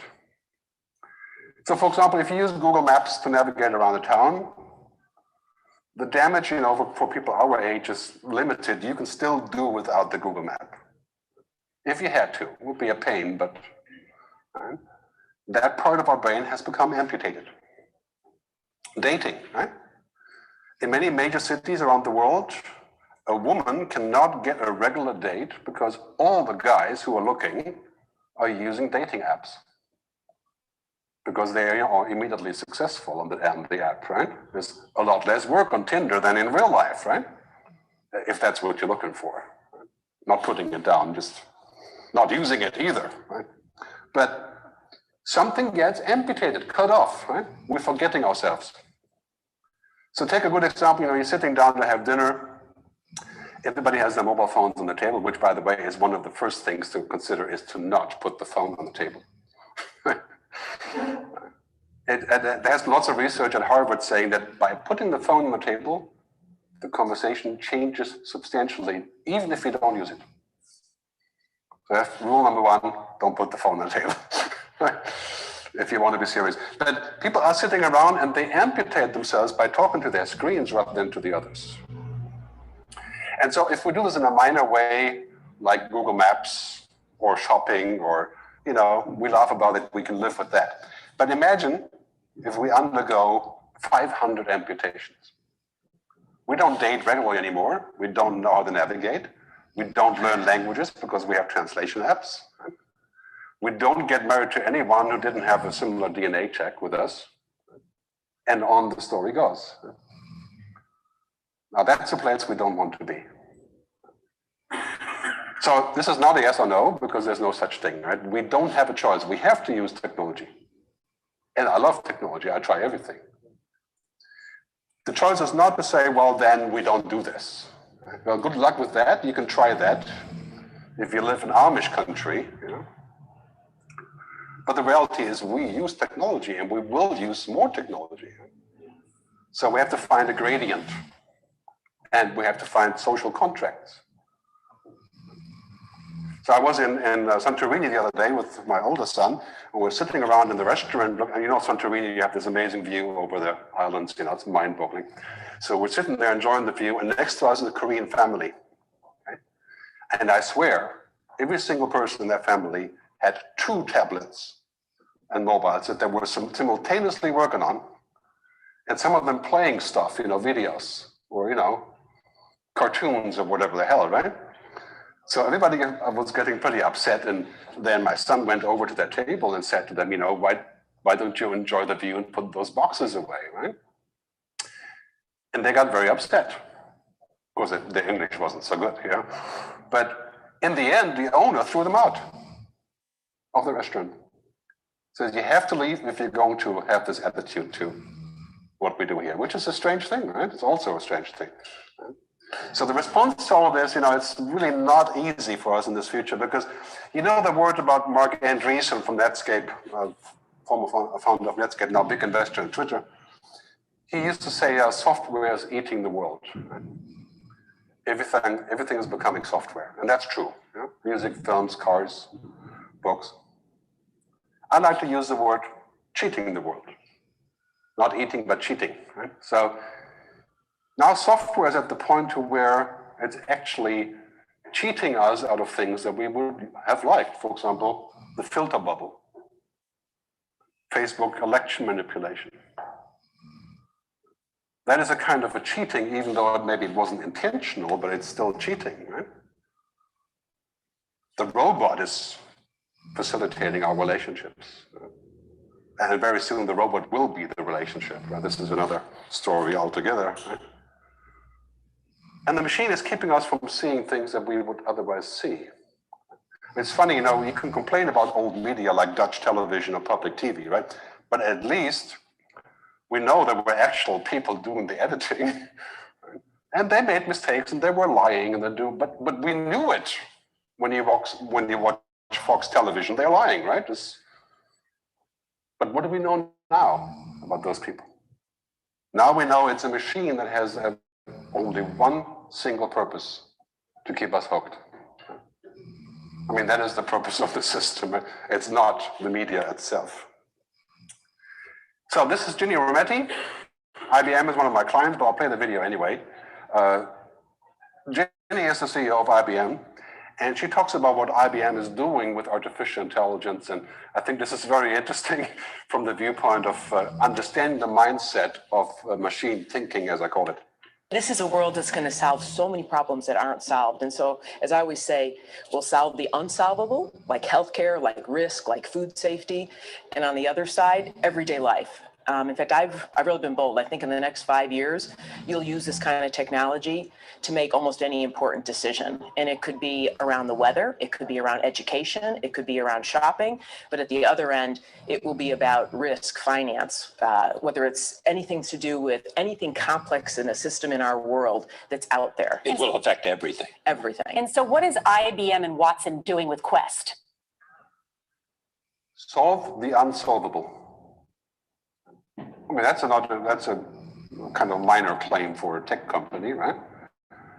But basically saying that we are not capable of solving that because, you know, we are humans, we're just not good enough. Why should we have a judge? We can have a machine do the judgment. Right? People are doing that already today. Why should we have doctors? Well, we can have a machine read the results and, you know, see how long I have to live. Is there a middle way? I mean, companies like IBM are pushing the agenda of the machine society. And it's interesting because they don't really want to do that, but that is, of course, the output, right, of a company that's worth, you know, $1 trillion. So we're getting to a place, and many people have talked about this, called the singularity. The singularity is the point of time where technology is so capable that it's infinitely growing. So that there's almost no limit to technology. Currently, that's not the case, and Ray Kurzweil estimates 2027 or 2029, or, you know, it's imminent. I will get to live to see the singularity, the point in time where technology is limitless. So then some futurists, many futurists, talk about this being the post-human society, right? I think this is the most ridiculous explanation you can imagine, right? Transhumanism, think about that for a second, right? We're going to transcend our limitations by becoming machines. Does that seem logical to you? That sounds like a downgrade, not an upgrade. So I believe what we need to do, right, is to think about that as a exponential humanism. Right? Use the technology to stand on top of it to bring out our human things, rather than to replace them. And that means that we shouldn't be doing some things that can technically be done. Think about this for a second. If there's a single person that we can help that has cancer, or that may have cancer, if there's a single person that we can prevent to get cancer, we should do that, right? We should spend 35 trillion. But the very same technology that makes cancer avoidable will allow it for us to build super babies, super soldiers. And who's going to pay for that medication? You know, once it's figured out, it's a 4-second operation. The first drug is on the market called Kymriah that is a final solution to leukemia in the final stage. It's $450,000. There's a money-back guarantee. If you die, you don't pay. You know, it's kind of a strange thing, but it shows where things are going. Are we going to live forever if we have €1 million? We talk about inequality, right? So what's happening with artificial intelligence, and I'll talk briefly about this because it's a side topic really, is that first, you know, there's 4 levels of AI. Right now, 98% of what we're seeing today, it's not artificial intelligence, it's intelligent assistants. Fancy software. It's IA, what's called IA, right? So this is stuff like voice assistants, so rather than typing, you speak, right? So Starbucks has an assistant where I can speak to the assistant and order my coffee. You know, that assistant is not intelligent, it just knows all the stuff that I can order, right? Google Maps, automatic replies on emails, scheduling software, you know, that's not intelligent like Ex Machina, right? It's just software. And that is basically all the money. That's just what we call smartification. And that's fine, most of that doesn't touch us, it doesn't replace people, it replaces bad machines to a very large degree. And then we have the next level, which is also already in preparation, machines that can actually think and start to replace people. IBM Watson is the chief contender here, I think, but many other ones do similar things. And then it gets more interesting. I'm reaching the point of what's called artificial general intelligence. The difference being is that in the first 2 cases, these machines can do very narrow things. So narrow intelligence can drive the car. But you know that the way that machines drive cars is interesting, but they don't drive at all like us, and they're not capable like us, but it's good enough, right? I mean, if you ever driven a Tesla in a traffic jam, it's great, right? I wouldn't take my Tesla on the German highway going 250 kilometers an hour, you know, on an autopilot. Or on Highway 1 with the cliffs right next to me. You know? So they're narrow intelligence. This would be general intelligence. I'll give you an example. If you go to Naples, Italy, and you drive, right, it's a disaster, right? But you'll manage if you're a good driver. Then you can go to Istanbul and you can, you know, take the next level. And then you go to Mumbai, India. Right? So your intelligence is actually broad. Right? You can drive a car, you can drive a bus, you can drive a boat, you can drive in India, you can drive in Germany, you can take the driving and drive on a simulator, you know, it's like this. Right? Machines don't do that. The machine that drives a Google car is as dumb as a toaster when it's outside of the car. It can't play chess, can't watch my children, it can't analyze cancer, it can't talk. Right? So the next level, this is the most feared level, is artificial superintelligence. The point in time where machines are infinitely capable of intelligent decisions. An IQ of 1 billion. And this is where, we have to divide. First, this is happening right now. That's the next 10 years, really. And we're dabbling in this, but that's basically it. There's very tough social, cultural, and economic issues here.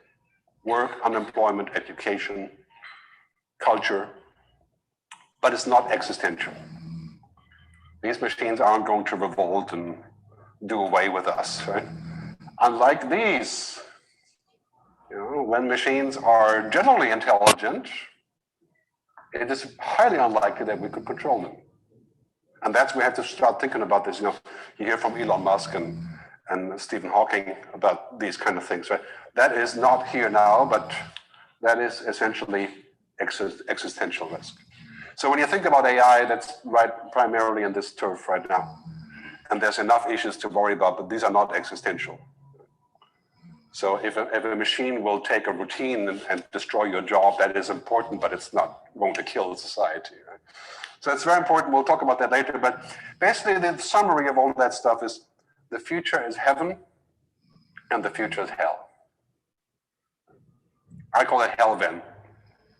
It's a big term in the book, right? In other words, technology is morally neutral until we use it, right? William Gibson again. Technology isn't bad. Technology isn't our savior, and technology isn't our doom. And that is because all technology needs to be put into context with ethics and society and values, regulation, governance, social contracts. All technology. The telephone, the TV, the internet. So our mission is not to say, well, technology is bad, let's unplug it, that you can forget that, it's not going to happen. But is to find a context that we can put it safely in and to agree what it should be doing. Nuclear power. I mean, I'm not a proponent of nuclear energy, but in theory, you could say there is an energy source that is interesting, right? Some people would say. Call that positive if you want. Right? The very same technology can make a bomb, right? Just slightly different. So how have we dealt with this? We have come up with the nuclear non-proliferation agreements, which means you can have a power plant, but not a bomb. And in theory, it has kind of worked until now, right? Until Trump pushes the big red button. He loves to talk about this big red button, but anyway, I'm not going to talk about Trump. That will be a very nasty conversation. Right? And the good thing is that, technology is actually bringing us so many powerful, great things, right? I mean, this is not utopian to say that we can solve all that stuff using technology. Food, global warming, energy, diseases, desalination of water, 20 years.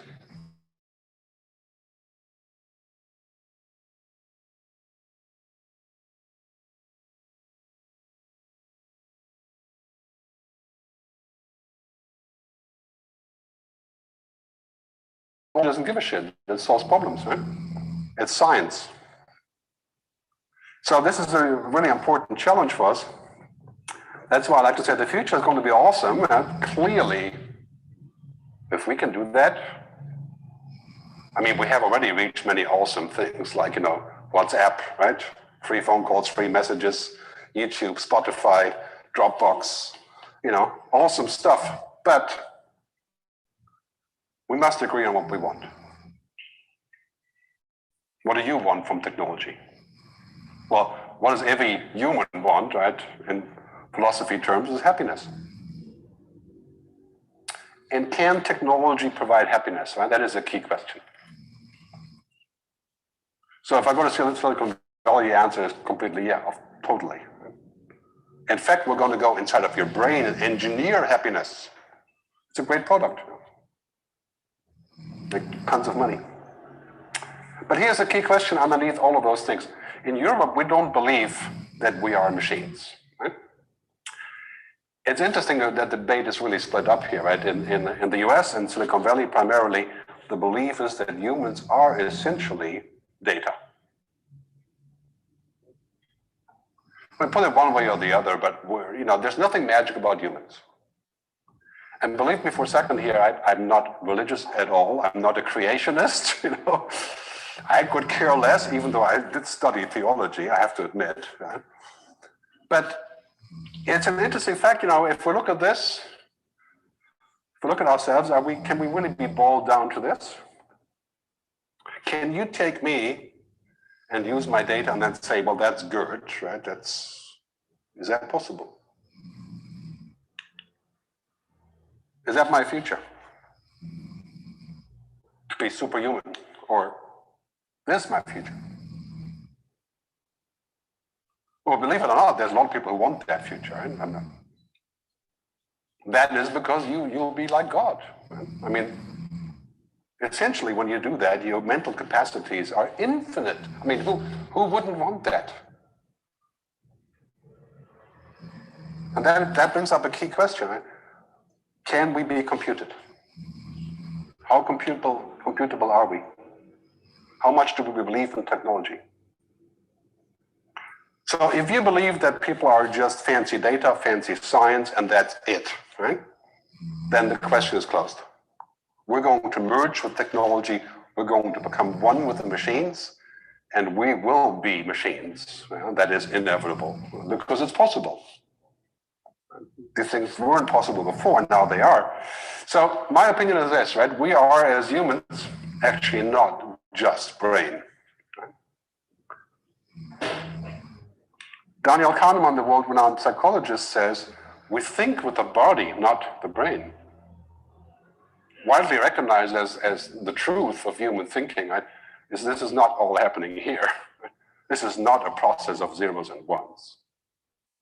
In fact, of course, in your own experience, when you talk to people that you really want to talk to, the actual conversation happens not in the talking, but in the non-talking.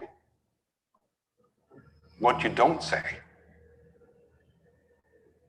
That's very hard for a computer to understand. How would a computer understand what you're not saying?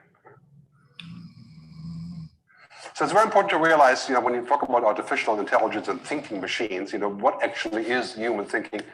And the first one is that, we have social intelligence.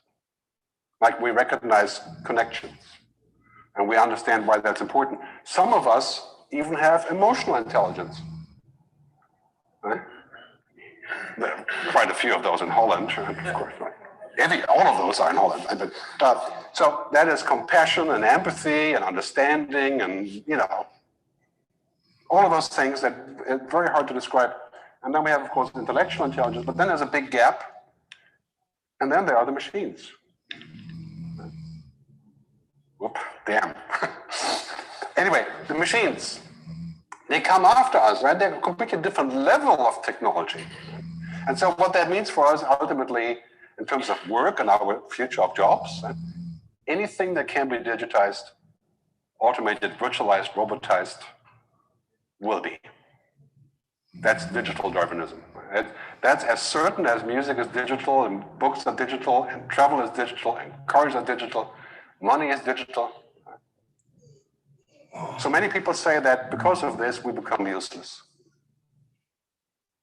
Right? Because that's our job, is to do those things that are routine. Well, I really think that the truth really is this. Anything that cannot be digitized, automated, robotized, virtualized, becomes extremely valuable. That's the future of our kids. That's the future of education, of work. Right? In the future, we're going to get paid to have emotions. Well, that's already true in many ways. Right? In the future, this is things that machines can do. They can understand that I'm angry, and they can say, well, Gerd is angry, and this is what an angry Gerd looks like. Okay. But machines don't exist. They can never be angry. They can simulate anger, yes, but they lack existence. The German word Dasein, right? The same word in Dutch, I think, right? So that is also what the future jobs are. And these are the things that make us human. Take mystery or lying, mistakes. Right? Imagine a society which is what Silicon Valley wants, right? That eradicates mistakes. So, we are killing about 2.5 million people a year in traffic accidents. So let's take self-driving cars and do away with all the human driving. 2.5 million people will get to live. That's an interesting proposition. Right? Seems to make sense. But think about that, yeah? if we do that everywhere where there's a human problem or a mistake or an issue, we end up in a society that is essentially completely mechanized. No more free will, no more mistakes, no more cheating, and digital money. If there's no actual money, how are we going to cheat? How are you going to bribe somebody, or how are you going to do stuff that is human, which is, for example, to say that you're going to buy something that you shouldn't? Or are we going to disallow buying something that you shouldn't? I mean, these are fundamental issues to humanity. My point is that happiness cannot be automated, and we shouldn't try. Happiness in the Buddhist sense, contentment, right? Reaching a level of satisfaction is not a 0-0-0-1 calculation. It's not as simple as that. Yeah, we can use technology to make us happy. It makes me happy when I can talk to my son on WhatsApp, right? But that's really kind of, hedonistic. I mean, I could talk to him anyway, but when I use WhatsApp, it's free. That's great. But, is that happiness? We could end up in a pretty dark place. I mean, this is reality for us. We hold the same cards ever since, right? Morals, ethics, beliefs. And the machine and technology is adding new cards every week. New power, new things. Right? Arianna Huffington says, technology has been very good at giving us what we want, which is hedonism, of course, right? Quick pleasure, but less good at giving us what we need. And how would technology know what we need? It doesn't give a damn about what we need. Because it isn't clear what we need, not even to us. So there's a huge challenge for us ahead. I mean, this is what we need. Martin Seligman talks about this positive psychology, right? This is how we generate happiness. Positivity, engagement, relationships, meaning, accomplishment. Did you know that the number one reason for death, right, in society is not cancer, is not violence, not terrorism, of course. Right? It's loneliness. People die out of loneliness. They actually get sick from loneliness. And the number one source of study shows that social networks, for example, the power users of social networks are the most lonely people that were ever measured. People who use that, I mean, the loneliness seems like the opposite should be true, right? So let me do a couple more and then we'll have a discussion and some questions. First of all, what's happening here is that, I've said this for 15 years, data is the new oil, and now it is. Data makes more money than oil, gas, nuclear, coal. Last year, $7.8 trillion. The data economy, taking our data and selling it to advertisers. Or back to ourselves, of course, that's the genius stroke, right? Artificial intelligence is the new electricity. It's the power to use that data to make sense out of it. Because think about this for a second. When you look at the average Google user, 100 million data points you have on Google. If you're a power user like me, it's probably more like 1 billion.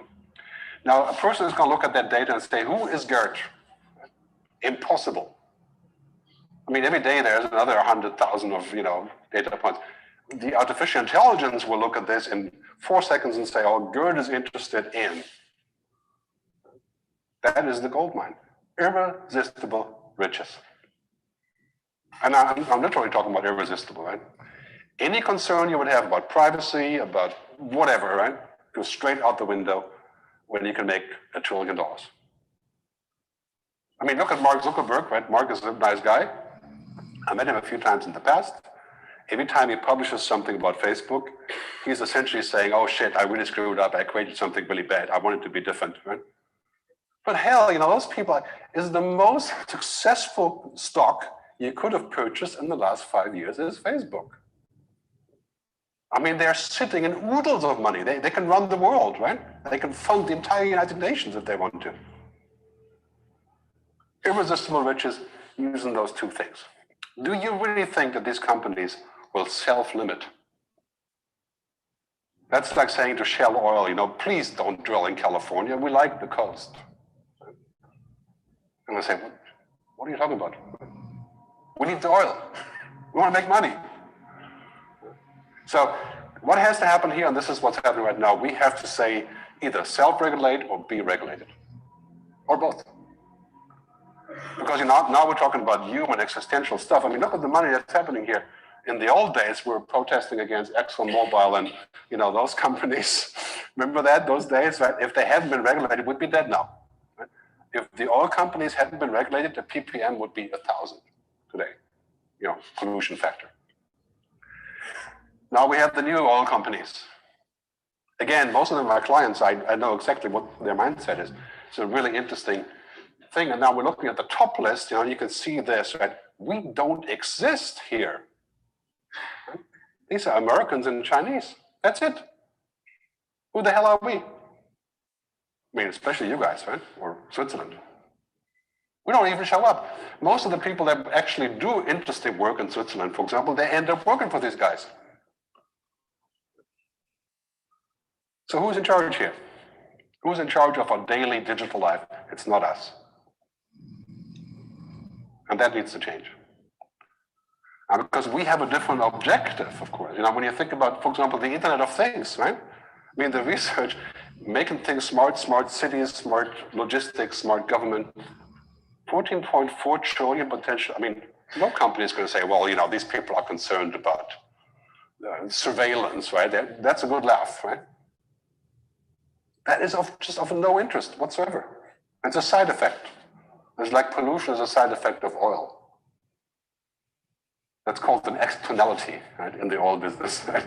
Let somebody else take care of those issues.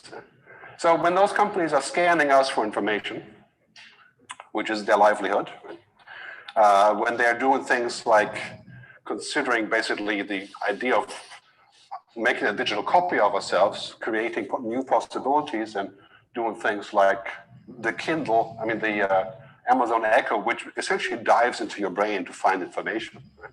So every time you talk to Amazon Echo or to Google Home, it analyzes your voice. I mean, it literally takes your sentence, and one sentence you say, like, you know, please buy 50 more paper pads or something, right? It's worth 1 million words of information. So Amazon knows when you're depressed or drunk or tired or Dutch or not, right? And it knows all of those things, or all of those things together. Right? I mean, this is a very, very powerful position to be in. Right? And then we have addiction, right? The slot machine of the pleasure trap. You post something, you get a like. Right? This is dopamine. Facebook has hundreds of people, many of them PhDs, doctors, scientists, working on addiction. This is their goal. I mean, this is not hidden in any way. Right? This is like the cigarette companies putting stuff inside so you'll never quit. Or the Burger Kings of the world, what they used to do, right? Same thing. And I'm still using it, Facebook. Because when I don't use it, 75% of my traffic gone. So there we get to the limit, right? You know, we're moving towards an algorithmic society based on these kind of things. So let me summarize a couple of key points, right? The key danger right now is not that machines will kill us. The key danger is not that we have to leave the earth because the robots will take over. That may be true in 50 years, I hope not. Right now, machines are still pretty stupid, far away from human, but they are changing fundamentally what we do. The social, cultural issue. The biggest issue is that we become too much like them. We don't date because it's quicker on Tinder, right? Same example. We take shortcuts all the time. And it's okay to take some shortcuts like Google Home, Amazon Echo, or navigation, right? But imagine a life that consists out of 500 shortcuts. There's an old saying that actually the point of life is not to achieve what you want, but the effort to achieve what you want. Imagine if the effort is all gone, then it's all machines do it all for us. That's probably not such a hot idea. We've been in a place where we are completely in the quicksand of data, right? Just yesterday was a great article in the Globe and Mail in Canada about how Silicon Valley is also questioning this now, starting with a smartphone, which has proven to be the highest addictive substance, so to speak, ever. The other article from last night, right? The executives of the tech companies, including Steve Jobs, when he was still alive, would not let their kids use their own product. Steve Jobs said you can't use the iPad to his kids. It's too good. I mean, that says a lot about where things are going. And that was, of course, years ago. Right? So let's talk about digital ethics and governance, and then we'll go on to the next one. So this is the key challenge, right? Technology has no ethics. I mean, why would it and how would it? It's just zeros and ones. And it can't read between the lines. You know, for example, humans are very good at saying, today this is correct. Tomorrow it may change. I might change my mind. It depends. Like you drink a glass of wine for dinner, could be correct if you're not an alcoholic. But to drink 2 bottles for breakfast would probably not be such a good thing. So we function on an it depends basis. We have a way of dealing with this. Technology doesn't do that. So technology is neutral until we use it. And what we have to make sure is that when other people use technology on our behalf, that they reflect the goal, which is human flourishing, right? Human progress. And that is a huge challenge for us because now technology is everywhere. I mean, you're worried about this today, just give it 5 years, technology will be everywhere. In fact, in 10 years, you won't be allowed to drive in the city of Amsterdam. You have to have a special permit to drive yourself because technology will handle it. This spectrum shows the most powerful in terms of economics and the most dangerous technologies are all in the upper triangle where all of the investment and action is. Artificial intelligence, robotics, proliferation, and of the Internet of Things, biotechnologies. So all of the really hot stuff, the stuff that makes tons of money, is also the most dangerous. So I would ask you, do you agree that we have an ethical imperative to figure out how we can harness this without destroying ourselves? We do. Right? And are those companies responsible that do this? Absolutely they are. Otherwise, you know, we have the American gun lobby problem, right? The gun lobby says, guns don't kill people, people kill people. So we're going to sell guns and then they are responsible for shooting people. I mean, that is basically what we have now from the tech companies, right? If you use the smartphone too much, then, you know, you're just stupid. It's your problem. If you get lost in virtual reality in 5 years, which is highly likely, it's not the problem of Oculus Rift or, you know, it's, as long as business is good, you know, who cares, right? We can still sell lots of things. Right? And here's the key question. In the end, you know, who is mission control for humanity? Who makes those rules? I mean, right now those rules are, you know, they're important, but we're still only at the beginning of that whole conversation. In 5 to 10 years, if we don't have those rules, we're toast. We can use that technology all for good things, but we will need to agree on what they are. Like, for example, if we invent desalination of ocean water, which we have, when it becomes really cheap, do we give it away to the Africans? Or do we just sell it to them for the, you know, highest possible? I mean, what's the deal, right? I mean, how do we control this? If we can solve cancer, is it for free? Is it a public utility? Are we going to see an arms race in artificial intelligence and drones and robotics? We already have that. I mean, this would be the worst possible outcome, right? Putin said about a month ago is that the country, the state that has the most advanced artificial intelligence will be the world leader. A week later, the Chinese government said, that's us, right? And then the Indians came and said, no, it's, you know, of course the Americans are doing it all the while anyway, right? But this will be a very bad out, because imagine if you build a nuclear bomb to kill people, it takes quite a bit of skill and plutonium. It's not trivial. So no matter how much you try for biowarfare or nuclear warfare, it's difficult. Building code in the cloud is not that difficult. So this is a huge discussion that we have to have into which way we're going. I don't want to scare you with this, but I think we need an EPA, an Environmental Protection Agency for humanity. A nature park for humans. We need a manifesto that says, we're not doing this because it's not human. And how would we ever agree on that? We can agree on simple stuff, like we already agree, 99.9% of the population agrees, we should not have drones or machines that kill on their own without human supervision. It's bad enough if a pilot has to fly the drone and kill people, that's bad enough. But if the drone can say, hey, this 4-year-old girl is clearly carrying a bomb, I'm going to kill her. Right? That's what American technology and UK technology is proposing. We're going to have to agree on those things. We're going to have to agree on if we have genetic engineering for leukemia, can we use the same technology to create incredibly powerful babies? Change the hair color? We're going to figure out what the ethics are. And the European Commission has started to do those things in a very basic way, going in this direction. So I put together from the Asilomar AI principles, which was a conference last year on the future of artificial intelligence. Using those guidelines, I think that's a good path. It's also in the book. So first, number one, all technology should be designed and operated to be compatible with human rights. We should not support or roll out or fund a technology that doesn't have that.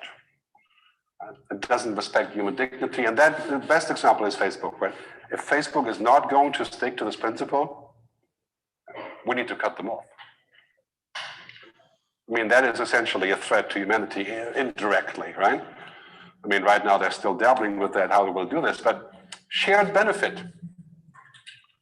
If we're going to have technology that changes the world, like artificial meat, desalination, solar, we have to share it.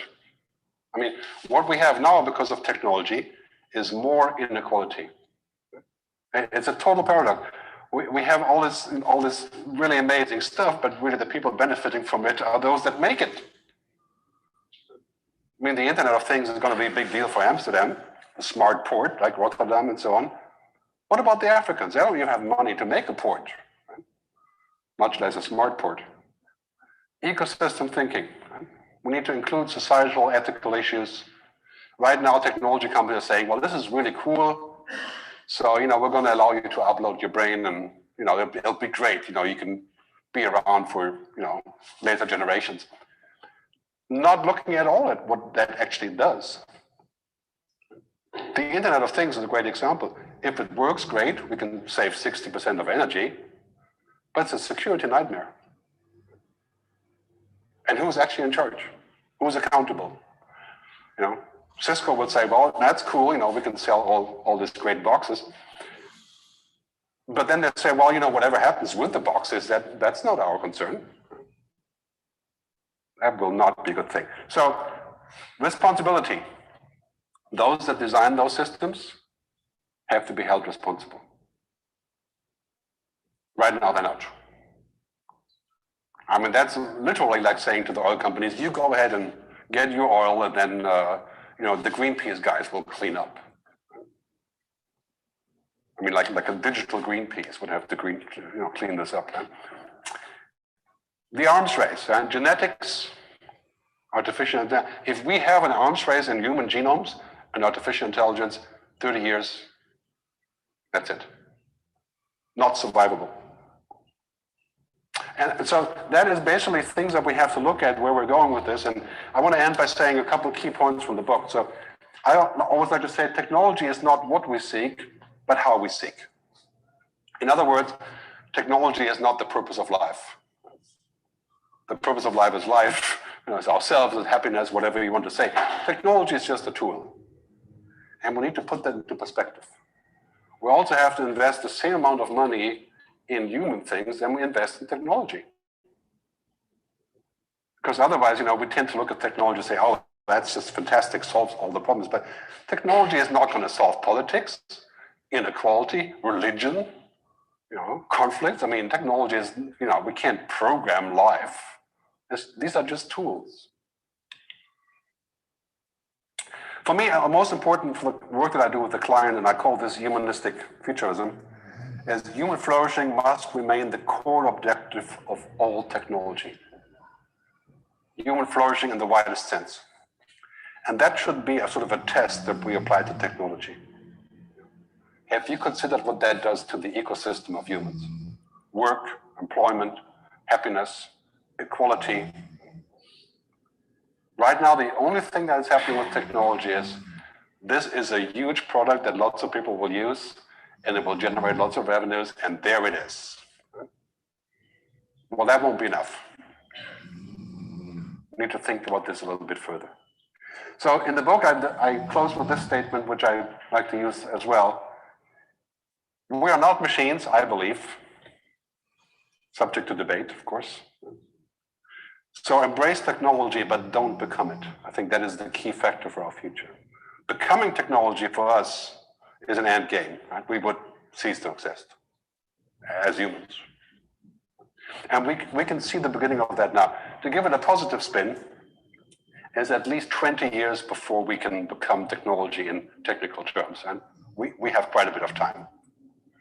So our biggest challenge today is to say that we don't become too much like the stuff that we've built. We don't give up human things, human rights, the right to be forgotten, the right to be offline, the right to disconnect, the right to be human, the right to make mistakes, the right not to use technology.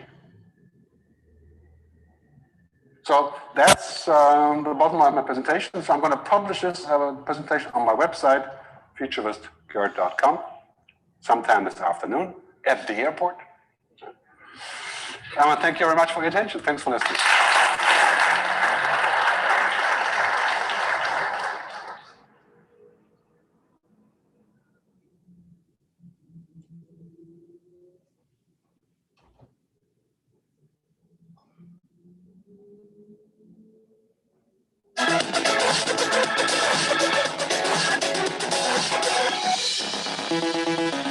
So it's my pleasure to be here with you today.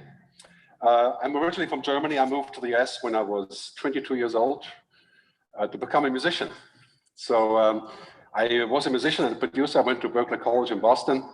I had a career, 20 years, roughly 15 years, made 20 records until the internet came along.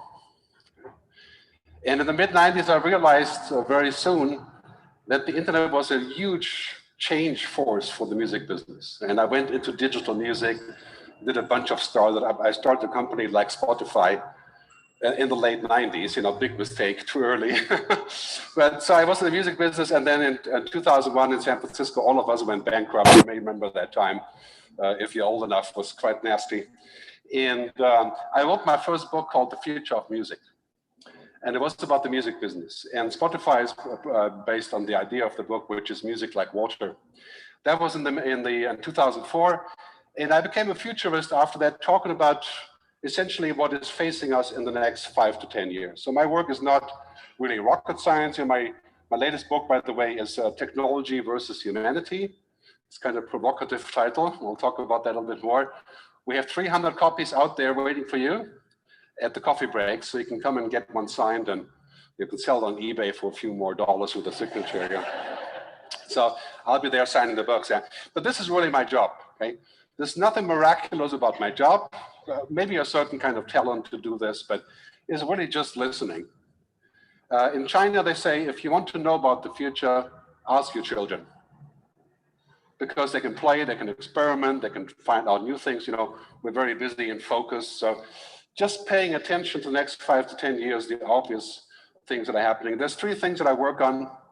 One is data and intelligence, what goes on around us. And the other one is humanity. There's a very big difference between the two. That basically our life isn't an algorithm. Unless you're from Silicon Valley, in that case, just kidding. But an algorithm is a binary function, right? 0, 1, 0, 1, 0, 1. And it can run up to trillions of feeds and do all kinds of things.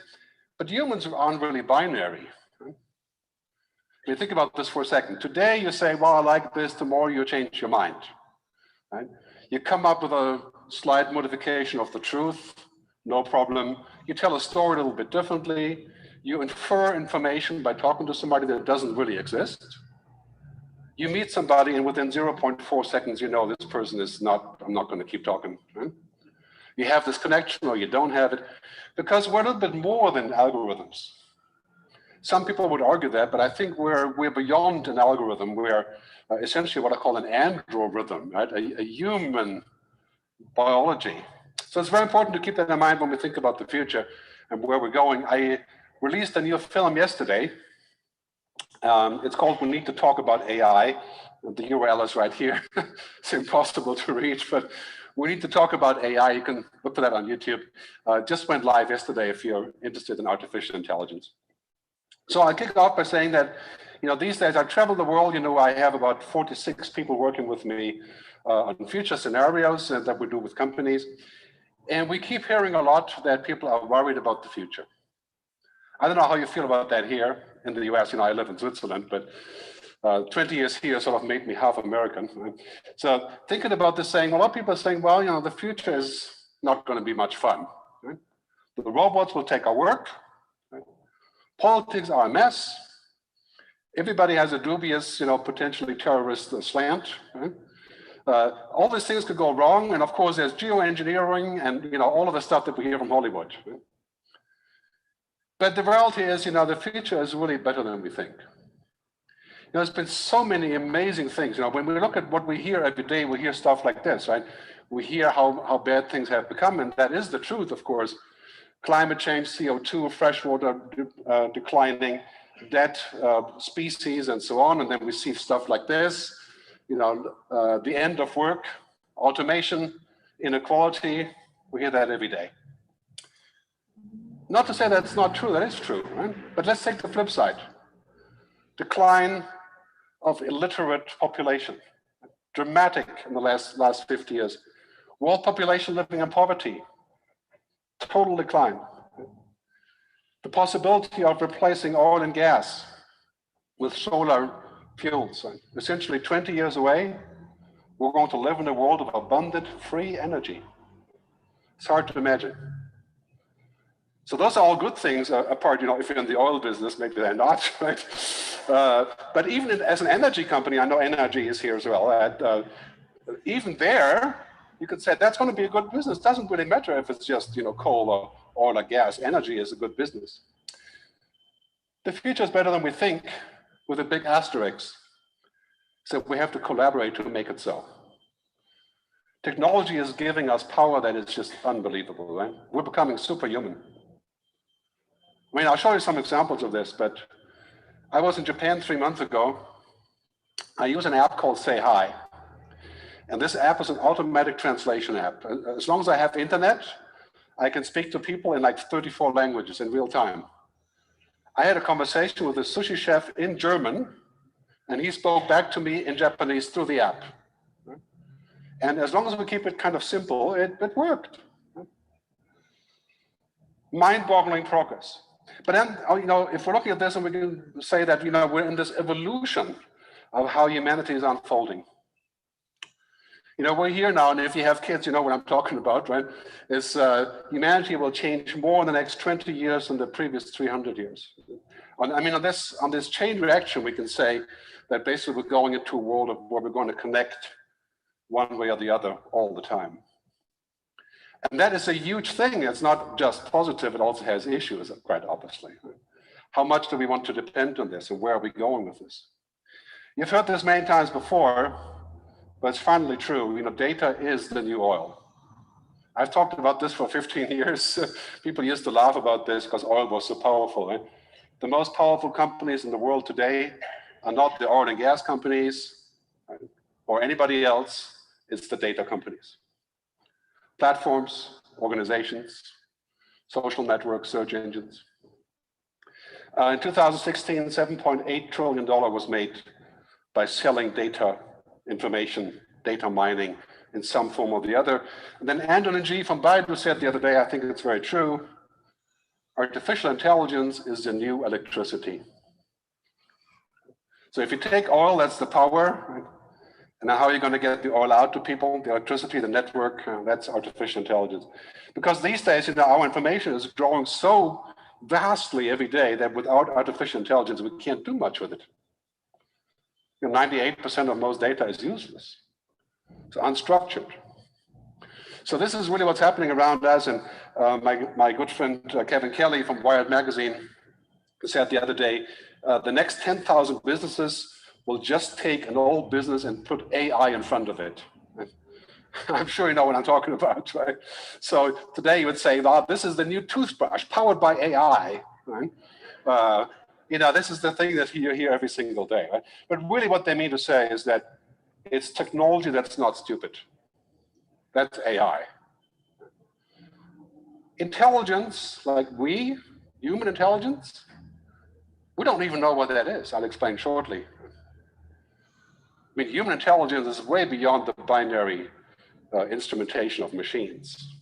So systems driven by AI are really just fancy software, but what we see here is entirely new businesses.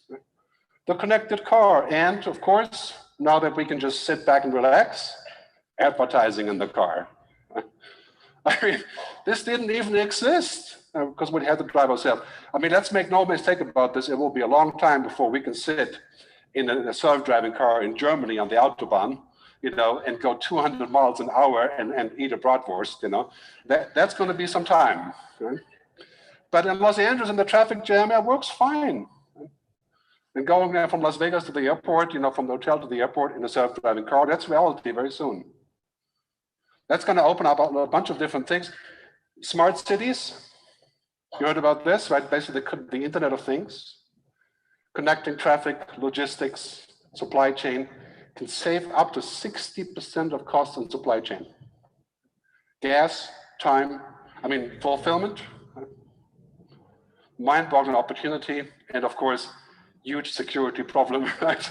Because, whoever can get inside there, has the willpower. So that's something to think about. Then we have, of course, technology that allows the complete network of online, offline, Amazon Go, for example, and where we can just walk in and get something in Seattle and not even actually register or do anything, just use the mobile. So these technologies are everywhere, and one key term here is machine learning. And machine learning is an interesting, every time you turn around, you talk about AI, people say, well, it's machine learning, right? So here's the definition just quickly. Machine learning is the science of giving computers the ability to learn and find insights without programming. That's the key word. So in other words, if you're in advertising or marketing, right, machines are learning from observing, and then they can simulate something and come up with a better solution. This is a very, very big deal. It's happening all around us. And then we have us, right, on the other side of the equation. How do we learn? There's dozens of different ways how we learn. I mean, we're living in a world that's much beyond what machines are called learning, right? This is why I don't like to use those words like learning or thinking or intelligent, because they kind of imply like it's us. But I think if we just let the machines do what they do best, which is the heavy lifting, and the data, that's fine. That's plenty of benefit right there. We don't have to have the machines be like us. That is a very bad idea. So what happens, for example, now in self-driving cars, you would see in the near future, lots and lots of different things happening, like this from MIT is showing you how cars can navigate an intersection automatically. That is, of course, provided that they're all self-driving. And if this works, we're looking at the end of road signs, traffic signs, and street lights. Because of the autonomous intersection, people don't even stop. Because the system knows the position of every single car. We just, jam through the intersection without even stopping like down here, right? That's called the black box problem. So looking at this, imagine this for advertising. I mean, a system that is completely self-organized, self-running. In a way, we have that now with programmatic advertising. But this is going to be a big issue because in this kind of traffic, you wouldn't be allowed to drive. I mean, imagine you get to an intersection where everybody's automated but you. You'd be in deep trouble. So that's something I have to think about. What does it do with us? And really, this is our challenge, right? Technology is exponential, but humans are linear. On this curve, we keep learning and improving marginally. But you know, technology, Moore's law, Metcalfe's law, technology is now at the point of 4, 8, 16, 32. In roughly 10 years, technology will be so far ahead that we have absolutely zero chance of competing. Because we're not unlimited, you know, we have to sleep.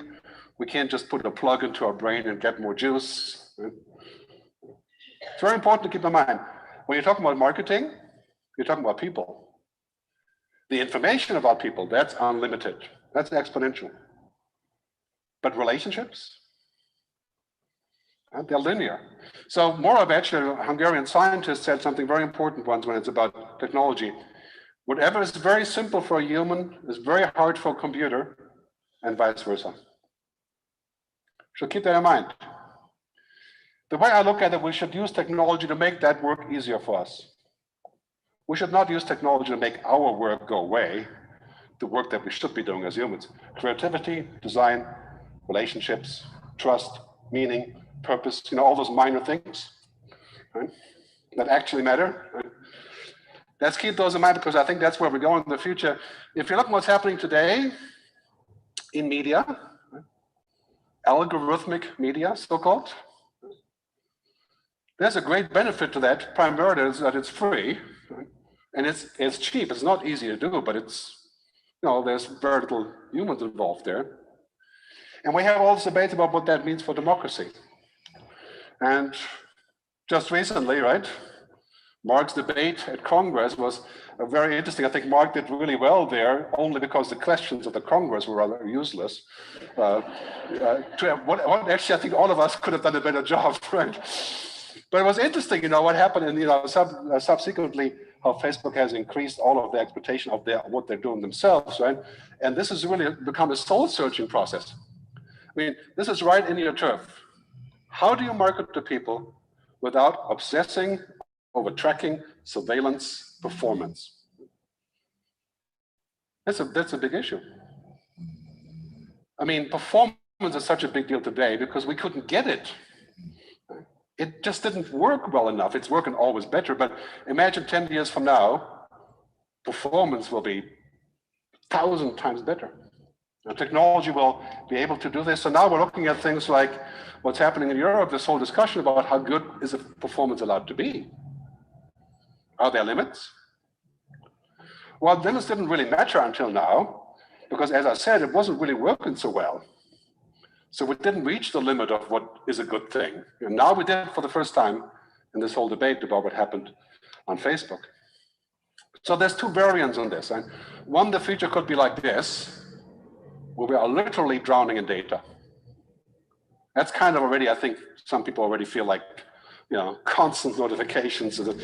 Or we could become superhuman, right? Where we can reach the universe, right? No limit to what we can know. And it's funny, you know, every second movie that's made in Hollywood these days has the same motif, which is that we become superhuman by plugging into the internet directly. I call the singularity. Now, this is a very dangerous thought, obviously. Because imagine for a second that you were superhuman. What would you lose? Well, clearly, if you're superhuman, you wouldn't have any accidents, mistakes, lies, you know, serendipity, discovery, emotions. It'd be quite difficult to do when you're essentially part of a machine. So technology really is what I call in my book, hell then. Hell and heaven, right? I mean, it's funny to say, I think right now it's 90% heaven, you know. I'm quite happy with my news reader and my iPhone and WhatsApp talking to people around the world for free. I mean, the telecom companies are losing $100 million a day because of apps like WhatsApp. Right? So I'm happy about lots of those things, but what happens in the future? Now we have to think about where this is going, because this is the kind of deck that we have as humans, right? Values, ethics, humanity.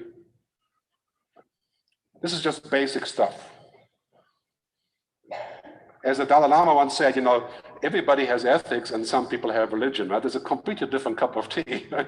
This is really what we are. And then technology adds a new card every day. Nanotechnology, quantum computing, genetic engineering, artificial intelligence. Every day there's a new thing. I mean, scientific progress is just absolutely mind-boggling. It's just explosive. So then we have to ask the question.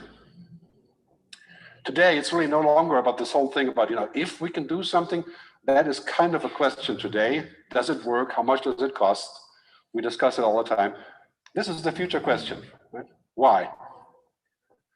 That's the only question we have to ask. In 5 years, we won't be sitting here talking about how much it costs or what the performance ratio is.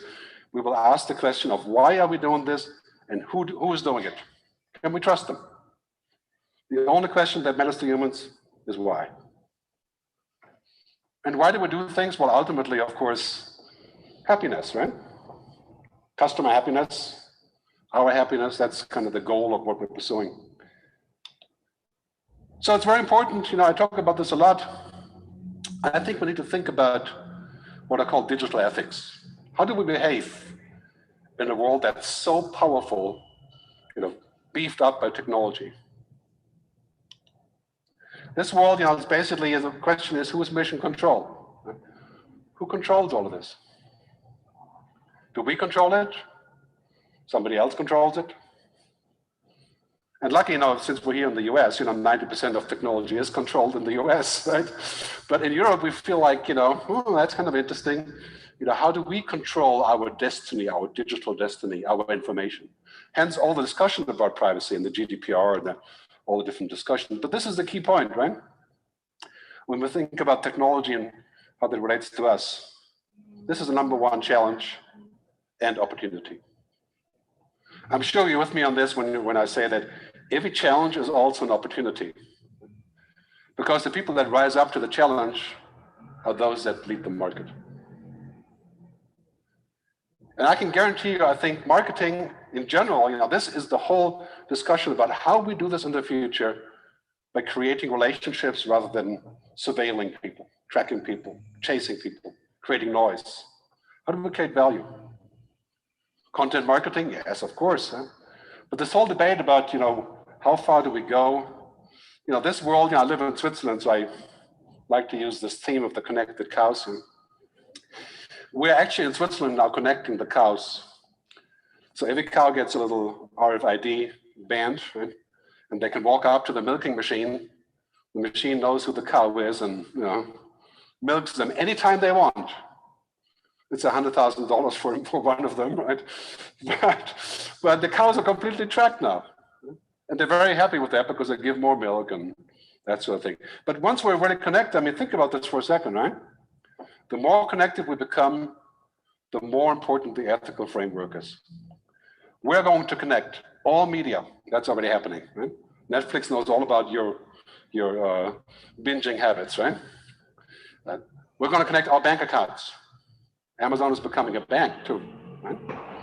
That's already been announced a couple of weeks ago. We're going to connect all our logistics, our driving, our healthcare records, our DNA. It's very important that we find a way forward by saying, yes, you can use it if. We can't just say, well, it exists, so we can do that until now because it wasn't working so well. It didn't really create all that friction. But imagine, if my healthcare data is available, who's allowed to use it? My driving data, my home data, my smart city data, my smart home data, my media data. So that's where we are right now. As everything is moving into the cloud, everything, that is a given. Because the cloud is super cost efficient, it's fast, it's powerful, it enables new research, new possibilities. So media, health, traffic, money, digital money, the blockchain. When we do this, we have to ask a question, who is accountable? We can't just say, well, that's fantastic, everything is in the cloud, so, you know, free for all. I don't think that's a good idea. I mean, we're going to see instances where your DNA is cloned, right? Where there's a clone of you walking the streets. It sounds like science fiction. We're only 10 years away from that happening. I mean, we're already making digital clones, which I'll show you shortly. but I mean, this is clearly the question, like, you know, when we use social media, they're sort of distracting us and could be perceived as good or bad. But in the future, artificial intelligence, quantum computing, the blockchain, genome editing, virtual reality, well, that's not the future, that's today, right? It's here now. So we have to ask the question, right? Is it more important to have algorithms, or is it more important to have relationships? Well, the answer, of course, it's both, right? I mean, we should not put algorithms over androrhythms, you know, human things. We should not always put convenience over consciousness. And this is a very difficult thing because convenience is, you know, that it makes money, right? It works. So now we have to think about where do we go from here. China, for example, has a credit rating system called Open Sesame, where every citizen is going to be rated based on social media, based on your tracking records, based on your public information, which in China means everything, really. And so everything is available. You have a number between 1 and 700, and that's applicable if you want to buy a house or get a job or on mobile apps. That feels kind of extreme to us. And we have things like, you know, you've seen Black Mirror, the UK TV show, I think it's on Netflix, right? Where rating everything becomes the new thing. So the thing is, in the end, you know, this is not just about privacy, it's about being human. And this is where we have to draw the line. Good marketing, in my point of view, gets the information that is supposed to be given to us, creates a relationship, creates value, and creates a mechanism where we avoid these issues. And that is what we have to invent. I think that's the process that we're looking at right now. How would that work? How would Facebook, the biggest country in the world, so to speak, what is it, 2.1 billion users? How would they do this? I mean, that's a soul-searching struggle, right? I mean, clearly, you can see Mark wrestling with that every time he presents something. How does that work? I think they'll get around to it, but you know, in the end, really, this is the hard part, right? Technology can do both, right? And technology has no ethics. Why would it?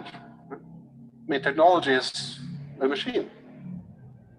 It doesn't know what you're thinking, doesn't know what you like, really like. It knows the numbers, right? But it cannot make moral judgments. A self-driving car could run over this person or that person. It wouldn't matter. It's all subject based to rules, right?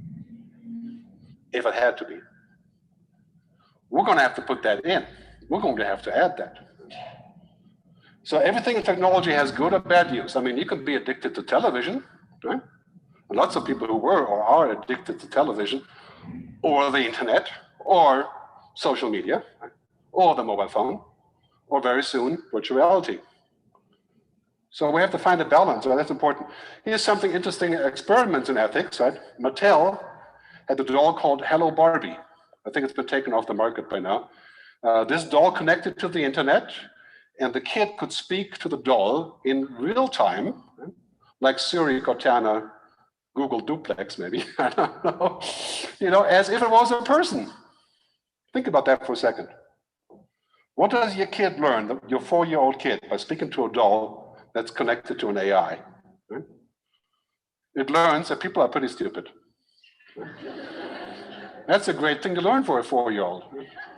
And then any other person would look just too far too complicated if I've spoken to the doll for 4 years. Right? You know, why would I have anything else? This app called Replica. Please don't try it, okay? I don't want to send business to them. They actually replicate you. In the case of your death, your loved ones can keep on talking to the app as if it was you. Right? I mean, that's powerful, right? Straight out of Black Mirror. Right? So now, if you're working for a band, this is the topic for the next 2 years: data ethics, right?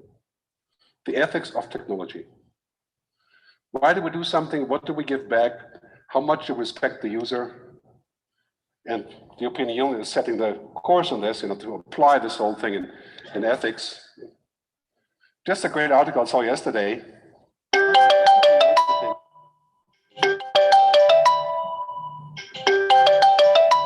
This is your job.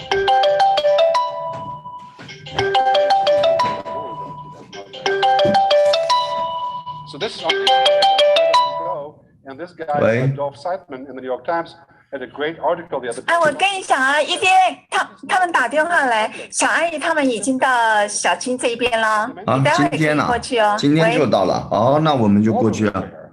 对，好，OK， 好，我跟你讲了，好 ，OK， 好，拜拜。Not seeing people as a clique. Now the reality is, of course, how do we combine those two worlds? Because we still have to deliver results. I mean, I advertise, right, for what I do. I want results. I don't want just, ephemeral talk about ethics. Right? So now we have to think about where do we go with this, and this balance between efficiency and freedom, security, privacy, intelligence, and humanity. That's something we have to strike in our technology and what we do. And when we look at our reality, we have plenty of this already, right?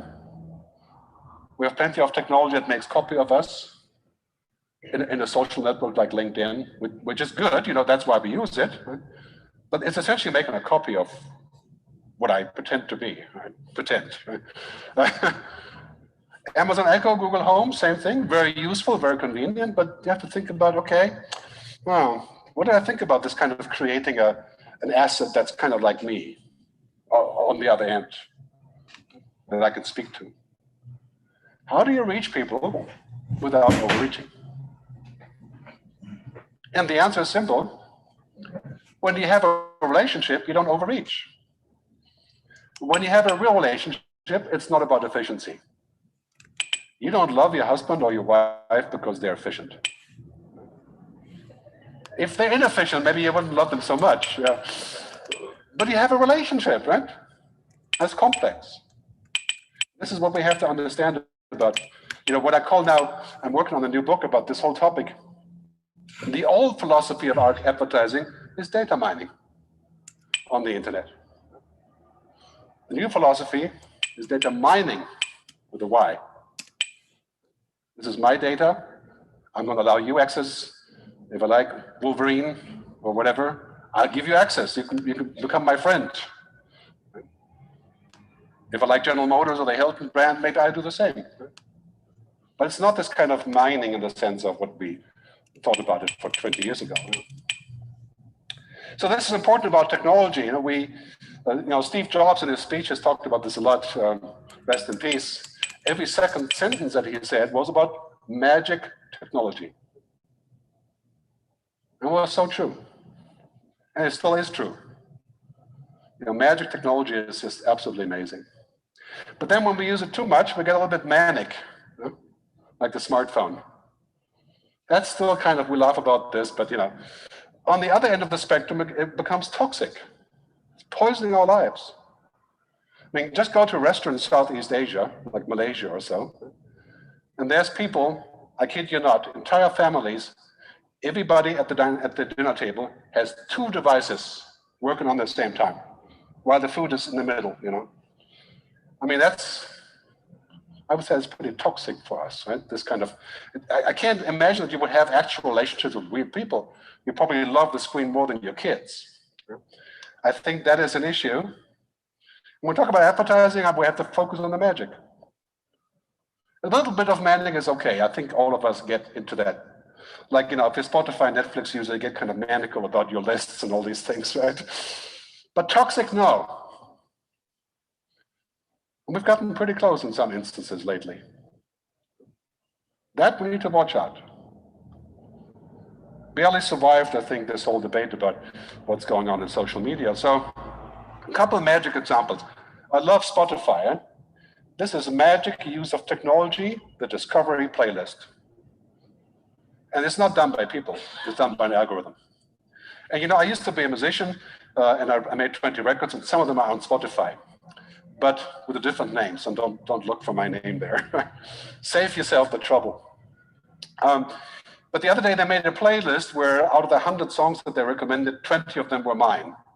Right? There's no way that Spotify could have known. But it says, you probably love those songs. And now, of course I do, right? They're my songs, right? I mean, this is smart technology that is of service to people, and there's no drawback there. The North Face is using IBM Watson to create a web-based interface to create intelligent responses to people who want to buy a jacket, using essentially live data for vacation retreats and hiking and so on. Very powerful stuff. Airbnb, the experiences that they're offering, that's not done by people, right? It's an algorithm that figures out what are the matches, how much can you charge, what's the weather going to be like. I mean, that is, we're talking about earlier about the experience and the idea of understanding how that all goes together. And of course, this German bank called N26, which is cleaning up the German banking landscape right now. So all the kids are signing up there because it's a really cool experience. Has no real buildings, no real money, no transaction fees. It's in the cloud. So powerful experiences, magic technology. Now let's listen briefly. You heard about Google Duplex, the idea of a machine talking to a human, and you would not actually know the difference. Here's a short example.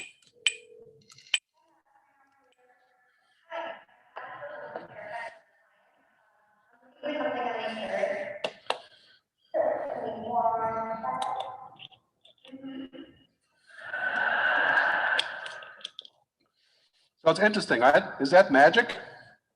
Is it manic or is it toxic? Are they going to say, well, this is a machine calling you? Then you probably hang up, right? So it's an interesting angle. I think, okay, could be amazing, useful, convenient, strange, creepy, confusing, dehumanizing. Hard to say. The jury is out on this, but I think we have to think about this. Everything that we do has to, in the end, create a human purpose. So it's a typical example of how we're pushing the boundaries, like virtual reality. Maybe it'll be so good that we don't even want to go without it anymore. And we're just kind of falling off the cliff there. Right? So that's a key question. How much technology is too much technology? And this is not just because I'm 56. Yeah, I think even for a 15-year-old, one of my sons, he's 23, and he asks that question all the time. How much of that is actually good for what I want to do, what I want to reach? So here's a key future principle. I work a lot on these future principles. More intelligence, machine intelligence, must always be balanced by more humanity. More data must be balanced by more relationship. I think that's the key to our future. That's also what some people call the EQ, right? The emotional quotient. That's the opposite of the IQ. Machines don't have EQ. Machines don't give a damn about emotions or stuff that's in between the cracks or understanding us. It's just about numbers. Right? Because technology is widely described as as something that is really powerful, and we can do many things here. But philosophers have always used this term called PERMA. Right? And that's really what we want. Technology is not what we seek, but how we seek. And this is what we seek, right? Positivity, engagement, relationships, meaning. It's very important to keep that in mind in which way we're going. And if you're looking at this sort of brave new world of artificial intelligence, I mean, this is in the news every single day. Kind of makes you feel like the world is going to be pretty much run by machines. But fear not, we're far from it. Lots of things that these machines can do, but they're far away from what we as humans can do. This idea of artificial intelligence chiming in on our decisions, it's interesting and it works, right? But it's still just in the neighborhood of being a tool, right? It's not something that replaces human relationships. I think if we're going here and we're saying, okay, this is the key question underneath all of this, how computable are we? Is that the digital gurge? Right? Is it possible to express ourselves in data? Are we just algorithms? I mean, it's interesting when you ask that question in Europe, you get, people are saying, oh no, I'm not going to just, right? But in China or in Silicon Valley, people are saying, yeah, maybe we're just technology. That is a question we have to answer eventually. Otherwise we can have these kind of situations where machines can give us good counsel, right? Or we can just get a download of the latest skills. That could be quite useful, as envisioned in many science fiction. If we're just data, then this is our logical destination. But here's the thing in the end. Human intelligence means a lot more than just numbers. So we have at least, scientists say, between 8 and 10 different types of intelligence. And 4 of them are social, intellectual, kinesthetic in the body, and emotional. And machines just have one of them. I wouldn't call it intellectual, but in terms of computing. Right? And we're going to have a machine very soon that has the computing capacity of the human brain. Well, that already exists, it just would fill the whole room. But in 5 or 10 years, we'll have one machine, will have the computing power of one human being. In 2050 is the estimate, we'll have one machine has the computing power of all human brains. But does it mean it has this? Will the machine understand that things are not explicit? And will it care? I think machine intelligence is not at all like human intelligence. And I think that's a good thing. I think we can use it for that reason. We can do many things, and really most of these things are what I would call IA, not AI, but intelligent assistance. And here's a list of really trivial things like, risk management, financial analysis, investment management, trading, software jobs. And if you're in the marketing business, this is primarily what's happening right now. 今天的话，我们先播到这里因为实在太长了。待会我们家人还要相聚一下，所以没办法。好，我们很高兴这个在新年的这个时间点我们跟大家来分享这么多关于这个 futurist， 然后就是未来学者的一些讲法。那我们在新春的第一天就多有一点思考那这些的话都不是随便凭空讲的那他们都有很多的这个数据作为连结那因为绝大多数都是外语所以我就还是看了一下，觉得我们有很多的地方还是要学习了好，那很高兴今天这个虽然我们只有这么一点点时间但是但这一段时间的话，的确有很多的学习成长那我想我们今天的话要在这边要做一个停下来要跟大家说声感谢赞美主了主耶稣爱大家敬祝大家新年快乐。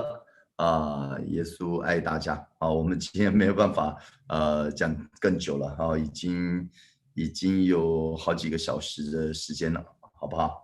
我看看总共多久喽？5个小时了，已经够长了。好了，主耶稣爱大家再见。